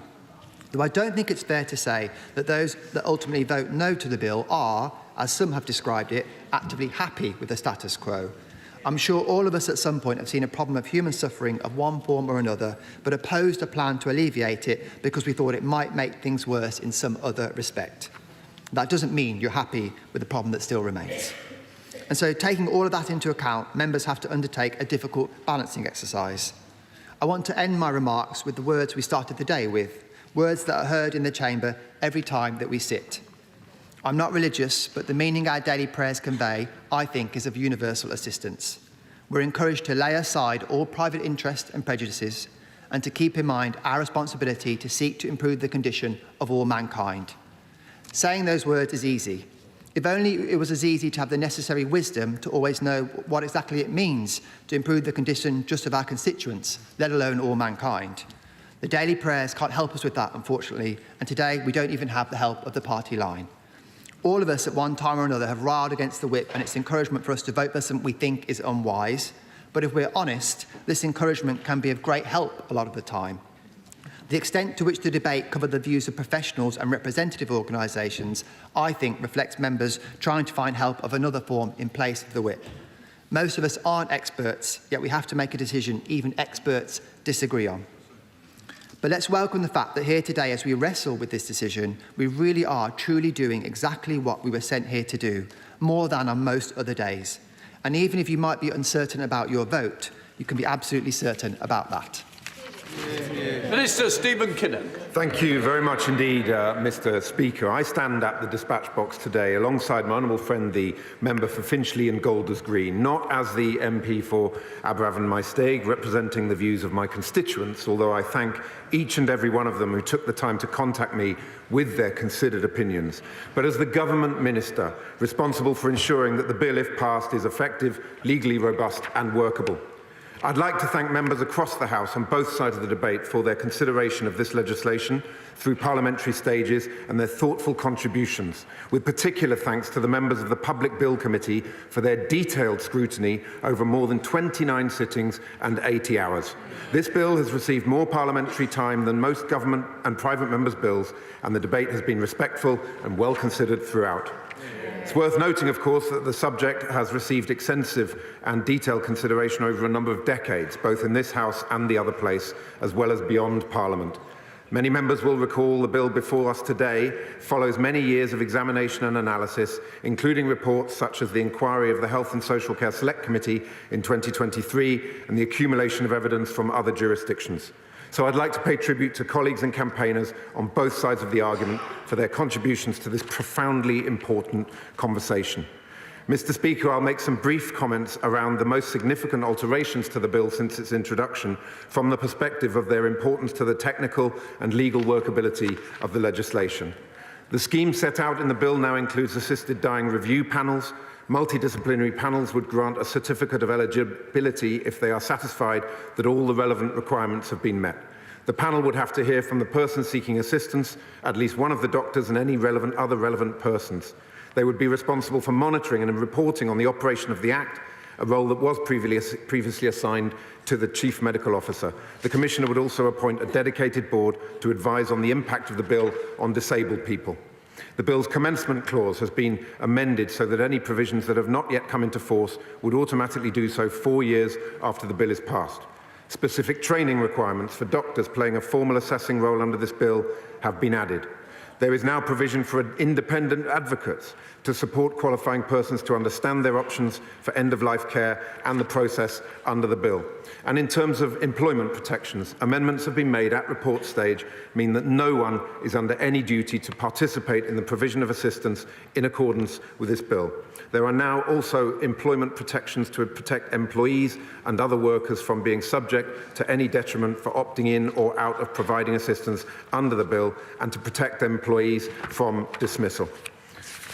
So, Mr. Speaker, it just falls to me to thank all honourable members once again for their extremely valuable contributions to this sensitive debate, and once again to reiterate that should it be the will of Parliament for this legislation to pass, then the Government will ensure the safe and effective implementation of this service. Thank you, sir. Point for order, Kit Moulton. Mr. Speaker, I beg to move that the question now be put. The question is, the question must be now put. As many of that opinion say aye. Aye. The contrary, no. No. Aye. I'm just going to put the question again. The question is, the question be now put. As many of that opinion say aye. Aye. Of the contrary, no. Right. The question is that the bill now be read a third time. As many of that opinion say aye. Aye. Of the contrary, no. No. Division, clear the lobbies. Well, there we have it. MPs are now voting. They're making a decision on one of the most momentous things that they will have a choice on, certainly in their time in Parliament, whether or not people in England and Wales should be able to choose an assisted death. It passed the first hurdle in Parliament in the House of Commons with a rather healthy majority of 55. We'll see if it manages to clear the third and final hurdle now, and then whether MPs go and send it on to the House of Lords. I have to say, it's been, in my 15 years covering Parliament, one of the most moving, emotional, difficult debates we've seen from both sides, and some very impassioned speeches from MPs today as well.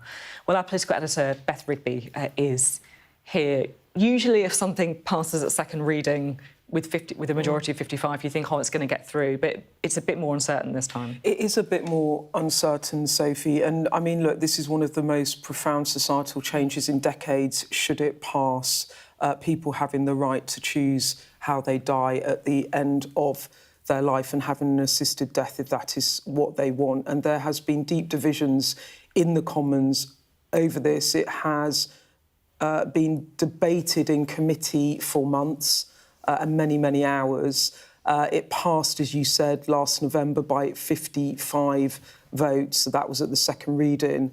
And since then, there has been intense debate about it. And according to our research, we found that 25 MPs who told us that voted for it were changing their minds. So I think the vote will certainly tighten.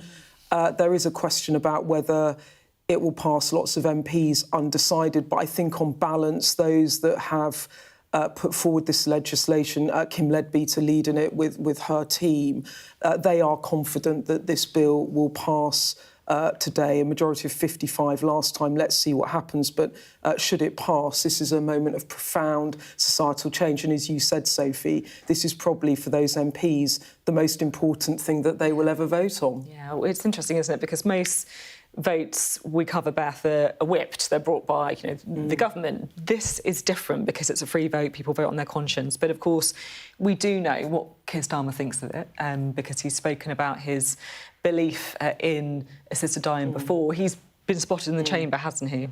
Yeah, and we were on the trip to the G7 with him this week, and he was asked about assisted dying again and would he vote for the bill, and he simply said, my view on this is well known. And he really doesn't want to say any more on that because he doesn't want to sway MPs, but it's on the record, and he voted last time for assisted dying.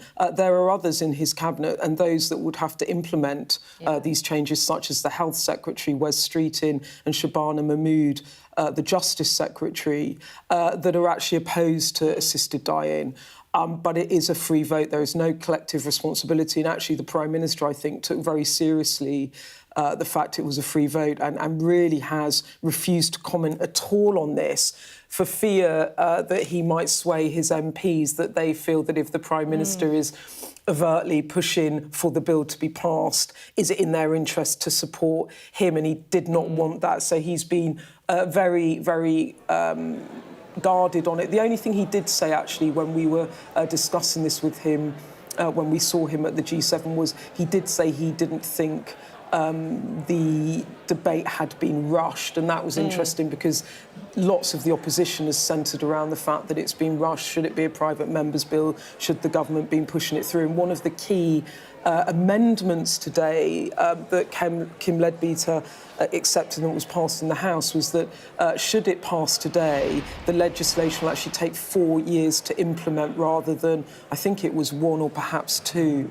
And that will give some of the doubters, I think, some reassurance that this will be properly implemented. It would push it past the date of the next Parliament. But look, Sophie, should it pass, the majority of the public, up to three-quarters of the public, are in support of this legislation. So, I mean, politicians could put it in manifestos to say that they would oppose it at the next election if it's not implemented by then, but that would go against the grain of public opinion. Talk about public opinion, we look at those aerial shots from outside the House of Commons, and we can see supporters of the legislation and also opponents of the legislation gathering to make their voices known outside Parliament. Because, look, the split we've seen among MPs with this very, very heartfelt, angst-ridden debate on both sides is reflected across the country as well. Look, as you can imagine, we're talking about death here, so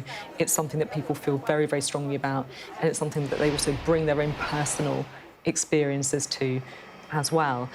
But putting aside the rights and wrongs, it's also the legislation is something that is quite difficult to implement as well, isn't it, Beth? And I just, I think it's interesting you're talking there about, Wes Streeting and Shabana Mahmood, that there's an awful lot to work through in terms of how it would actually be enacted if MPs do vote for it. And look, the concerns of those who are opposed, whether on religious grounds, lots of not on religious grounds, is that they're concerned about vulnerable people, and will people at the end of their life feel compelled to end their own lives? And there has been much discussion about that. And actually, one of the most controversial amendments to this bill was swapping the final sign-off from a High Court judge to a panel of experts. That was something that those that were opposed or unsure were very nervous about.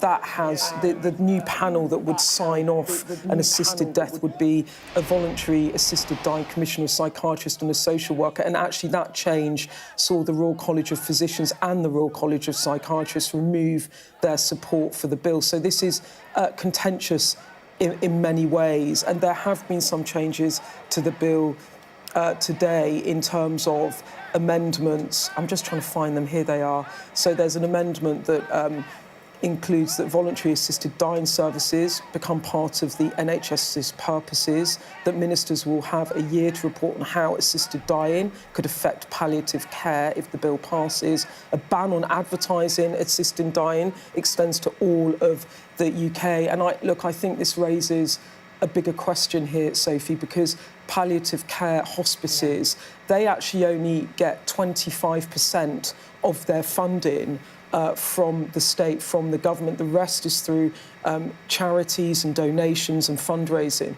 And this will, I think, throw into sharp relief a question about the dignity of death in this country. Is the NHS, does it have capacity to really deal properly with palliative care? And actually, some of the MPs would argue that the fact there isn't enough palliative care support in the country is why people want an assisted death, because they are suffering so much at the end of their lives. I think that's such an important... This, I think, if this passes today, there is going to have to be a serious conversation in this country about palliative care and end of life and how people are supported and what funding and support needs to go into that. I totally agree on that point, actually. And whatever side of the argument you're on, whatever happens in this vote, I think the one really positive thing, hopefully, to come out of this whole debate is a spotlight, as you say, Beth, being shone on palliative care, and the fact that, frankly, people are not just having bad deaths, they're having awful deaths, many, many people, and that's something that surely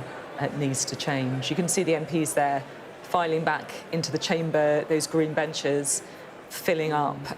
As Beth said, it's quite difficult to call still. If you had to, you'd probably say that so far the momentum has been with Kim Leadbeater, but I guess it is over that question of coercion. In the debate today, it was that was coming up again and again. And if the bill does fall, then it feels to me that it will be because the proponents of the bill have failed to deliver those safeguards. Deliver those safeguards. I mean, look, if the bill, put it this way, if the bill falls today, that will be a shock, I think, because it did pass at the second reading. And also there is momentum in the country for this to happen again. These moments of sort of profound societal change, they are decades sometimes in the making. And actually, this was last voted on, assisted dying, a decade ago. That bill fell.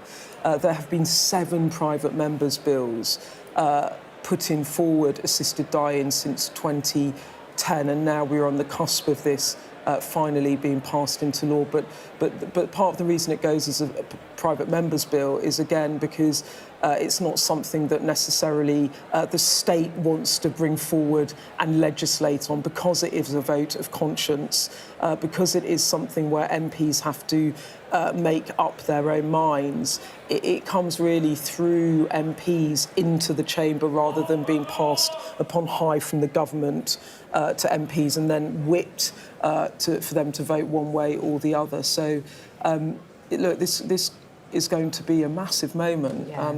If it passes, that will affect everyone in the country. It's a huge moment. It is one of those profound shifts and a line being drawn by MPs where previously there was none. As Beth was saying, it would be a shock if this didn't pass because of the healthy majority in its second reading. But at the same time, if it does go through, it will still be a huge, huge moment, and then over to the Lords, of course. But I think it's fair to say that if it passes, we're going to find out in the next few moments, then it does mean that in England and Wales, people will be able to elect for an assisted death if they have 6 months to live or less. 6 months or less to live. So, and it opens up a conversation, I think, at the point of everyone's end of life as to how they choose to end their life. And that is, if you get your head around that, that is a massive moment, not just in the Commons, but across the country and across every home out there, because, you know, everyone at some point will experience this of a loved one in their lives. You can see Kim Levitt there in the red jacket just entering the chamber, the MP who has pushed this through as a private member's bill, who has really been the one to try and press for this change.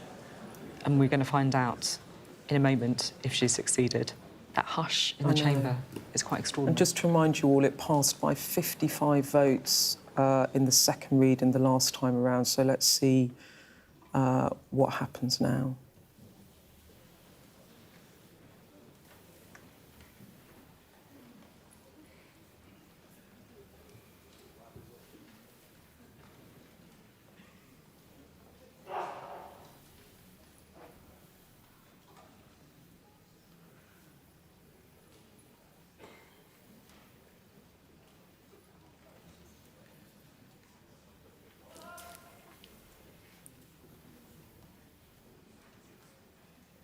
We're awaiting that vote, but I'm honestly not sure if I've ever heard the chamber so quiet, Beth. I know, you could hear a pin drop, couldn't you? I think everyone in there knows what a massive moment this is, and are treating it accordingly. And across the country, there'll be people feeling exactly the same sense of anticipation, of hope or fear, depending on their own experiences, what's happened in their own lives or what's happened to people that they love. An awful lot of people are waiting the announcement of how MPs have decided to vote.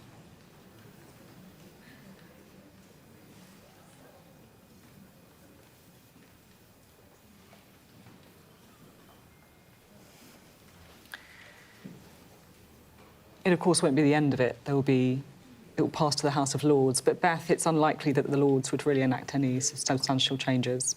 No, I mean, they might amend the bill slightly more, bring it back to the Commons, but if this passes today, it is the process of it being put into law. As I said, there is a 4-year implementation period, and that would cross into the next Parliament. But as I was also saying, Sophie, the majority of the public are in favour of assisted dying. It might be that a political party could put it in their manifesto to oppose it, but it would go, I think, into law and then be implemented. And it's one of these once in a 10-year or something, at minimum, a chance for MPs to make such a big change. Those who were for it were also of the view that if it doesn't happen now, it will be another generation before it comes back, and that is something that they didn't want to countenance. They feel that people should have this right. Order.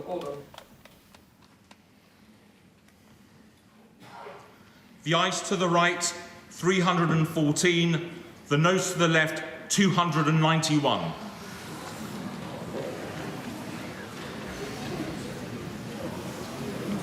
Thank you. The ayes to the right, 314. The noes to the left, 291. The ayes have it, and look! That completes third reading. If people who wish to leave now, please do so. Well, there you have it. This is a moment when Parliament has just made one of the biggest decisions in its history, that people in England and Wales should be able to choose between life and death, or to choose an assisted death if they have 6 months or less to live. More parliamentary hurdles to clear in the House of Lords, of course, but this is a huge moment. 314 MPs voting in favour of assisted dying, 291 against. That is a majority of 23, so a slimmed-down majority, but still a majority, and it has been accepted, Beth. I mean, this is the most significant societal vote perhaps since the Abortion Act of 1967, deciding how, at the end of your life, you end your life. MPs have just voted for assisted dying. Within the last 6 months of your life, you can choose to have an assisted death. It is a massive societal moment, Sophie, and it will have profound implications, as we're talking, for everyone in the country. Now people have the choice about how they end their lives. And as you said, the majority has been slimmed down quite substantially there. So 55 MPs in favour at the second reading. That's whittled back to 23 majority in the third reading. And I think that reflects the difficult decision that MPs have had to take. I mean, there is probably not a more profoundly important vote that they will ever take as an MP than deciding whether or not individuals have the right to decide in the last 6 months of their life if they would like an assisted death. I don't think as an MP you will ever have a vote that would weigh more heavily on your conscience than that. So this is a huge moment in Parliament, but it's a massive moment for the country, and it will bring in huge change. Yeah. And now I think there will be a debate and a discussion about how we better accommodate palliative care in this country and help people have dignified deaths. And as Beth was saying there, the fact that the majority has been whittling down, really reflecting how so many MPs have been wrestling with this, as many of us have as well. It's a thorny, difficult, imperfect issue, and the wrestling will continue now as well over the practicalities of assisted dying, the cost, and most of all, of course, on how to best protect the most vulnerable here, which some MPs have been raising concerns about today. But this is a huge moment, a moving, desperately felt debate, but with a very clear point now where Parliament has just decided in the third reading of the assisted dying bill that people in England and Wales should be able to choose how they end their life if they have been given 6 months or less to live. Beth, it's split Parliament, it's also split the Cabinet, who now have to try and find a way of enacting this. Yeah, and I think what was very important today in the way in which the amendments were laid was part of the concern of those opposed. And you can see there are 291 MPs that have opposed this. That is a substantial number. There was a concern that it was being rushed through, that there wouldn't be enough support from the government, that there isn't enough funding for palliative care, that it isn't properly locked in to the NHS, that hospices are reliant on charity funding rather than state funding.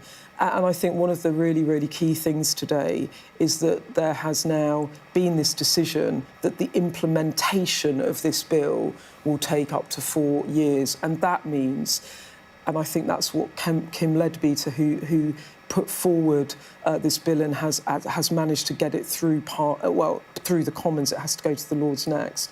I think that was a really important concession for those that were concerned about it, which is there will now be time for the institutions to work through how this will work. I mean, she has argued consistently that this isn't about people choosing between life and death. She has argued it's about dying people who've got 6 months more or less to have autonomy about how they die in order to shorten their death and end their suffering. Those that have opposed it have said that this will bring the question of an assisted death to everyone, whether they want to have that conversation or not. And the risk is that those who are vulnerable, that feel like they're a burden on their family, that disabled people, that those with mental illness might end up feeling like they should have, that they need to end their lives. And so they need to put safeguards around mental illness, safeguards around anorexia.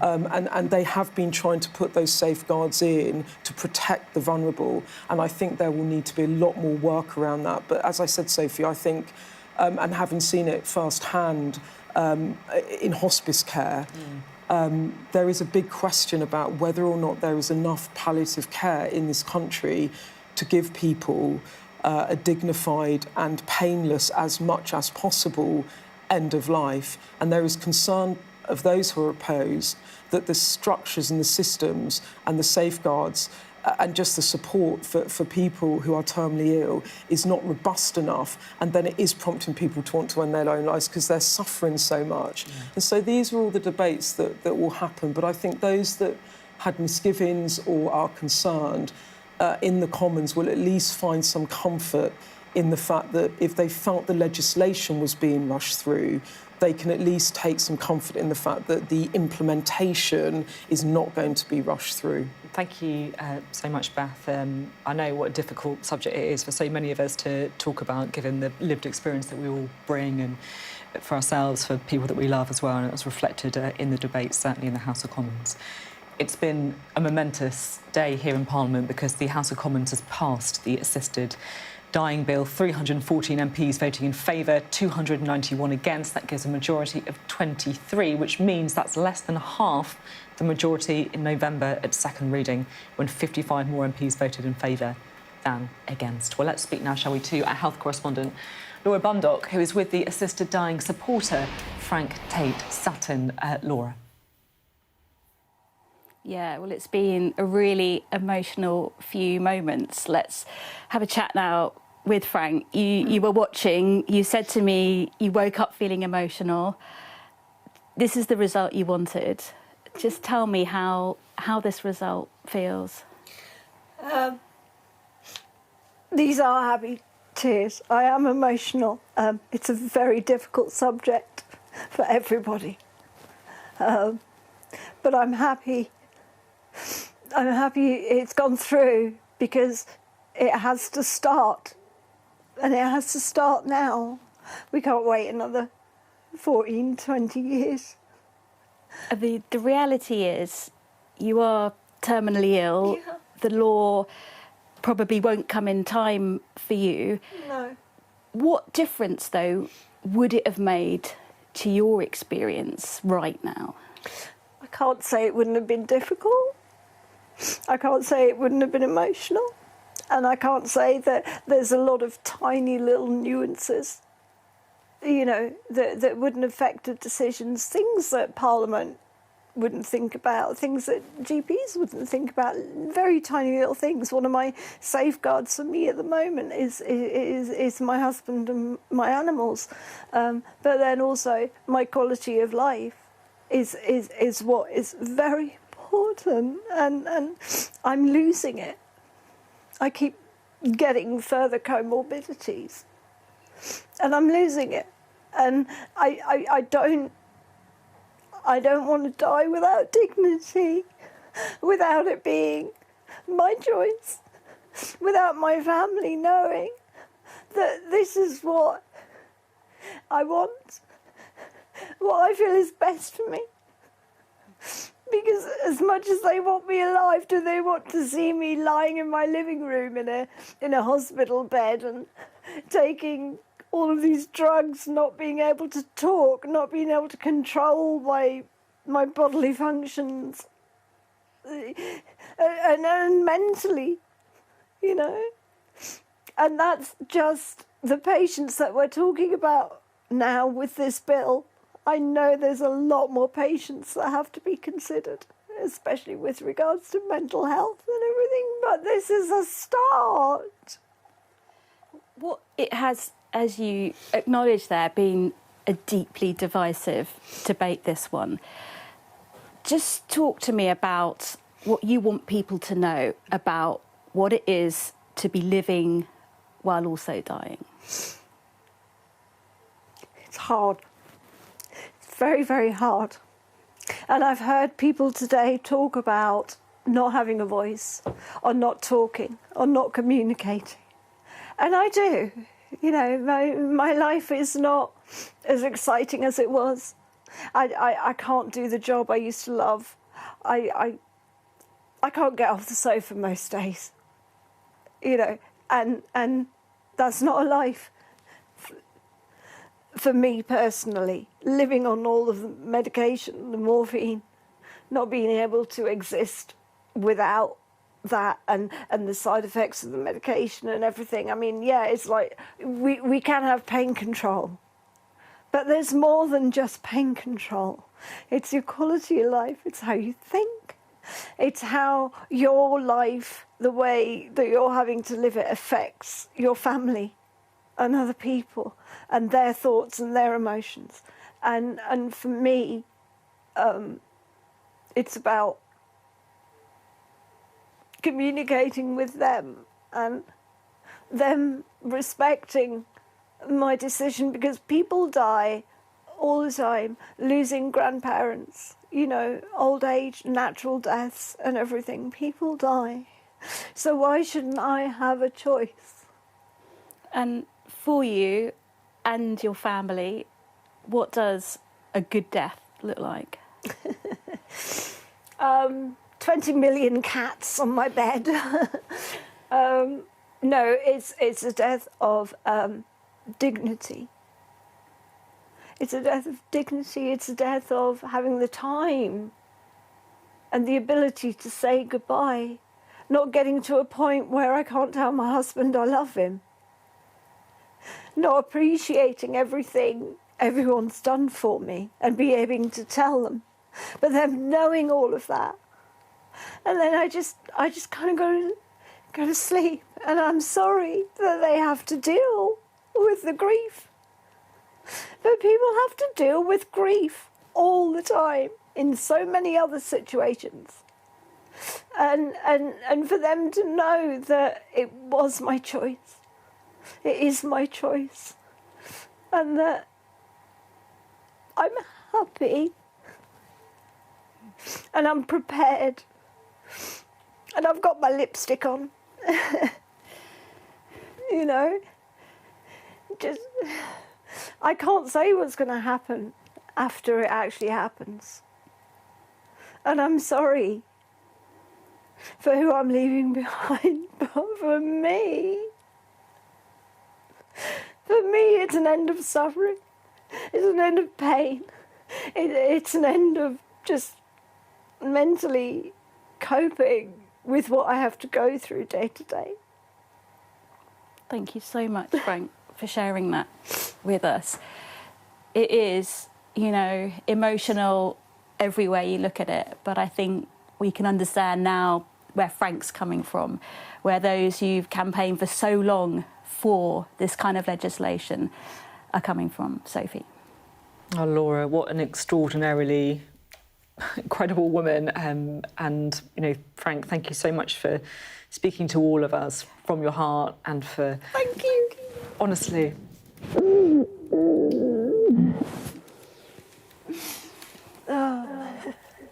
Thank you, Frank. Thank you. Yeah. I mean, that interview really does get to the heart of what this debate is about. It's about how people die. It's about that final chapter in our life that at the minute we're getting so wrong. And I guess whatever side of the debate you come down on, there's got to be a hope that somehow as a society we start grappling with this, we start talking about this, and we start improving things. There's an awful lot to digest. We will be hearing later on in the programme as well from people who come down on the other side of the debate who are worried about the concept of assisted dying as well. But in the meantime, we're going to return to what's happened in Parliament, where many MPs have been wrestling with their consciences and what their constituents have been telling them. Our political correspondent, Liz Bates, is at the Houses of Parliament for us now. Liz, what's the atmosphere there like? Sophie, I can't really describe the atmosphere in the House of Commons today. It's like nothing I've ever felt before.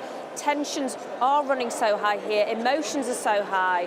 It feels so personal, and I sat in the House of Commons for that result. I have never heard it be quiet for that long, and this result was really hanging in the air. Clearly, MPs have taken all of this incredibly personally. There is somebody that I do want to speak to. I want to bring you now, Dame Meg Hillier. She voted against this legislation, so let's speak to her now. Dame Meg Hillier, How would you describe the atmosphere in the House of Commons today? It's quite extraordinary, isn't it? Well, I mean, debates like this are obviously quite emotive and bring out really strong feelings. So we knew that was going to be the case. But the key thing is the result now. That was a majority of 23, quite considerably down from the second reading vote of 55. It now has to go to the House of Lords. But also the government's got to implement this now with a 4-year hard deadline and find the money to do it, the training and sort of the practical things if it goes depending on exactly its progress in the Lords and when it gets finally becomes an Act of Parliament. So 4 years from that day. And I think that there's also a lot of promises and commitments made to improving palliative care. So we really need to see the government stepping up and making sure that funding is available for palliative care, because as many colleagues highlighted, if this is supposed to be a choice at the end of life, then it's not a choice if you don't have a palliative care option in your area. So that absolutely needs to be addressed. We've had those assurances from the government. It now needs to step up and deliver. And given how emotionally charged this has all been, how are you feeling right now? I think we're all exhausted, and what people perhaps don't appreciate is when you're sitting in the House listening to the debate, you can't eat in the chamber.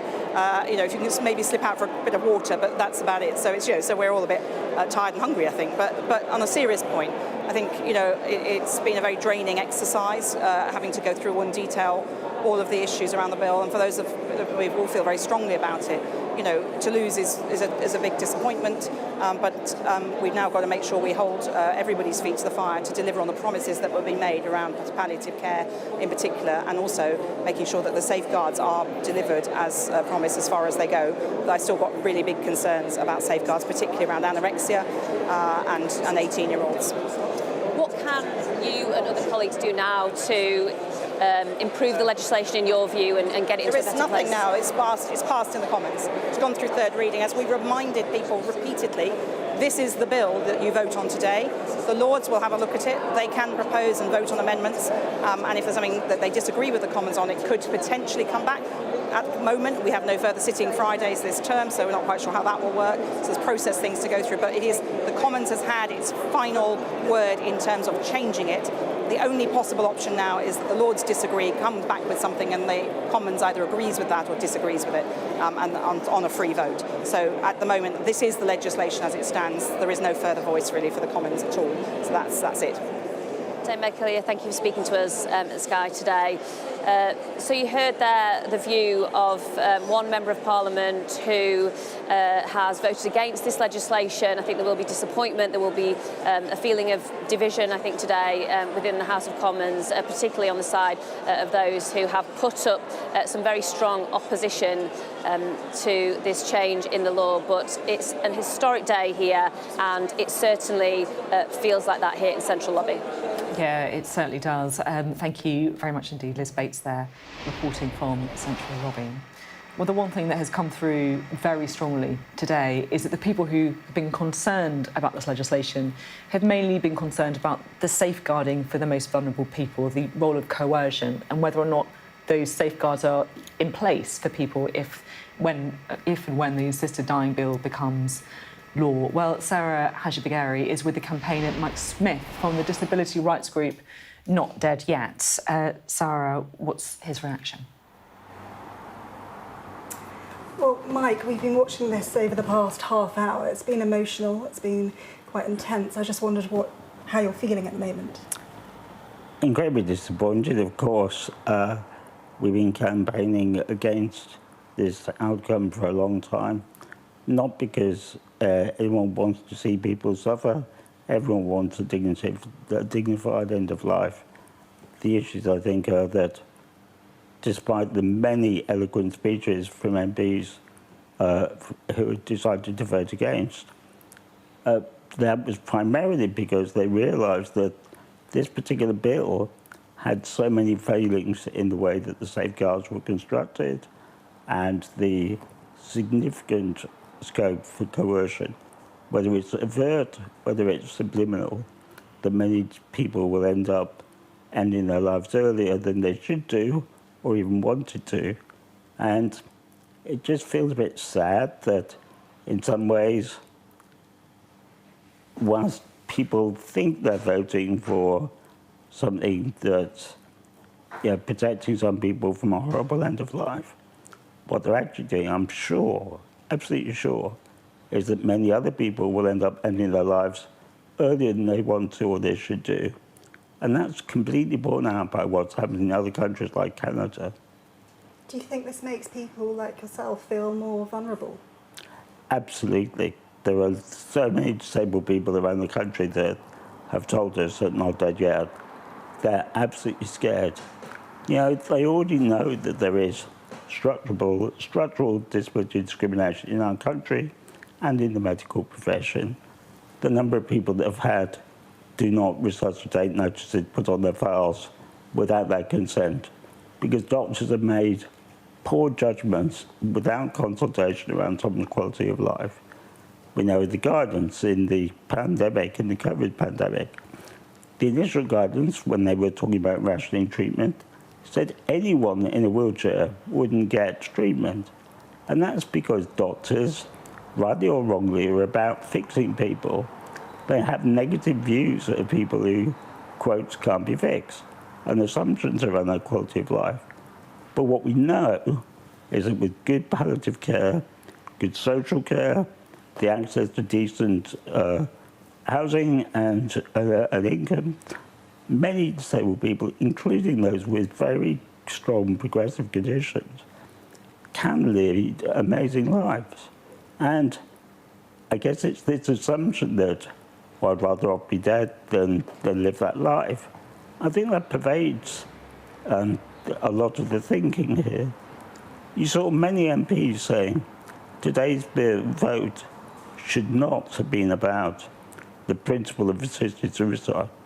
You know, I would probably quite like it myself if I suddenly thought I had a diagnosis of a terminal cancer that was going to be horribly painful. But I don't believe I have the right to request that when I know that for the handful of people that will elect to choose an early death this way, many, many others will be coerced, whether it's family members, whether it's just the subconscious not wanting to be a burden, worrying about whittling away their children's inheritance. There are so many factors. And this isn't scaremongering, Sarah, because we've seen it in Canada. The fifth report on the Canadian legislation said the number of people that were requesting it because they were worried about being a burden on their family, or they had basic lack of control over their body, has more than doubled over the years. And those aren't the issues of pain at the end of life. Those are issues about being disabled. And I think it's this inherent fear that people have about being disabled that drives this very emotional response on this really complex topic. And you feel that the safeguards just won't be there, they won't be in place? I'm absolutely certain they won't. And look at the large numbers of amendments that people tried to put forward to protect people. Even today they voted against the amendment saying that only being a burden wouldn't be enough. And it was thrown out.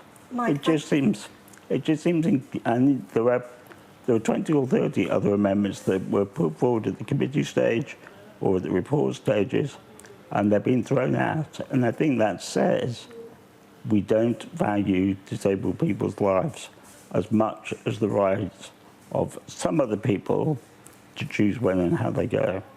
Thank you for sharing how you feel. And there's so many people across the country who will feel similar to Mike today, having seen that result, who will feel that they are less safe as a result. Sarah, thank you so much indeed, and thank you also to Mike for speaking so freely to us about his concerns, which I'm sure will be reflected among many of our viewers today. It is a momentous moment. The assisted dying bill passed by the House of Commons. Our health correspondent Ashish Joshi is in Parliament Square, where the depth of feeling has really been demonstrated by both sides of the debate. What's the reaction to the vote, Ashish? There was a lot of silence just ahead of the announcement of the results, and I think there was a lot of nerves. People were scared, and the moment the result was announced, it didn't feel like a euphoric cheer. It felt more like relief. I was watching it with a doctor who's been campaigning for years for assisted dying, and she broke down in tears. She was shaking, she cried, and she said, it's time, it's about time. And I'm just glad the MPs listened. And after that, even now, listen to this. You can't hear the cheering, the clapping, and all the noise we had in the lead up to the vote, except perhaps just there. Justice for Big J and Only Tony. There's all. We want justice. Hashtag Big Jamie in the comments. Justice for Only Tony and Big J on TikTok. Okay, away from the politicians,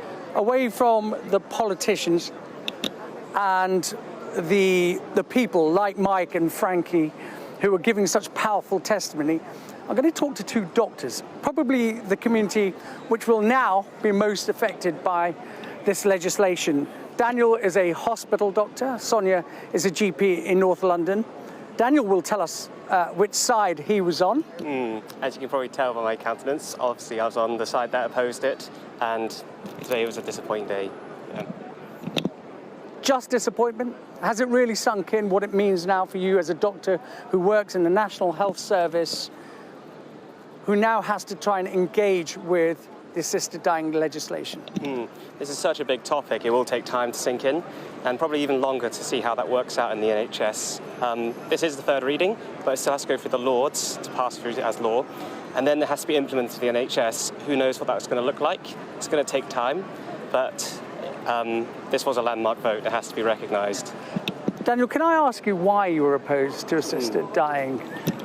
Multiple fronts. To be upfront, I am a Christian, and obviously that needs to be stated up front. I believe that all humans are made equally in God's image, that those who are terminally ill have just the right value and dignity to live as myself and you and Sonia. And also as a doctor, I believe that my primary role is the safety and also the preservation and the healing of patients' lives. We stand in a proud tradition for millennia that we've always said, I will not administer poison to patients, the Hippocratic Oath. And that has stood until probably the last 40 years, I'd say. So I stand in a tradition that has honoured that, and it's. Thank you, Daniel. Yeah. I'm just going to get you very quickly. We have to go to Kim Leadbeater. You're happy, but you took the Hippocratic Oath. Does this run contrary to your beliefs as a doctor? No, and I think we have the same values. But for me, as a doctor, I want my patients to have choice at the end of their life. I want them to have the choice to have a dignified death, and I want for them to be able to die with care and compassion. And I see my role as a healthcare professional to support my patients to do that. And I'm overwhelmed with emotion about this vote today, with huge feelings of relief, because this will allow many of my patients who are suffering to be able to actually have more open conversations with me about how they want to end their life. Okay. So. Sonia, Daniel, thank you for joining us. I'm sorry I couldn't give you more time, but cross back to Sophie in the studio and get some more reaction to today's historic vote. Thank you very much indeed. Well, unlike most parliamentary legislation, this has been brought forward through a private member's bill, which means there's been an awful lot resting on the shoulders of one woman, the MP, Kim Leadbeater, the Labour MP, who has pushed this legislation forward, steered it through committee, and today, of course, has managed to get that bill, the vote, over the line in the House of Commons. She joins our political correspondent Liz Bates now, who is in Parliament for us. Liz. Sophie, you're right. This is such an unusual way to create such an historic piece of legislation, and this is the woman who took it from start to finish. This is Kim Leadbeater. What is this moment like for you? Gosh, it feels very surreal, to be quite honest. It feels a huge relief because a huge amount of work has gone into getting us to this day. I think we had a very respectful debate. The chamber was again at its best, which I think was really important. But the important thing is we've got the bill over the line, which means so much to so many people. And I pay tribute to the families and the terminal people that I've met in these recent months. This bill is about them. It's not about MPs. It's about those people. And if you're lucky enough not to have been touched by the issues that we've talked about today, then you are lucky. But so many people have, and it's them that I've kept at the forefront of my mind throughout the entire process. Just so you have a moment there with some people off to the side here. Can you explain who that was? That was very emotional. Yeah, so they're people I've met on this journey, and these are either people who have lost loved ones under very difficult circumstances, whether through suicide or through going to Dignitas in Switzerland and dealing with the trauma that both of those things bring, or people who've lost loved ones who have had, despite very good care, very traumatic deaths, and several of them have PTSD as a result of that, but also then some terminally ill people. So people who, despite their terminal diagnosis, and a couple of them have got less than a year to live, they are here campaigning on this issue because they know how much it means to give dying people choice, dignity and autonomy, which is a choice. You don't have to do it, and that's the thing I would keep reiterating to people. We've got an extremely well safeguarded piece of legislation here. Only people that want to make this choice would get through that entire robust process. And it means so much to people, and they're the people that have kept me going throughout it, because I'm not going to pretend it's been easy.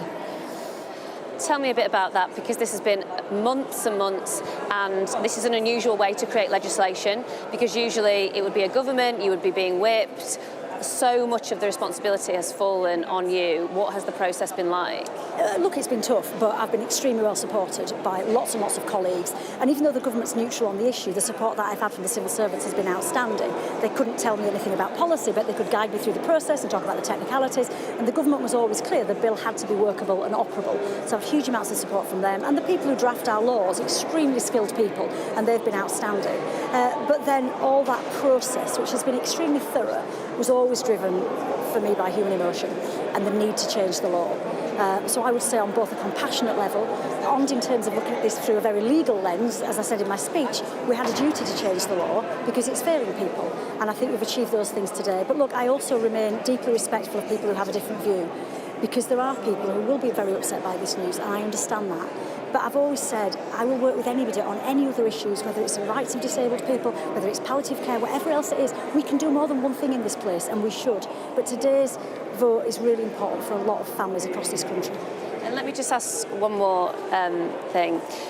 I was in the chamber for that moment. The silence was like something I've never heard before we heard the result.